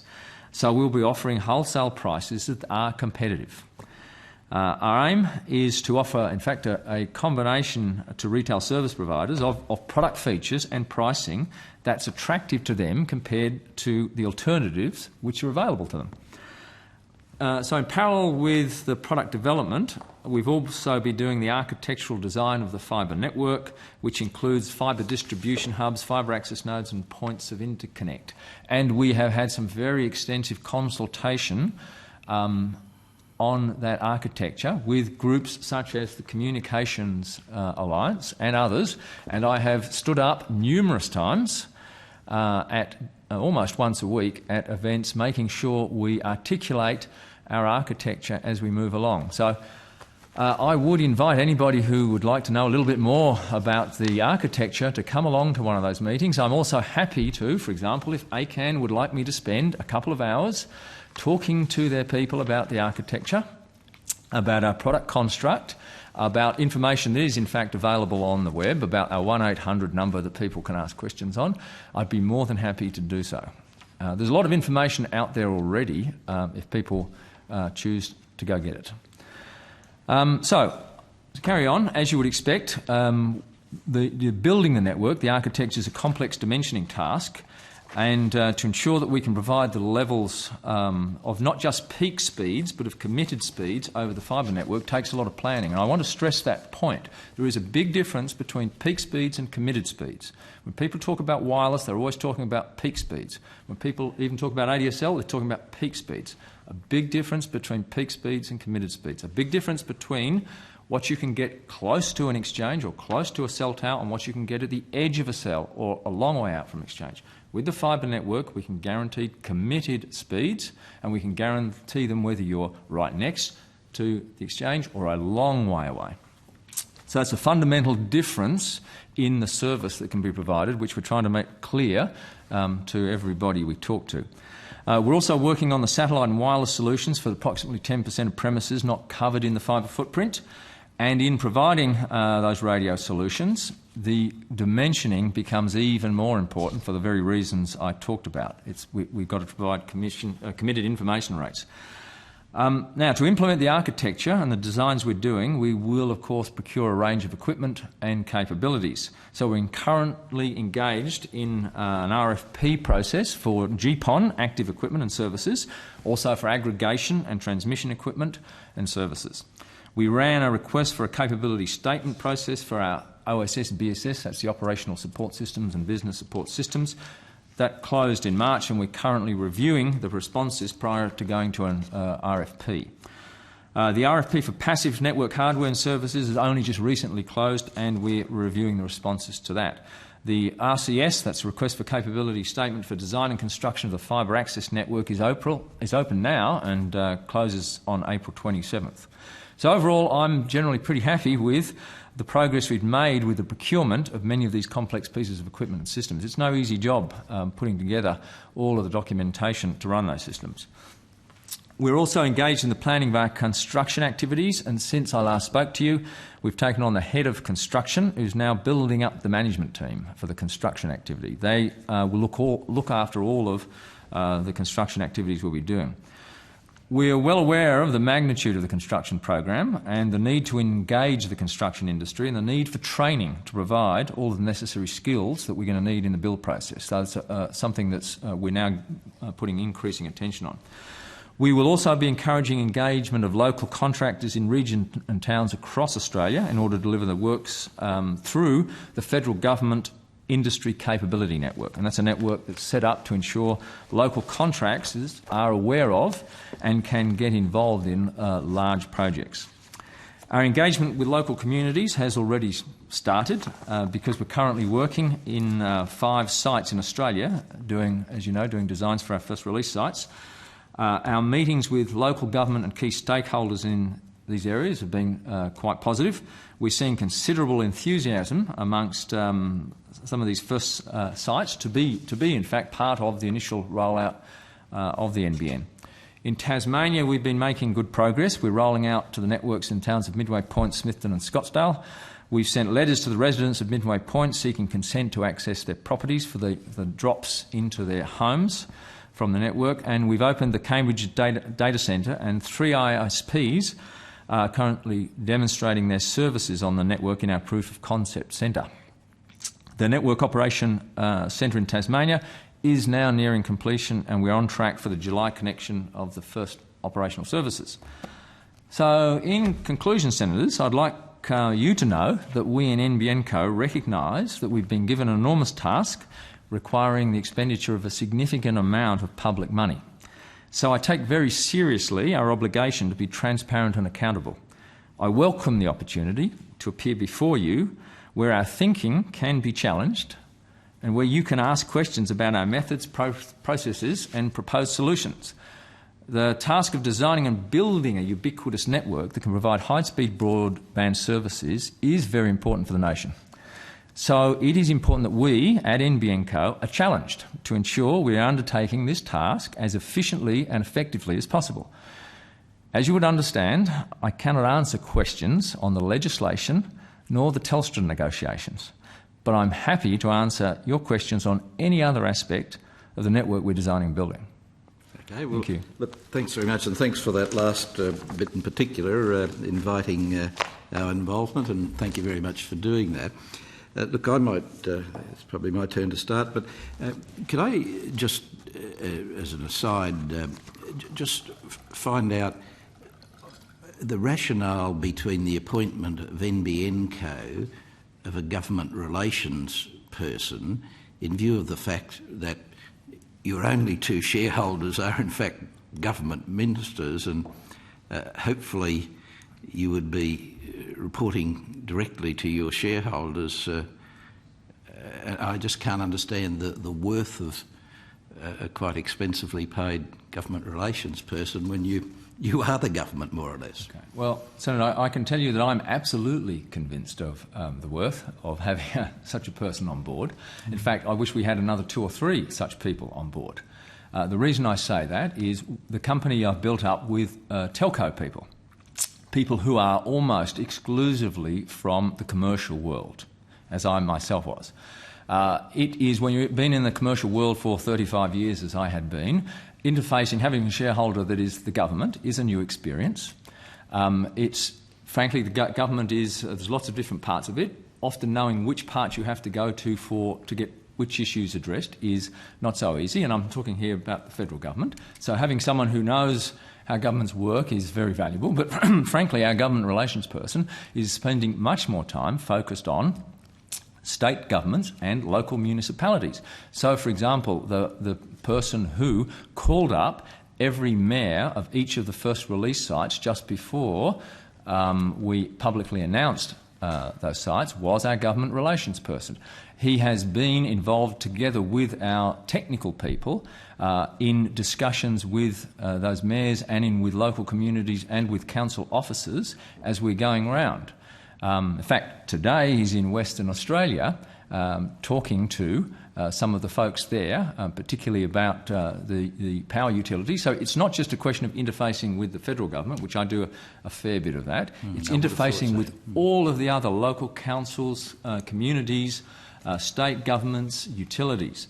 It's a lot of work. Mr Quigley, we heard from certainly at least one witness yesterday from the first release sites who said the first thing he knew about, in this case, Wollonga being chosen as a first release site was when a media outlet rang him about it on the day of the minister's announcement. So if your person had made telephone calls, that particular witness didn't know about it. So I can only tell you that we made telephone calls to every municipality that we were talking about with the first 5 release sites. And I can't guarantee that every person in every one of those councils would get to know about it before the press release came out. We obviously had to time it fairly closely, but we absolutely made sure we called, that we tried to reach the mayors of each of those municipalities, and we have subsequently met with the mayors and numerous councillors and officials. Right. I've personally been to Townsville and also down into site in Victoria. After the announcements? I visited after the announcements, yes, but we called them just prior to the announcement. Could you get, if your government relations officer has any spare time, you might just get him to have a look at the evidence yesterday by all means, of the first witnesses, and perhaps he might be able to correct the record if they were wrong. And we'd be delighted to correct the record. Just on that. Did NBN Co have any? Who selected these 5 trial sites? Was it NBN Co or the government? No, it was the NBN Co. It was it was the engineering staff at NBN Co who were looking at how we could test out the architecture and the build processes. So they selected particular geotypes. Now, we're often asked, in fact, the first thing we were asked, I was asked when I was in Townsville was, why did you choose this particular area? The answer was, it wasn't me who chose it. It was our engineering staff who chose it for the reasons of trying to test out the various build processes. And they looked at, some were places that were inner city, particular types of housing, particular in a given age group of housing. And we try to get a range, a spectrum. There's a place just down the south of Sydney, which is a relatively new area. Kiama, yes, and Minamara and Kiama Downs. Mm-hmm. And so that was done entirely by your engineering staff, or perhaps your government relations officer had some involvement in? He had no involvement in that. He was involved after those sites had been chosen. Okay. There's been a bit of comment that those sites are in sort of sensitive electorates. If that's the case, you can blame me, Senator, because I was, in the end, when the engineers came to me and said these are the 5 sites, I went through with them why they had chosen those sites. So at what stage did the government relations officer become part of the process? Once we had established those were the sites we were going to for good engineering reasons. So you'd signed off on it, and yes. Then your PA brought him in and said, look, this is what we've decided, give these people a ring. Well, yes. What we do is we then start to put the machinery in process to do all the things we need to do. And by the way, we're cranking around, with the designs and deciding, okay, how are we going to get all this built? What do these sites look like? So there's a review process. So he got to know about it during that process. I don't want to mislead you. Everyone that spoke to us was delighted that they've been chosen, and well, they might be. Although a couple of them, and my office location of Townsville said we're delighted, very excited, but had we been asked, we would have preferred to do it in the CBD, where they're doing a massive reconstruction at the moment, and it would have fitted in. Now, obviously, they weren't consulted beforehand. No, and that is, as you would understand, Senator, that's always a difficult decision. I mean, it'd be nice to go to sites, to councils, and say, where would you like us to go? But the whole exercise is aimed at proving out the architecture and the build method. So if, in fact, we'd have gone to each of the 5 councils and then said, we really want you to build in CBDs, we'd have ended up building 5 sets of CBD infrastructure. That's not what we were trying to do. Well, you wouldn't, no, not necessarily. I mean, it's just in Townsville, they happen to be undertaking this massive mall reconstruction that, they would have undergrounded everything. Look, is there somewhere where we could find, or if it isn't publicly available, could you make available the criteria for which each site was selected? Yes, I think we could do that. Certainly, if we don't have it on the public record, we could certainly list the criteria for doing that. Why those sites were... okay, that'd be great.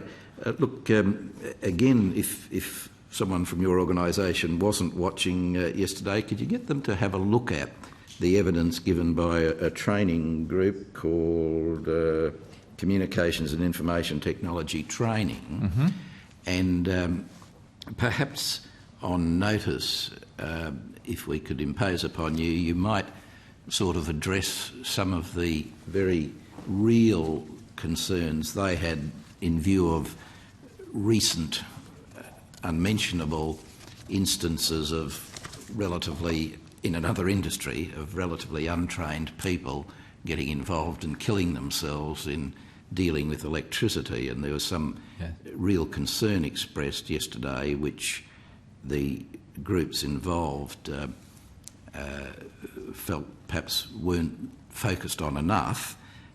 They might be wrong, but perhaps if I could just ask you again on notice, unless you happen to have been alerted to what they said and could answer us now. I haven't been alerted to what they say, but I can assure you, Senator, that of the 150 people we now have on board, one of them is a Chief Safety Officer, and occupational health and safety issues are something that certainly the management team and also the board of NBN Co is paying particular attention to. Okay. Yesterday we were told that there's something like, if I remember correctly, 63,000 installers in Australia currently, which surprised me. But the evidence was that we'd need another 30,000 once NBN Co gets going, and you're connecting up 5,000 people a week, I think, a day. A day. Somewhere between 4,000 and 5,000 passing homes a day. Yes. Yeah. Yes. And so you've got that all in hand, the 30,000 new people we'll need? We have a ramp up. There's things that we have to do in sequence, and often some of the issues we run into, Senator, is people asking us, have we done this at this point? We, as you would understand, with a start-up company, something of this complexity, you simply have to sequence the tasks. So I didn't start on construction until I started getting the product development done to the ACCC, and then, as you would understand, the architecture. So I just simply sequence things. And what I'm sequencing is the ramp up into volume. So it's one of the issues we're beginning to look at now in terms of what are the real numbers that you need to get to, and how is those training programs going to be conducted, and how are we going to make sure we have qualified people who are going to do all of this job. I can assure you that we will be looking both at safety and quality very seriously. Well, I would hope so. We've had some bad experiences in Australia in recent times, and we'd certainly not want them repeated. But I simply raise that by way of being helpful in the people who are speaking to seem to know what they were talking about, and perhaps if you could get someone to have a look at their evidence and perhaps give us a note or two back on just, if they're on the right track. Delighted to do so. Now, we've got, I'm sure, lots of questions, but I just want to finish by having a quick look at the Tasmanian situation. And as you heard me before, you're starting up in July, but IINet were telling us, and so are the consumers telling us, that at the moment nobody's got any idea what the packages might be offered at, and we're less than, 10 weeks away from connection. How can that all work? When you say the packages that will be offered, the packages will be offered by the retail service providers. Well, what you're going to charge the retailers, which will determine what their package is. No, surely. those discussions have taken place with the retail service providers. We've also had discussions on and it is interim pricing, I should stress, Senator, that for stage 1 in Tasmania, which is ahead of the national rollout, ahead of the SAU, the undertaking to the ACCC, clearly we had to establish some interim pricing, which will roll into the national-based pricing to those retail service providers in July of 2011. So this is an interim set of pricing, which we've had discussions with the 3 retail service providers. What they decide to charge retail to their retail customers and end users is really up to them. But we've established already the pricing between us and them. Okay, so and again, you should check what I'm telling you in the actual evidence, but well, let me put it this way, forget about my understanding. But you're saying that you have firm contracts with the 3 providers in Tasmania so that, they know what they're going to be paying you until 2011, is it? 2011, and then we'll move into, that's next year, mid of next year, then we move into the national-based pricing, which hopefully by then will have been through the ACCC process and will be all approved. Okay. Now, I don't want to know what it is, but you are saying me that the deal's done, it's all in writing, the lawyers it's certainly an have ticked it off. understanding. I have to come back to you to check to you what is the actual contractual position, because as you'd understand, you have discussions and you kick things around and then you paper it all up. Just exactly where we are on the actual contracts, I'd have to check. I'm not. But you're saying that the prices are resolved, whether or not they're signed off. Yes. So everybody knows what you're charging them. How long ago was that done? Approximately a month, a year? Certainly in the last weeks. I think that's been finalised. Last weeks. I think so. Several weeks. Yeah. Okay. And just. Again, to help on the way through, there have been suggestions about once, as I understand it, and this is in simple layman's language, you take it from the footpath to the front door and then someone else takes it inside, takes the service inside the door. What are you doing with multiple dwellings? And I assume in Tasmania there are some high-rise, even if they're low high-rise. What's been the experience there? How's that all work? The intention, and I can give you a picture overall of what our intention is for multi-dwelling units. For multi-dwelling units, it is a little more complex, obviously, because in some of these multi-dwelling units, they are private. You can't just go and wire up inside a multi-dwelling unit, even if an individual consumer in a particular apartment, say, would like you to do so because they don't have title to the multi-dwelling unit.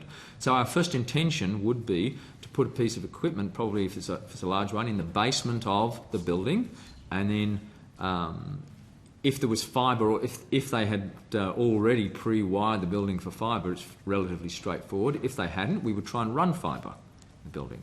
If in fact, we can't force the building owners to allow us to run fibre if they choose not to, in that case, if there's copper, we have a fallback solution where we could, for example, use VDSL, and on very short lengths of copper you can get quite high speeds, 50 megs, around that sort of speed. Now that's a fallback. Our first preference would be to wire them with fibre, but if that proves to be just simply impossible, we have the fallback solution. Now, Mr. Quigley, finally from me in this series, is it your understanding that over a period of years you have to make NBN pay commercially? Is that your understanding of your board's role? Yes, the board's role is to get a satisfactory long-term return on the capital that the government invests. Now, it's up to the government to determine what that return rate is, but we would hope to generate a return. There's always, you can have plenty of debates about what's a satisfactory return. That's up to the government to decide. But yes, that's our aim. Over what period of time? This is a long-term project, so you'd think for this type of nation-building infrastructure, I would imagine you're looking at in the 20 to 30-year time frame. And is it your understanding, Mr. Quigley, and correct me if I'm asking the wrong person here, it may be that I should be asking the Minister, but his likelihood of appearing before us is pretty limited. Estimates, Senator, estimates. Well, but is it your understanding that there is still to be a 49% private equity? That was, I frankly haven't had any further discussions with the government on that other than to read what they stated in their original release of information. The exposure draft of the bill which we're looking at today, of course, seems to be, it says there's an ability to do that as I read the bill, but it doesn't seem to be at all prescriptive about it happening. Now, are you engaged, or is your board engaged? Again, I don't want to know the detail, but obviously. But is your board engaged in looking at ways of financing the private investment by bonds or issue of shares or loans? Or when I mentioned, Senator, that we sequence things, we're nowhere near that point yet. It's simply not practical for a company such as NBN Co. to any time soon to be going to either private equity or private debt markets. So we're not even thinking about that at this point. Well, how are you forwardly projecting your capital, your spending ability, what money you've got? You're paying a lot of staff, you're digging a lot of trenches, you're buying a lot of fibre, you're employing a lot of people. What funding are you using to do all that? The government's injecting equity at this stage. They've injected three lots of equity in the company.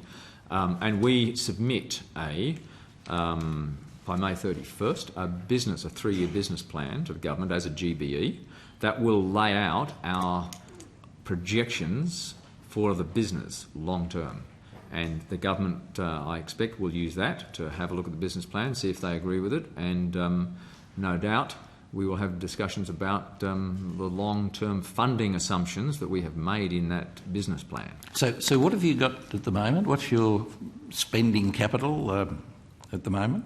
You mean what are the equity injections? What money you've been given, what you've been promised? I'll just look that up to make sure I don't mislead you. There was on the my recollection has been 3 injections of capital so far. I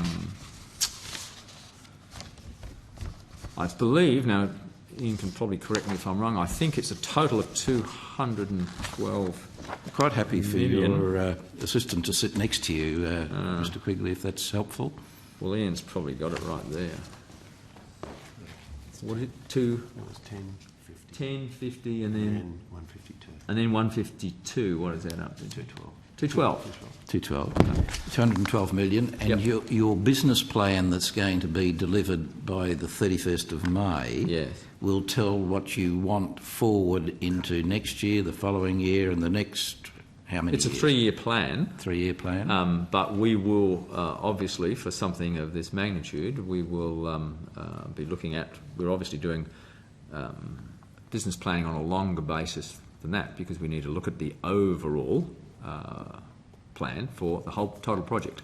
But the contracts you've signed to date for services and supplies, and what commitments you've made, and you'll obviously be making some fairly substantial long-term commitments as you put these things in play. You've got that all covered so far, or does that depend on the 31st of May plan? No, we will not commit the company, neither I nor the board would commit the company beyond the commitments we have from the government for equity injection. It would be unwise of us to do so. Well, now, you, by the 31st of May, which of course is, 15 days after the budget, you're going to be putting forward a proposition on what the government is going to have to plan to provide to you over the next 3 years at least, and in the government's case, I guess 4 or 5 years.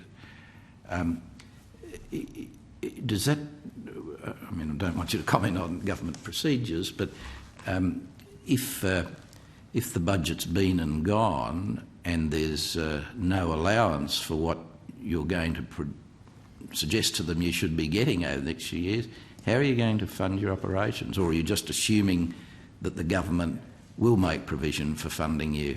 I've read the government's original April 7th announcements, and on that basis they projected a funding of the company.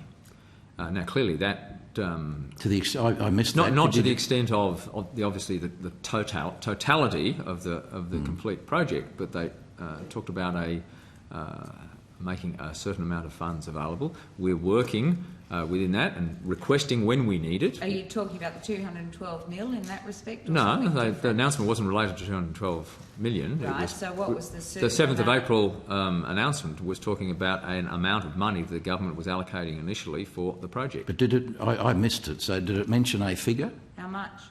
I believe it did. It was, we can have a look at the record again, Ian? We can check on that, but yes, it was certainly well above. So it's a public announcement. It's a public announcement, yes. Of a sum of money in the. Can you just help me, as I say, I missed it. In the billions of dollars, or? Yes, it was an amount of money that was when it said. I'm surprised, Mr. Quigley, that being the total funding for your group, I would have thought that would be the first thing you would remember. Top of mind. In front of everything else. I don't want to speak for the government. No, but it's a public. You're telling me it's a public document. It's a public document. Yes. I missed, but you must know whether they've forewarned you for provided for you for 10 billion or 20 billion or 1 billion or. Can I say this, Senator? It's sufficient that I don't have to concern myself about it in the next little while. And the reason I'm hesitant to answer directly, because it was what I'm referring to here is a press release, and frankly, I'd never like to quote press releases. I'd prefer to go back to kind of formal arrangements, and the formal arrangements between NBN Co and the government is we project what we may need over the next little while. We make an equity request to the government, and the government looks at that and then grants us the equity request or does not. And so far, each time we've made an equity request, the government has looked at it and granted the equity request. So the government media release is simply a public exposition of what you have agreed in some other process in a formal way? It was made on April 7th, Senator. I wasn't even appointed by that time. April the 7th last year? 09. Yeah, 09. Oh, I thought you were talking about this year. No, April 7th, 09. Okay. And so, it was the release that initiated when the government announced the formation of NBN Co. So, although you don't remember it, you're confident that it's enough to pay you through to as far as you need to go. I'm confident, and the board is confident that we're being quite careful to make sure the funding of the company is not at risk.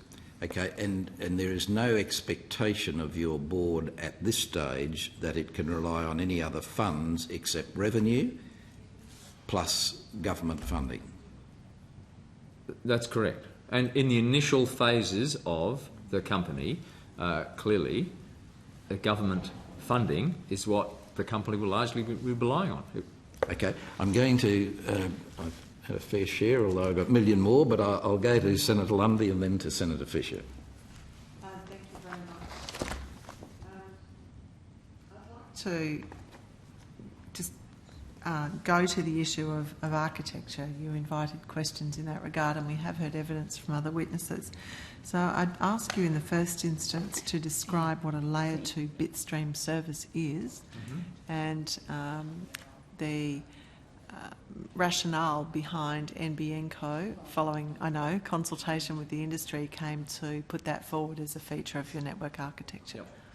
So the layer 2 bitstream product construct that we decided upon was a compromise between you could go with layer 1, which is simply just fibre with no electronics on it, just dark fibre. But what layer 2 bitstream does, if I can describe it, is kind of the network plumbing. What we do is we just connect bits. We can move bits from one location, from a premise, to a point of interconnect. We don't move above that into layer 3, although there are certain constituencies who would like us to do so for various reasons.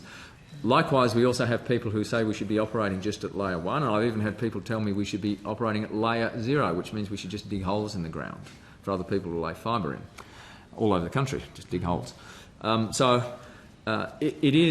There's a judgment to be made about where can you get ubiquitous coverage but leave to take up the smallest possible footprint, both in a geographic sense and in a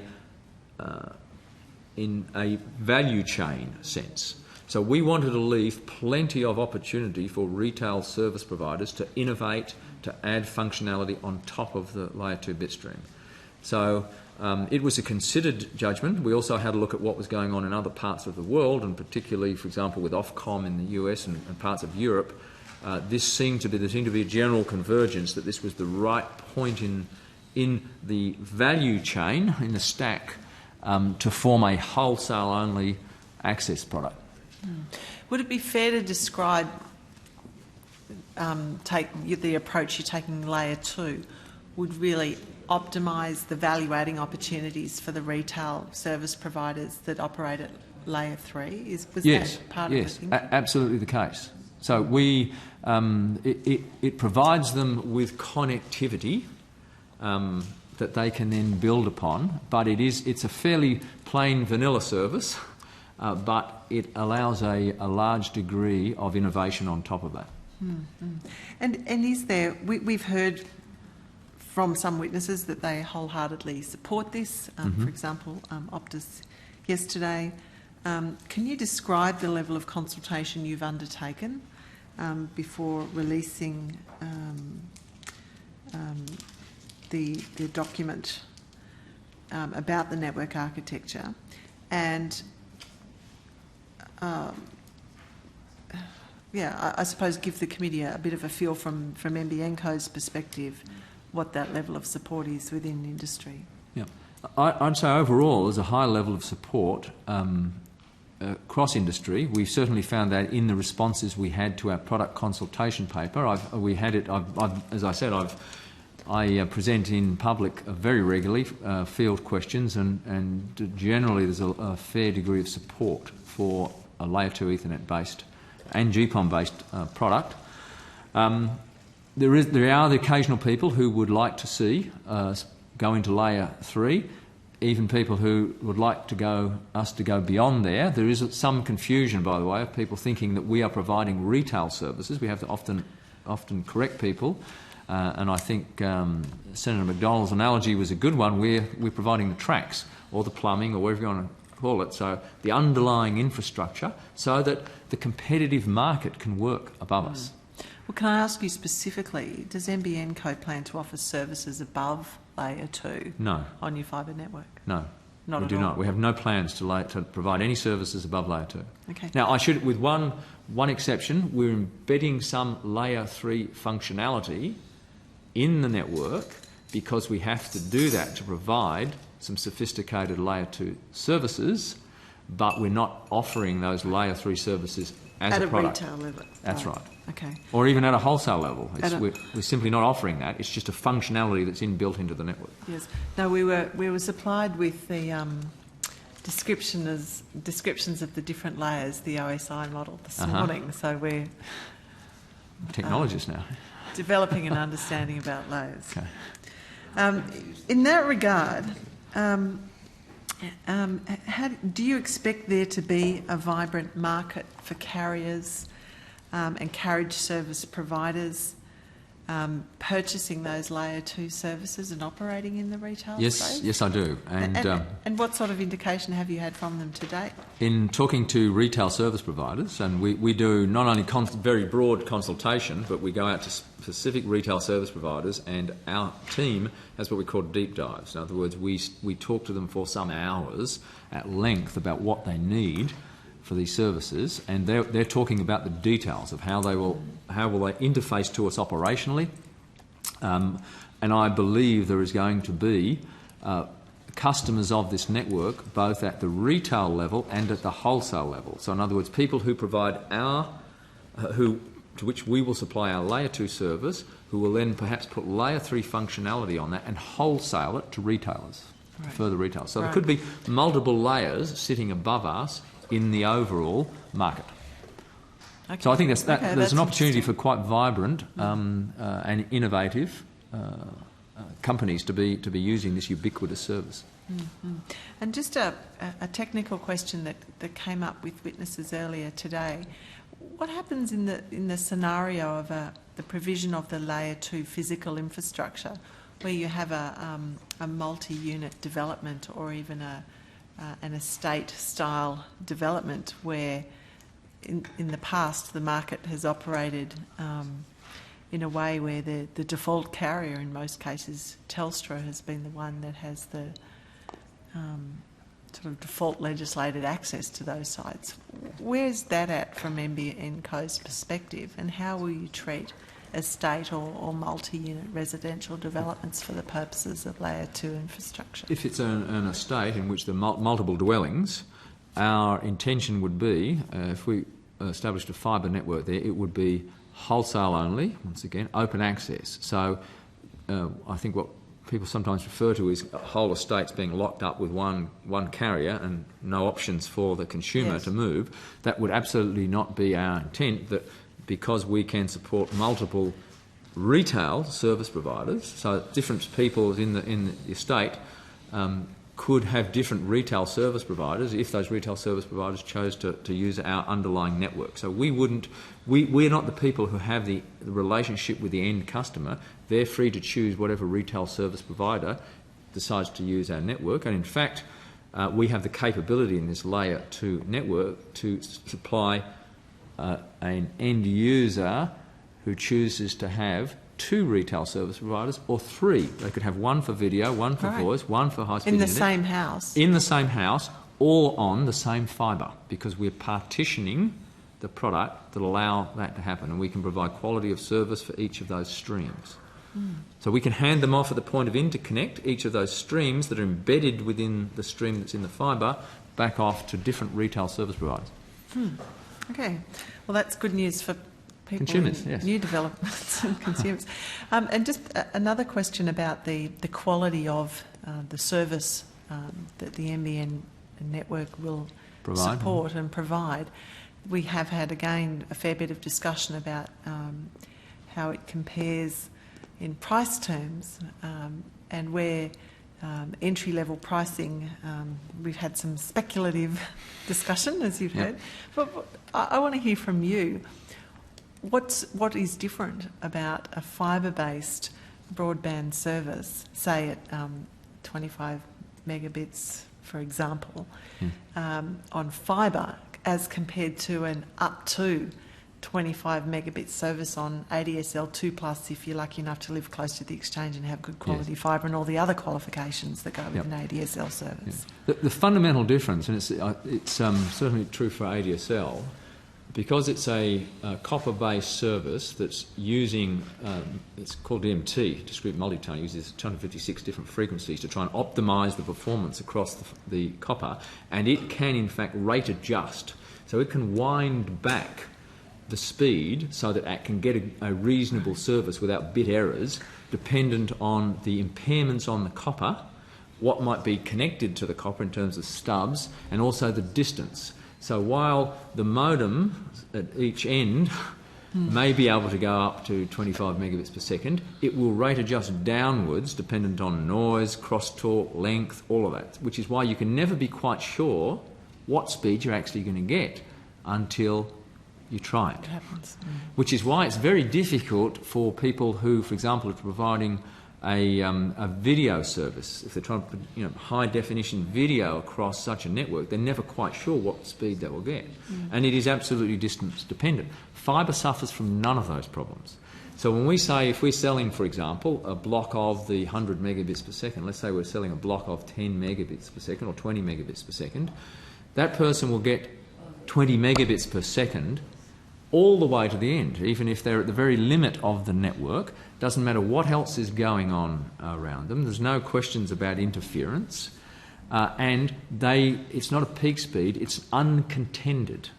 In other words, it's not shared like a wireless network is or a hybrid fibre coax network is. It's uncontended, which means they get the full 20 megabits guaranteed, which is not only important for residential users of services like video, but very important for small business users. Particularly important for small business users. The other important thing is the symmetry is much better. I was going to ask you whether it was asymmetrical like ADSL. Yeah, it's not. There is a level of asymmetry, but it's more like 2 to 1. A GPON is 2.5 gig down, 1.25 gig up, which will gradually improve. That's only a 1 to 2, and in fact, we can provide fully symmetric services to small businesses if they would, or I should say, to retailers who will supply them to small businesses. Right. So that how those symmetrical services are configured will ultimately be up to the retailers, but you're able to facilitate a symmetrical service. That's right. And we've got enough flexibility, we believe, in our product that retail service providers can have innovative bundles of services and add not just their own, but they can add the different bundles. They can make it symmetric, asymmetric, however they choose. Yeah. And just for the benefit of colleagues, upload and download speeds are what we're talking about when it comes to symmetry. Symmetry, that's right. Yeah. But it's certainly been an issue of conversation as particularly social networking, sharing of content becomes a feature of the way businesses operate, that the upload speeds and that symmetry in their network connections is becoming more and more important. It's particularly, I think, Senator, as we start to move towards these new high-definition, low-latency video conferencing, which will save people getting on planes and spending a lot of time at airports and travelling. Symmetry then is very important. No, thank you for that. Look, one question. I know you've heard it from me before and you'll keep hearing it. We know there are waiting lists out there for people in RIM-affected areas. We know that you know that there are choke points all over the network. And we now know, as a result of evidence from the councils that are in the first sites, that some of your first rollouts will address RIM-affected areas.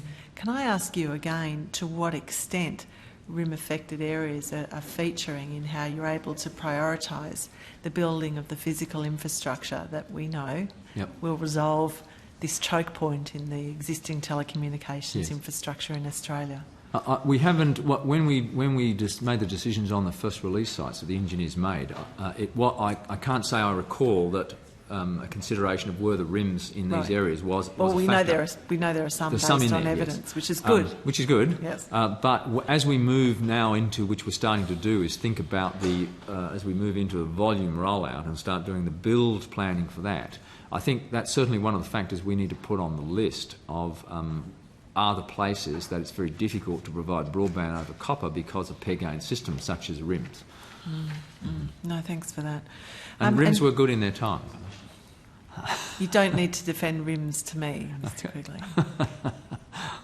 Don't bother. Your engagement with local councils, you mentioned that. I agree, it's a very important aspect of the work that you're doing. Can you provide the committee with a little more detail about not just how you're doing that with the first release sites, but more broadly NBN Co's strategy to liaise with and engage with local councils as you proceed with your rollout? Well, we've obviously the first priority we're doing now is apart from the stage 1 in Tasmania, is the first 5 release sites. We're doing a range of things, which is not only engaging with the local councils, we're having community open days, in each of the areas so that people can come along and ask questions. We've established 1-800 numbers, and in fact, anybody who's down there, we've given our cards out to the entities, the companies we've chosen to do some of the detailed design, which is turning the architecture into the detailed design on the ground, so that if anybody even asks them, what are you looking at, or what are you doing here, they can hand our card and say, if we hear from the NBN code, if you've got any questions, please don't hesitate to call this 1-800 number. So we have that staffed, and we're having these days. So we expect a growing amount of community consultation. And it's one of the things that we're now sequencing as we ramp up. We're putting more effort into community consultation. That people are very hungry for information, which is why we've put a bit of effort into trying to have the website as friendly as we can, yes. and people can get information. But the cold, hard reality, Senator, is often people are asking us questions for which we can't yet give an answer, simply because they're policy issues that the government has yet to make rightfully make a decision on, or they're issues that are under confidentiality agreements. We get lots of questions about Telstra negotiations. Right. Look, another issue that came up yesterday in the hearing in Melbourne was that relating to workforce, and I know you touched on that in your opening remarks with regard to contractors. I think you mentioned the industry capability network and tapping into that. Can we hear from you your views on your anticipated workforce load, given the ambitious nature of this rollout, and what you're doing now as far as engaging with the Industry Training Council network and those charged with the responsibility of making sure that workers or contractors engaged are suitably qualified at a technical as well as an occupational health and safety level? We're doing, I think, two things broadly in that.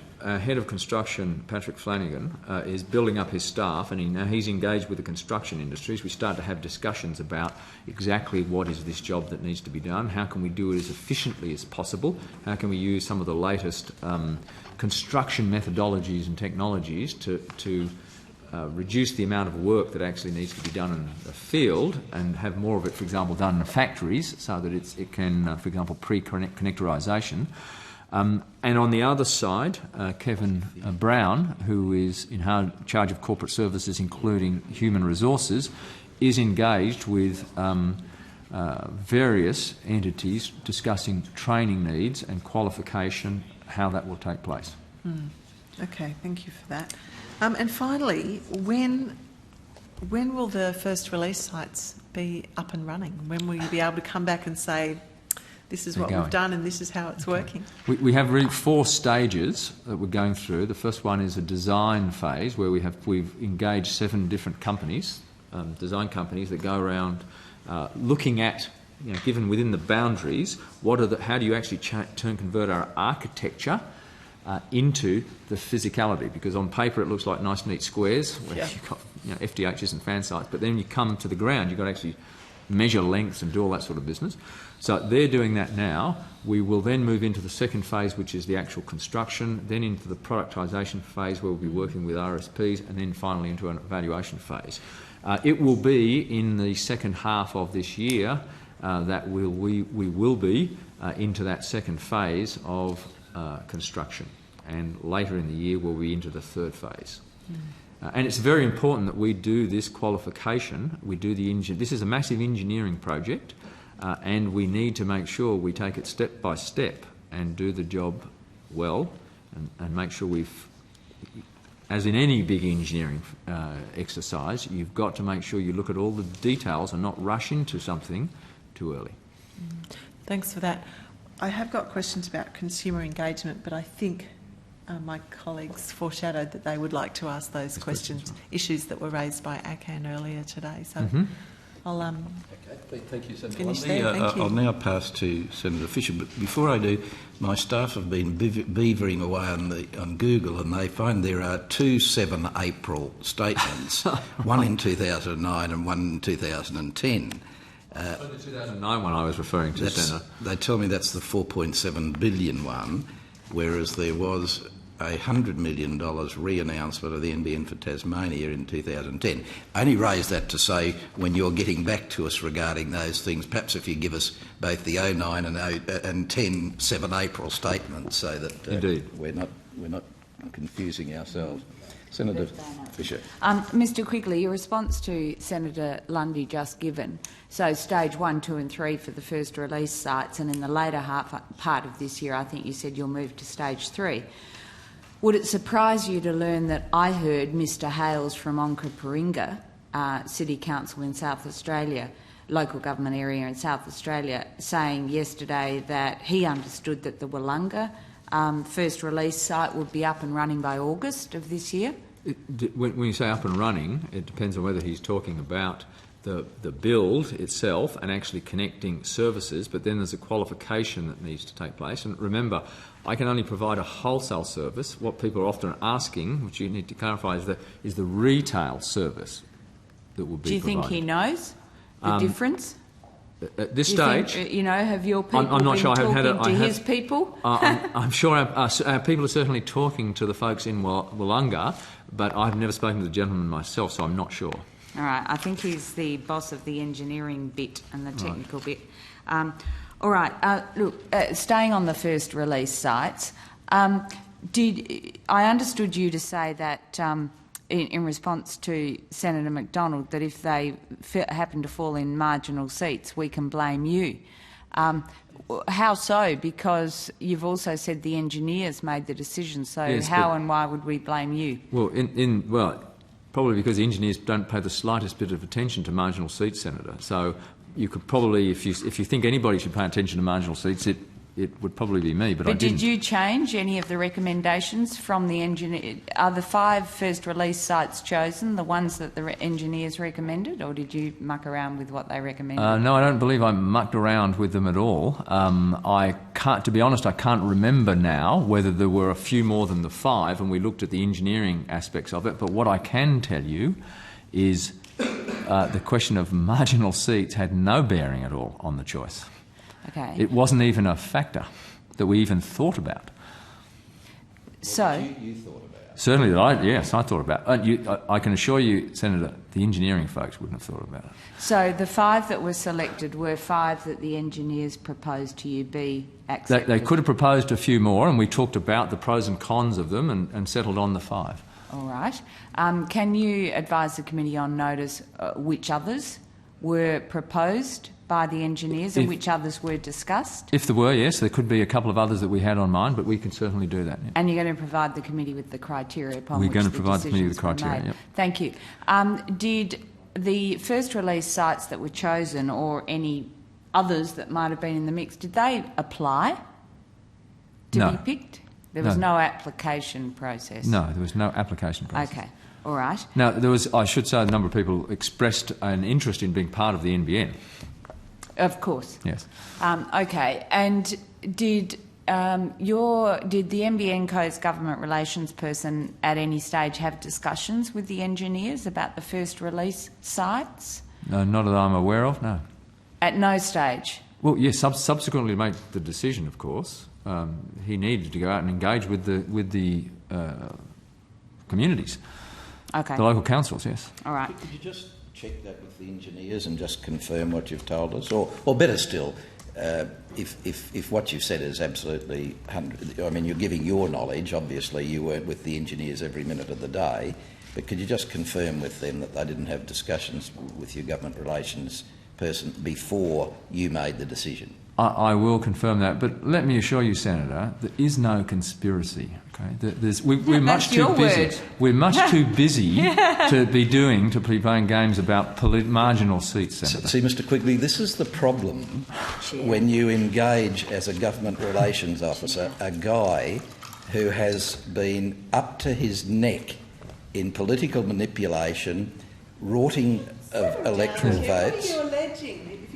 Something specific to it, but don't cast innuendo like that. It's ridiculous, and it's been refuted by the witness. Mr. Quigley is saying you can assure us there's no conspiracy. All I'm saying to Mr. Quigley is this is the problems you get yourself into when you engage highly political, manipulative people in these very senior positions. And I don't want to lecture you on how to run your business.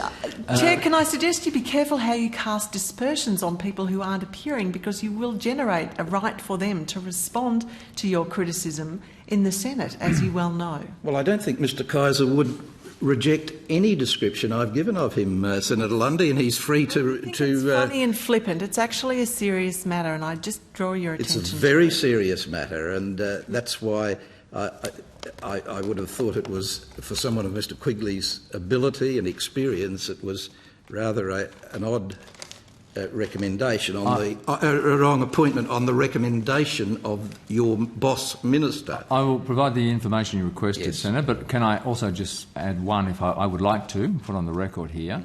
I find Mr Kaiser an extremely valuable member of the team.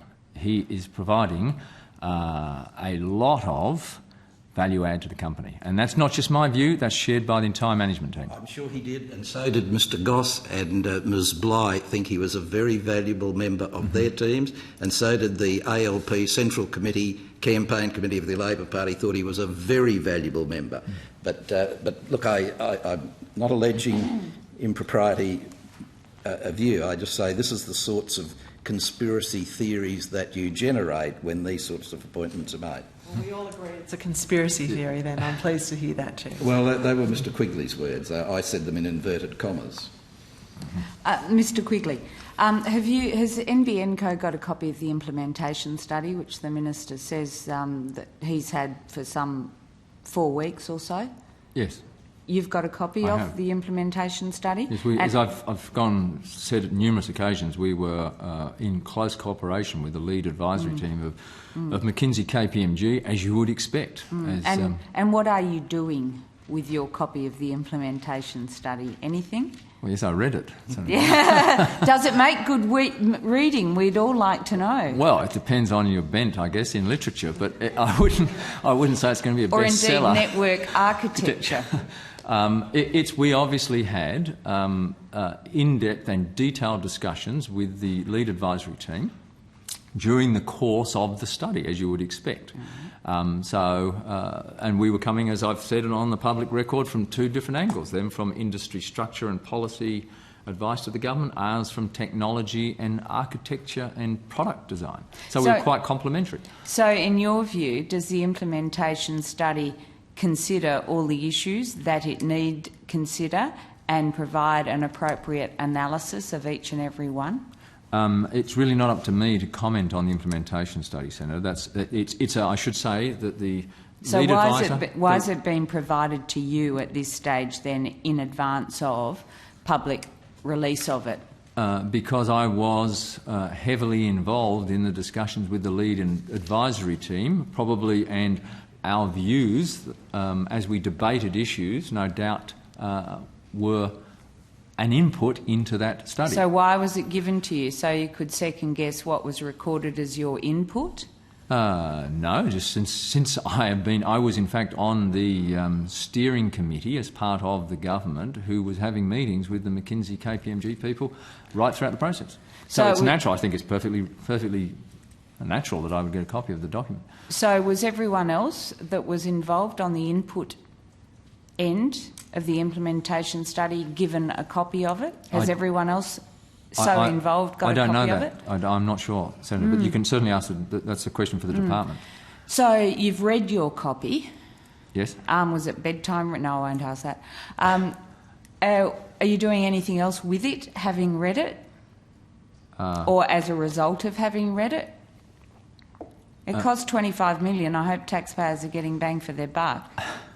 It's a question I'll leave to the department to answer. But are you doing anything with it beyond reading it, or as a result of having read it? Well, as you would expect, there is a complementarity between the issues that the implementation study was studying and what we're doing. Is complementarity in any respects the same as duplication? No, I wouldn't use the word duplication. So there's no overlap between the implementation study and the sorts of studies that NBN Co has been undertaking itself at NBN Co's cost, for example, into the network architecture. We'll be able to tell when we see it. Well, in some of these very complex issues, there is a lot to be gained, a tremendous amount to be gained by having a very productive debate from two angles. And this is a very, as we know, it's a project. So that's not duplication. It's not duplication. In fact, if I was in the value adding, is it? That's value adding. If I was in the private enterprise spending a project of this size, we wouldn't hesitate to spend that sort of money up front to make sure that the issues have been investigated from every angle possible. So 25 mil on the implementation study. What's NBN Co spending on its own study? We're not doing a study per se, Senator. We are doing the design of the network.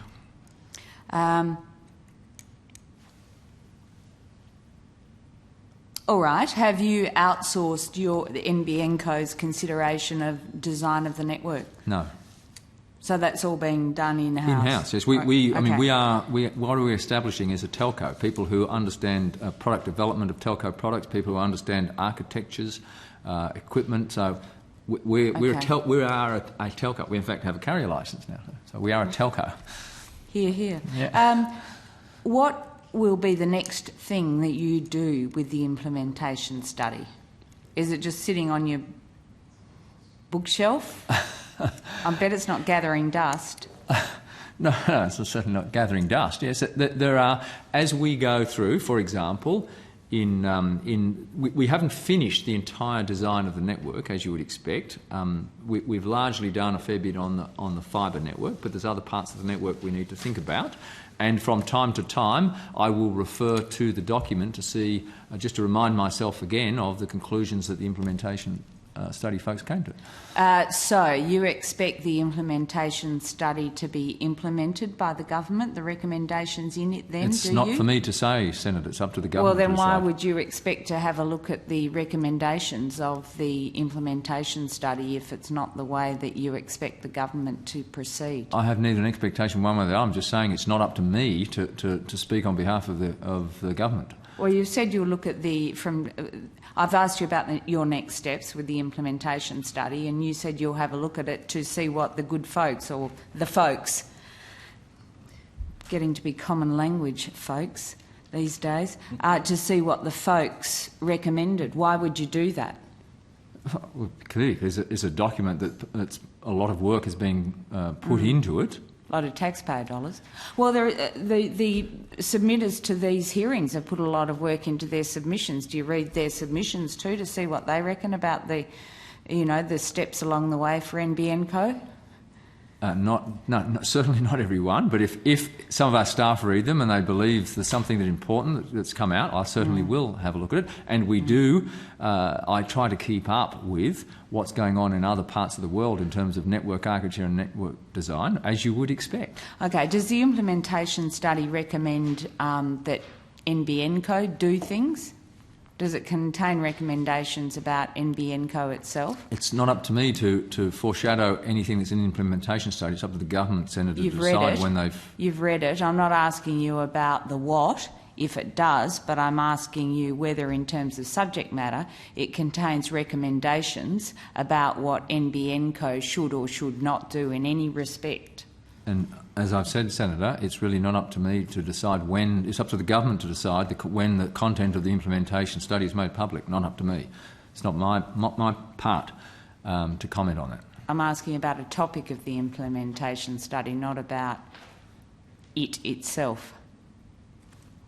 I don't believe I am in a position to comment on that, Senator. Okay. Impasse. Checkmate for now. Mm-hmm. Will the implementation study be informing NBN Co's business plan that you've said, I think we'll get at the end of May? Is that right? Yes, end of May. We submit a business plan, 3-year business plan, as we must as a GBE to the government on 31st of May. Oh, so you'll submit it on the 31st of May. That's right. Right. Will the implementation study form any part of the basis for that business plan? That's a very difficult question to answer, Senator, because as we've developed our business case and as the implementation study was studying the business, we obviously had interactions. We exchanged information. We had a view on certain things. They had a view on certain things. We compared those views if we were convinced that their view was correct, we may implement it, we may incorporate that in what we're doing. In other words, our view of things. That's a natural process that you would expect, and it was a very healthy and very productive process, which is why I made the other comment that this was, I think, a very reasonable and quite smart thing to do, is to study the problem from two angles. But you could have got to where you are now without bothering with the implementation study. I mean, your plans to date, your actions to date, have all progressed really without you having even You've done it without it anyway. Seen the I can only tell you, Senator, that if I was running a private company and I was looking to do a project of this magnitude, I might get more than one implementation study done. But you'd do it before you started, wouldn't you? Not when you're almost halfway through. No, it's not a question of being halfway through. It's a question of having these two things going in parallel. In other words, a company that's looking at the details of the technology, a telco, and having an implementation study running in parallel was a very healthy and productive process, I found. I found it very useful. Has the government or the minister indicated to you or to NBN Co how it will be responding to any part of the implementation study? No, I don't know how the government will respond. Yeah, so you're still you might as well not have the bedtime reading in terms of the implementation study. No, don't agree with that, Senator. I mean, as I said, it was a very productive... So therefore, what use has it served you to date, Mr Quigley? Confirmation of what you told McKinsey and Co over the 9 months gestation and cogitation of the implementation study. We had numerous joint meetings on some quite complex subjects, and those interactions, as in all such interactions, when you get people who are studying difficult problems, they're very useful interactions. They inform them, they inform us. Well, you didn't need to see a report to know about the usefulness, in your view, of those interactions. No, I think it's fair to say that when I read the implementation study, it wasn't all new news to me, Senator. Clearly, because I'd had these close interactions over a long period of time. So how's it helped you? I think the process itself has been enormously beneficial. But you didn't need a copy of the report to remind you that the process itself was helpful. No, but it's very nice to have a nicely documented summary of all of those discussions. Very useful. Well, do you think that might be useful to the rest of the world? That's not for me to comment. That's the government's. For example, did it suggest, without suggesting the sites, but did the implementation study suggest that you'd be well advised to do these 5 pilot studies in different parts of the country? On that particular issue, that was a decision we made inside the company. So you didn't need the implementation study for that? No. Mr Quigley, NBN Co, your structure and your governance, what sets out the objects? Where can I find the raison d'etre for NBN Co? You can find it in the letter that was written to me as an original interim non-executive chair, or executive chair at the time. There was, in my appointment letters, a set of objectives that the government has set.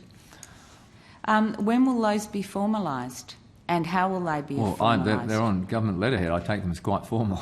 Well, you earlier said that a press release from the minister about projected funding of NBN Co was just an indication and not binding. So why would you take a letter from the minister? I absolutely did not use the words an indication and not binding. I just said that in response to the question about funding, that as far as I was aware, that was the April 7th document of 2009, I recalled, had a certain level of funding that the government had put in the public domain. Yeah, but you're not prepared to rely upon it.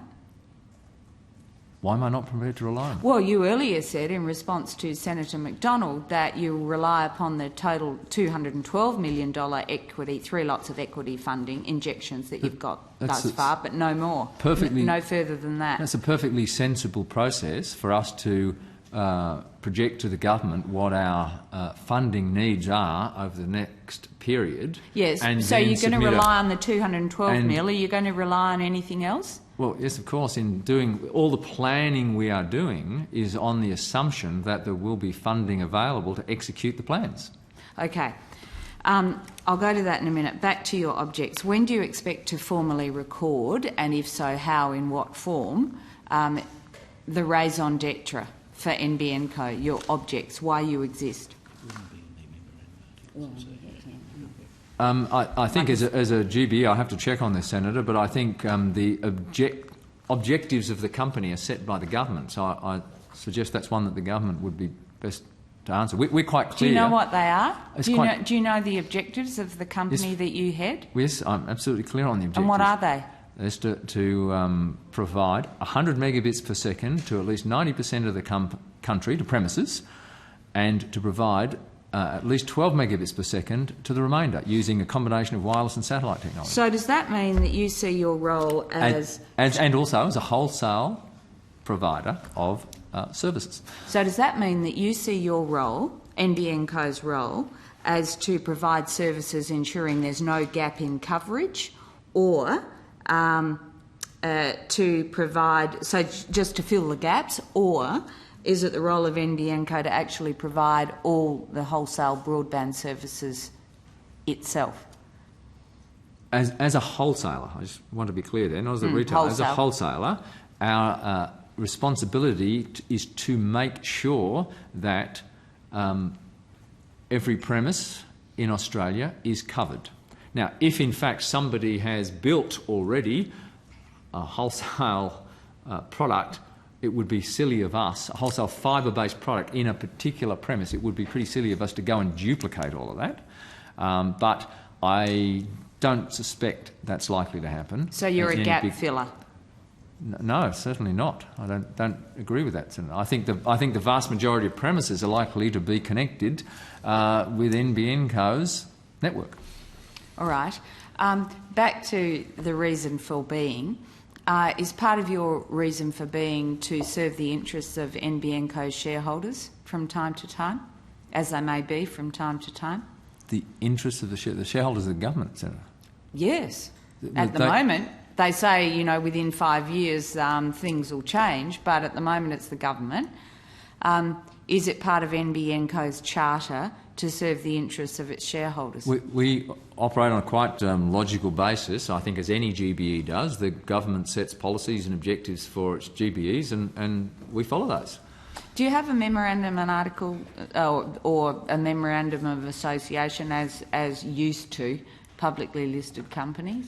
We have various formal documents, I think, the Constitution, all the usual things. We can. I think there's no reason Constitution why we can't make those available. Is that publicly available? Yeah. Presumably that would contain something about your objects. Yes, it may. It's not a document I refer to often, Senator. In terms of... Oh yes, that's a good point. Our annual report will also probably make a lot of these objectives. What we're trying to do, make it quite clear, I think. It may, yes, although it may go more to your activities. Anyway, let's see. Thank you. Mm-hmm. In terms of the contracts that you have, you've referred to some of the contracts that you have signed or that you have signed. Can you provide the committee with, on notice, with an indication of the sorts of things that are subject to those contracts, so the provision of what services or the provision of what goods, with whom NBN Co has reached those contracts, the term of those contracts, the length of time they cover, and the amount of money to change hands as a result of those contracts? Yes, I believe we could do that. Now, of course, subject to any confidentiality and commercial issues. I mean, if something that if there's some particular conditions that are commercially confidential from another party, of course, subject to those limitations, I think we certainly can do that. If there be that limitation, can you please identify it in your answer to your question on notice? And can you deal with that by indicating, for example, if it relate to the value, for example, of any of the contracts, indicate that by deal with that by indicating the value of contracts in a particular financial year. So from your commencement up until, so what'll that be, 09 so April 09 to 30 June 09 and then 1 July 09 to etc. for each and every contract signed thus far by NBN Co. I'll certainly take that on notice and do my very best of my ability. We'll try and comply with your request. Thank you. Now, how do you know that NBN Co will be able to pay its debts as and when they fall due? Because we won't make commitments by the company unless the funding's covered. Senator. Okay. So, earlier in response to Senator McDonald, you referred to the 3 lots of equity injections from the government. That's correct. And I think I understood you to be saying that you wouldn't enter into contracts that incurred in excess of that total. Is that right? That's correct. Because that's your only source of funding at the moment, because, as you said to Senator McDonald, the only other source of funding will be revenue, and you're not getting any of that yet because you haven't got any services. That's correct. All right. I note that there's been a public announcement that NBN Co has signed 3 contracts to IBM, Oracle and Accenture for software support for your core business needs. Now, does that involve provision of software services to NBN? So is that all about maintaining the corporate NBN? It's internal to NBN, the provision of those services, is it? Yes. You need, every company needs to have, as it grows, it needs to provide an ERP system, Enterprise Resource Planning System, which has, for example, finance functionality. So that's all about helping about. NBN do Yes. its business. Is it correct that the total value of those 3 contracts is $23 million? To the best of my knowledge, I think that's correct, but we can certainly get that back to you and check on that. Can you please? Yes. Now, if the value of just those 3 contracts is $23 million, you've earlier told the committee that you don't go beyond the equity injections you've got promised from the government. At this stage, that's some $212 million. That means just 3 contracts, which are just about NBN's core business and just your IT business at that, are of a value of $23 million out of $212 million. Now, that's more than 10% of the equity you've got in the kitty from the government. That's a significant swag. This is a significant capability that any company needs. That's not at all surprising. There's nothing. This is not a surprise at all, Senator. I mean, this is what we expected to happen, especially what we expected to do. So the other bits and pieces of what you might be doing a less significant part of your capability? That's certainly to date the largest amount of money we spent on a capability. Now we're going to have to build a network operations centre, an integration lab, support centres. They are all going to be another expenditure that you need to make in order to support a network of the size we'll be building. And of course, at some point, we're going to need to be placing purchase orders for the equipment to actually build the network. But we will do that when we have approval and agreement of the government to spend that money. Okay, and so on notice you'll provide details Indeed. of contracts of that sort. A couple further questions coming out of the evidence that you gave earlier. You talked about encouraging the engagement of local contractors. Yes. Sorry, was that in respect of the first release sites or more generally? No, that was more generally. More generally, yes, more okay. generally. So in doing that, will you be having regard to value for money? Of course. And the price to be charged by local contractors? Yes, of course. So you'll be supporting what, local jobs for local people? We will be going through as you would expect, a tender process, and we will be letting contracts on the basis of what we think makes good commercial sense, but we will obviously be trying to make sure that local companies have an opportunity to bid for those contracts. Okay, so will you set up a panel of contractors? I can't answer that question yet. When we get to that point when we are into the volume rollout, we will do the planning for how that will be run. We now have a procurement function in the company which is working all of these issues as we speak. Well, no doubt you'll have an eye to the experiences of the building the education revolution and that experience in respect of the use of contractors, be they local or otherwise. You referred in your earlier evidence to providing wholesale prices that are competitive. Yep. Will that meet the Minister's Tamworth promise that there'll be one wholesale price across the country? I'm not sure I recall the Minister saying that. I think did he not say a uniform wholesale price for across the fibre footprint? The quote that I have is, "My ambition is that there will be the same wholesale price for every household for the same speed across wireless, satellite and fibre. Okay. This will be across subsidy, one wholesale price across the country." So you're saying NBN Co will provide wholesale prices that are competitive. Does competitive mean one? No, we will have a range of prices depending on functionality, Senator. So, and as you're aware, you simply can't provide the same speeds in the satellite and the wireless footprints as you can in the fibre footprints. That's why it's 100 megabits versus 12 megabits. So your competitive prices won't necessarily meet the Minister's commitment and the Minister's promise to provide one wholesale price across the country? No, I think if we're absolutely aiming to meet exactly what the Minister said his ambition was there, I don't read it that way. We can't.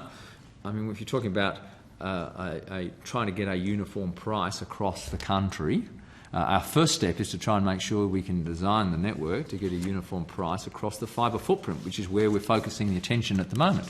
We will then come to the wireless and satellite parts of the network and try to do likewise. But remember, we have to do all of this in consultation with the ACCC. We even for Tasmania Stage 1, we consulted with the ACCC to make sure when it comes to pricing issues, we get guidance from the regulator. How often do you meet with the ACCC? Very regularly. Our team does. I don't personally, but very regularly. Can you let us know how regularly is regularly? Yes, certainly. And you might also inform the committee how often NBN Co meets with the department. The department might enlighten us. The department and also the Minister and or his office. Okay, we'll try and do that, yep. Okay. Thank you. Okay, pleasure. Okay, well, thanks, Mr Quigley. Again, we do appreciate your time and the fulsomeness of your responses. There are a couple of things we would like to follow up with you which have been mentioned, and the Secretariat will try and work with your staff to make that available to you. So, okay. Thank you very much. Look forward to seeing you at estimates. Next time. Rest up. Not. And now we'll welcome the department.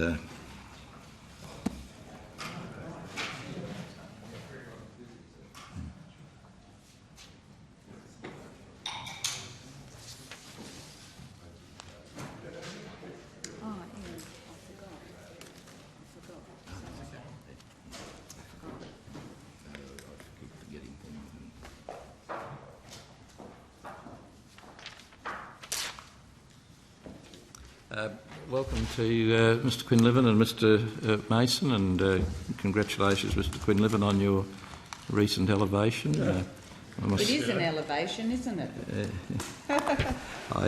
Sorry to lose you from your former department, but it's good to see you here.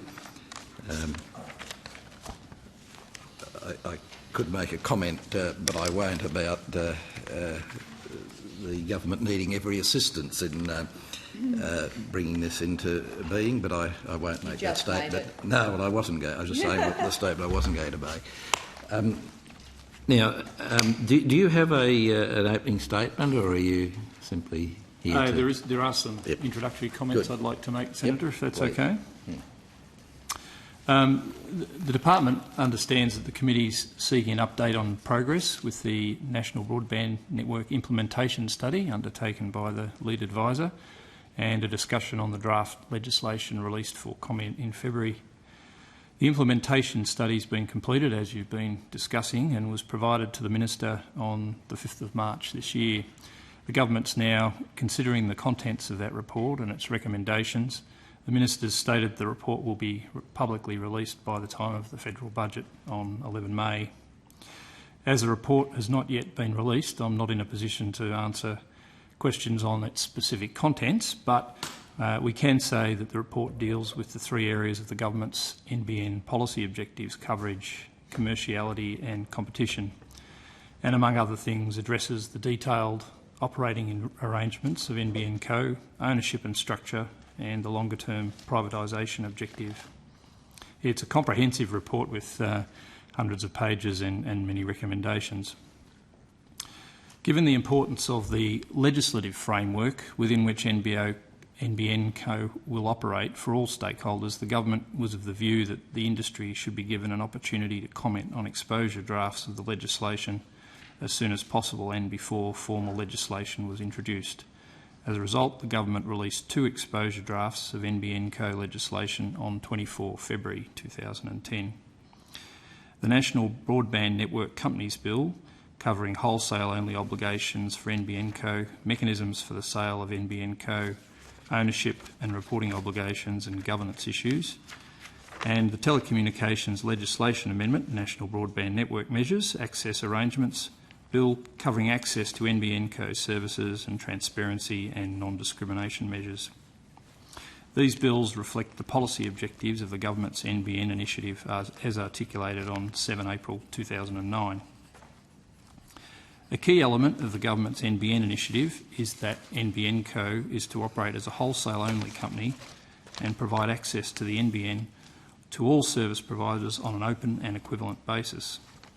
The government also announced that it intends to sell down its interest in NBN Co within 5 years after the NBN is built and fully operational, consistent with market conditions and national and identity security considerations.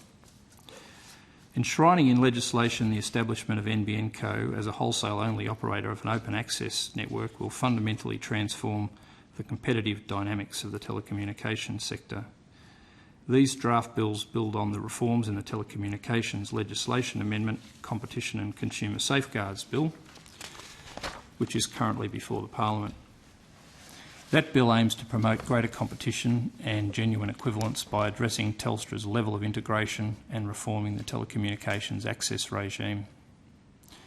Under the government's proposed approach, NBN Co is to be subject to the existing telecommunications regulatory regime that applies to all other carriers and carriage service providers, including the proposed reforms in the Competition and Consumer Safeguards Bill. Furthermore, the draft bills released envisage that NBN Co will be subject to further regulations beyond those currently being imposed on existing carriers and carriage service providers. These further provisions take account of NBN Co's wholesale-only status, introduce stronger protections to ensure that it provides equivalent access to access seekers, and will improve transparency around the services it provides. There has been some commentary on the proposed exemption to allow NBN Co in certain limited circumstances to supply services directly to end users.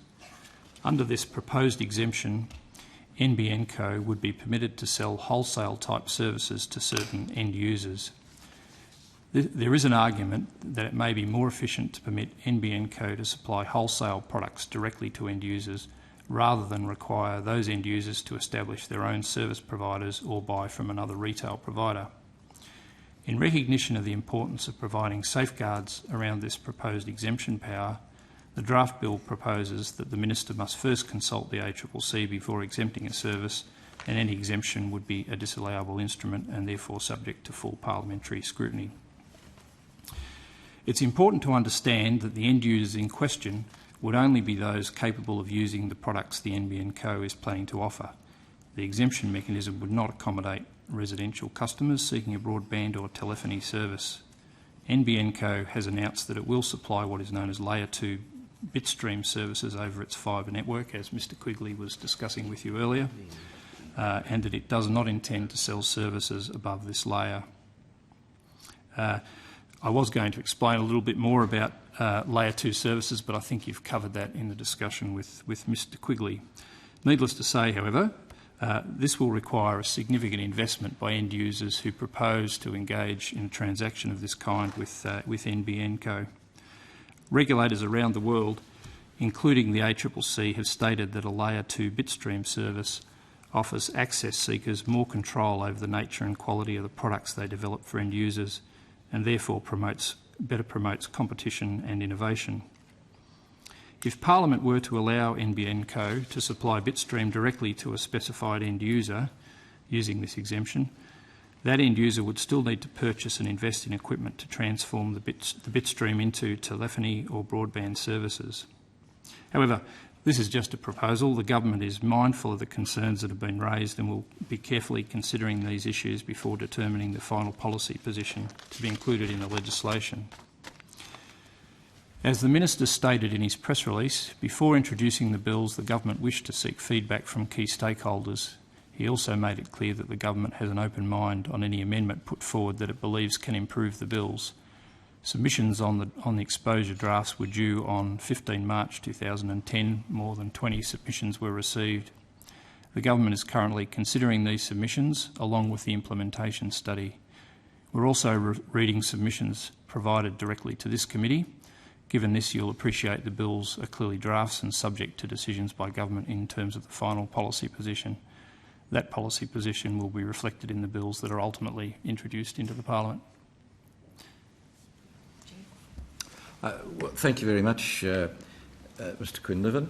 I guess we've all got a number of questions. I might start with Senator Lundy this time. Senator Fisher. I'll kick off with just the chair and then go to you if you like. Oops, you're the chair. You'll tell me.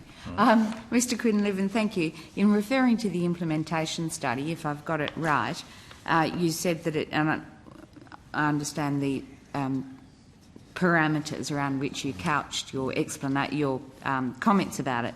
But I think you said that it deals with coverage, commerciality, competition and stuff to do with the NBN Co itself. Is that right? Correct. Where do consumers fit in that? It's a comprehensive study of issues associated with establishing this service.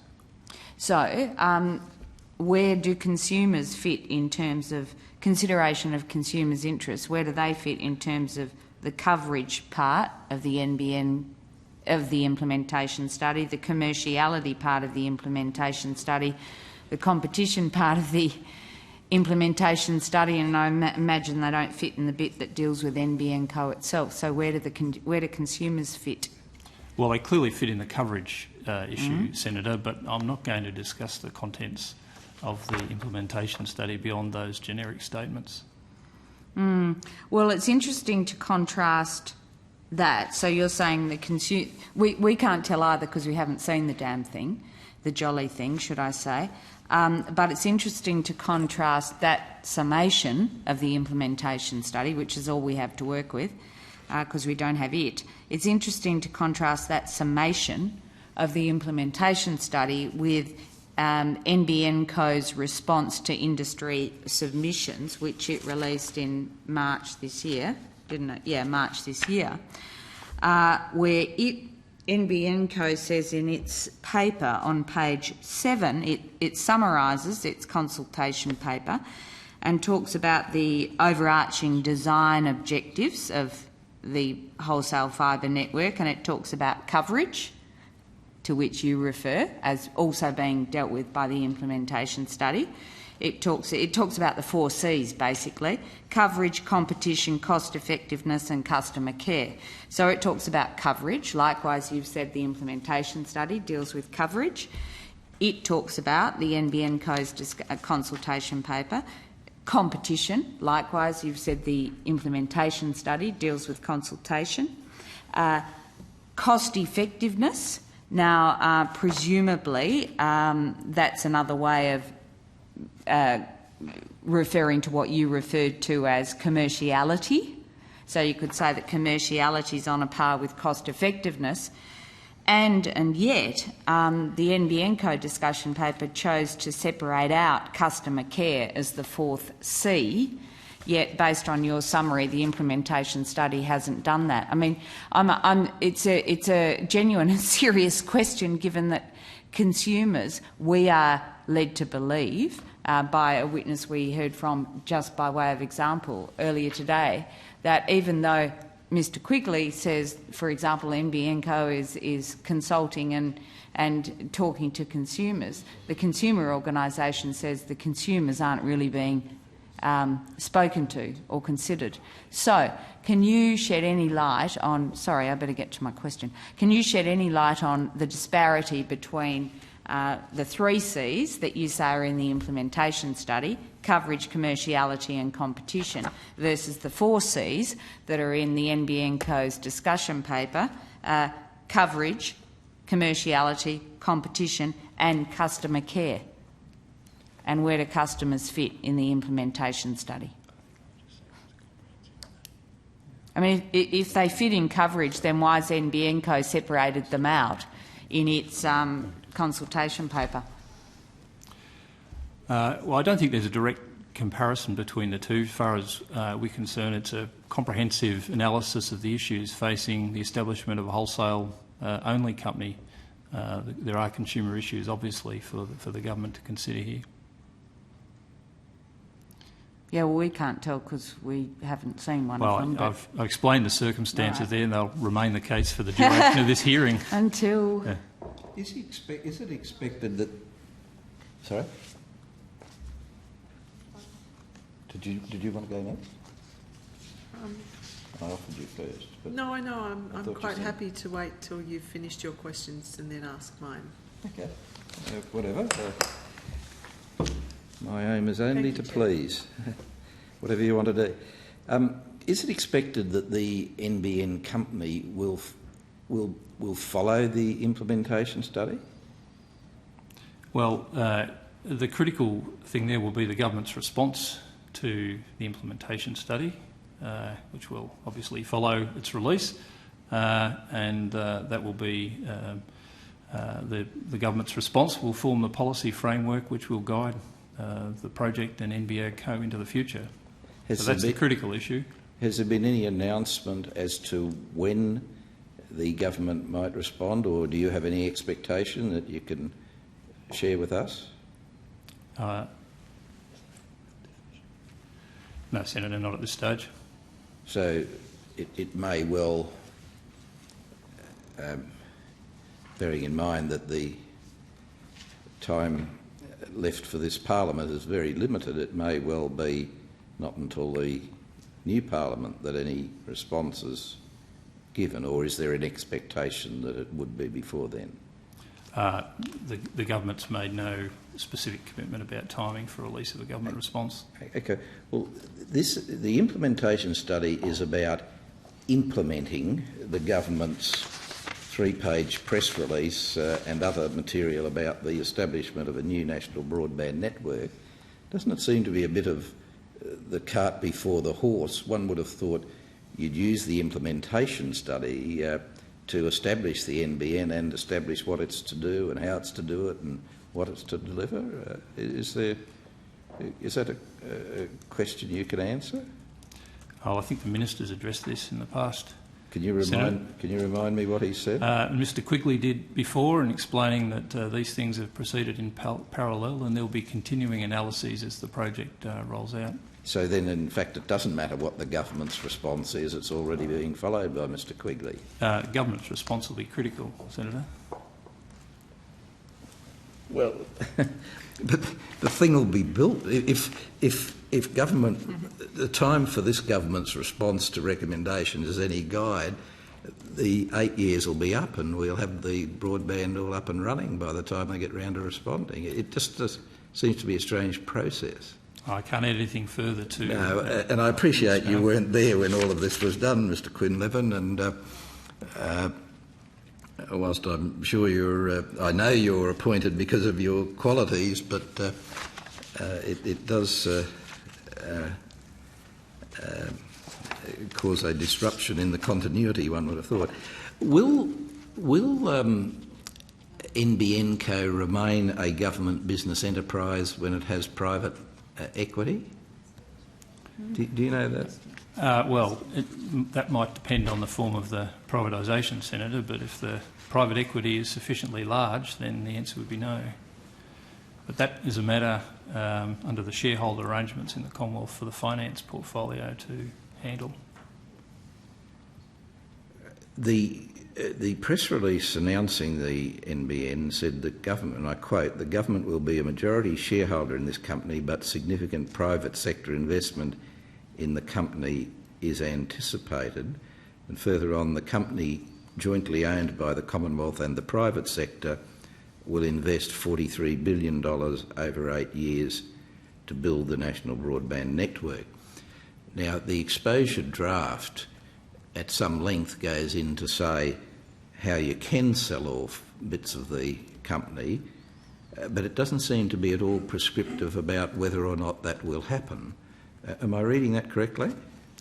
No, I think it is prescriptive that it will happen within 5 years of the completion of the project. No, that's it. Will be entirely sold off. Yes. No, well, I mean this majority shareholder, but significant private sector investment in the company is anticipated. So it's clearly said here, and it's been said elsewhere, I think, that the company, NBN Co Limited, will be partly government equity and no more than 49% private equity, and then within 5 years after it's finished, or in such other time as the finance minister might so determine, which means it could be 100 years' time, it will be completely sold off. But I'm talking about that interim, if I could call it that, period where the company has government in equity and private sector equity. Well, the development of the financing and equity arrangements before that completion is a matter dealt with in the implementation study, Senator. I might say that answer is consistent with the answer Minister Conroy's been giving us for more than 12 months. But it's always reassuring. Yes, well, I heard a few. But it makes it difficult then to understand. But anyhow, come the 14th of May, we'll all know the answer to that because it will be in the implementation study. Is that your anticipation? Well, it's dealt with in the implementation study, but as I said before, the critical thing will be the government's response because that will determine the policy framework within which the NBN Co will operate. Sure. And I'm not trying to drag out of you by thumbscrews or by any other boring, lengthy process, but clearly the implementation study has a procedure and a suggestion for infusion of private equity. Whether the government accepted it or not is what you're saying is another question. Is that correct? Well, without asking you what the rules... I can't respond to the first part of that question without... Well, you did before. You did before. You said it's all in the implementation I said the overall study. equity and yes. Financing arrangements are dealt with, and that's correct. Yeah, so we'll know what the implementation committee, if I can call them that, will be recommending. Whether the government accepts that will be another question. This press release in 7 April 2009 says the government investment will be funded through the Building Australia Fund, that's the 4.7 million I think, the issuance of Aussie infrastructure bonds, which will provide the opportunity for households and institutions to invest in the national broadband network. Now, can you tell me what the department is doing to facilitate that happening?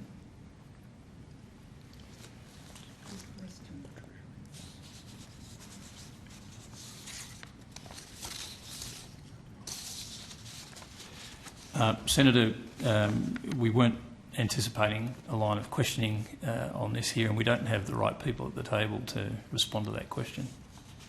Well, if you'd heard anything I've asked at any of these queries, not that I expect that you would, that the department would carefully read everything I ask, but I mean this has been a constant question both in the chamber and at various committee hearings on just how this investment is coming.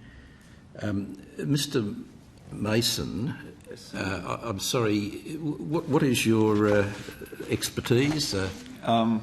My title is Assistant Secretary, NBN and Fibre Rollout Regulation. I look after three main areas: the NBN co-regulation, which people have been discussing here, the rollout of fibre in new developments, and general powers and immunities. Okay, but you're not the money man. I'm the legislation man, I guess. Neither of the people sitting behind you are the money men from your department. I think we understood the focus was on the legislation, Senator.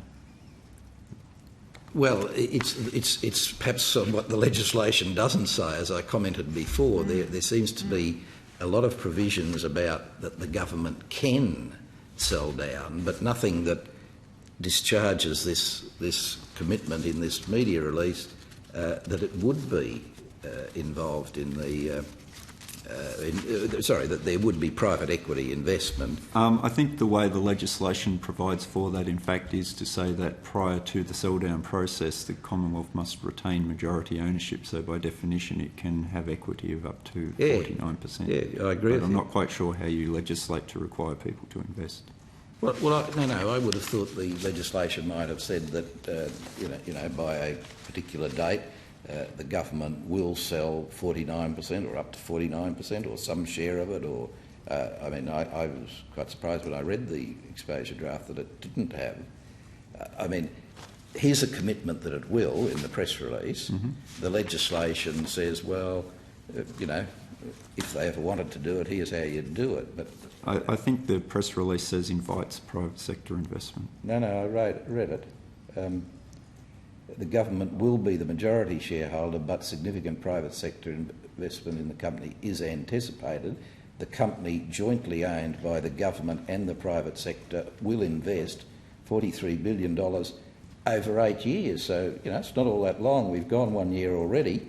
You only got another 7 years to do this, and then it goes on to say the government's investment will be through Building Australia Fund and Aussie infrastructure funds, which will provide opportunities for households and institutions to invest. And I'm wondering how me as a household, should I, on the back of an envelope, think that it's ever going to make a profit, I'm wondering how I would invest in this. You can't tell me that. Well, Senator, as I've said, the legislation provides for private equity of up to 49% until the sell-down process, so that's the provision for it at the moment. There is no further legislation on the matter. And the policy arrangements around financing and equity will be dealt with in responding to the implementation study. But we don't know when that is. Well, I've got nothing to add to the previous conversation on that. Okay. Well, can you tell me what the 2009-10 budget, what the line in the budget was for the 4.7 billion plus the 100 million, is it, that's already been... Where would I find those, allowance for those figures?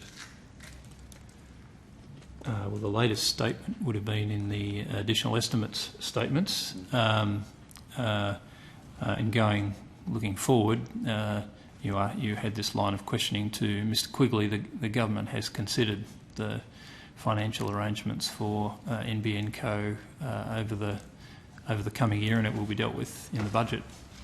Well, then, quite clearly, knowing the budget process as I do, the government's already made a decision, not that you can tell us about, but or not that you'd be able to tell us about, obviously, but the government's already made a decision on what's going to be in the budget for the forward projections on the funding of the NBN, I would guess, over the next 4 years at least, and perhaps 8 years.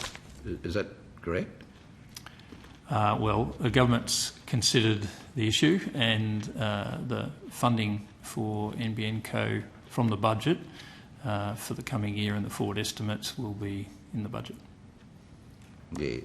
And Chair, may I? Yeah, the 100 sure. million for the Tasmanian rollout, part of the 212 million capital equity injection to which Mr Quigley referred? or is it in addition? Is it 212 million plus 100 million for Tasmania, or is 100 million part of the 212 million? I think we'll have to take that on notice, Senator. Thank you. And if it's, and the further question is, has that 100 million gone directly to Tas NBN Co? And if not, why not? Thank you. Okay. Again, without divulging any government policy decisions, but is it the expectation, this is an exposure draft, is there any timetable for the passage of the bills through Parliament? This being not the bill, this is just simply an exposure draft. Is there some indication of when the bills might actually hit the Parliament? When the bills were released, I think it was indicated that the intention was to introduce them in the coming sittings. I think that timetable, however, will also take into account the implementation study. So we're all going to have a very, very, very busy 3 days in May. We're going to have the implementation study released, we're going to have the budget, and we're all going to have the final legislation that's being presented to Parliament. We won't have the government's response to the implementation study, though, Well, you Chair. might have, Senator. Well, Actually, of course we might have. Let's not You're presuppose. making a presumption. Yeah, No, that's not what I said. they could do something out of form. Senator, I think that's quite what Mr Mason was saying about introduction of this legislation, just that it would happen. It was anticipated that it would happen in the autumn or spring or winter sittings. Yes. When the exposure drafts were released on the 24th of February, the media release said that the government proposes to introduce the bills into Parliament in the autumn or winter sittings, depending on feedback received. And then I added, the government would also need to consider it in the context of the implementation study. Well, the autumn or winter session? Well, obviously the autumn ones have passed. I could never follow these, actually. I've never been here a long time. I still don't know which is the winter session. But you're saying that your interpretation is that it'll either be done in the week in May. No, Senator, what I said or the final 2 weeks in June, assuming that Parliament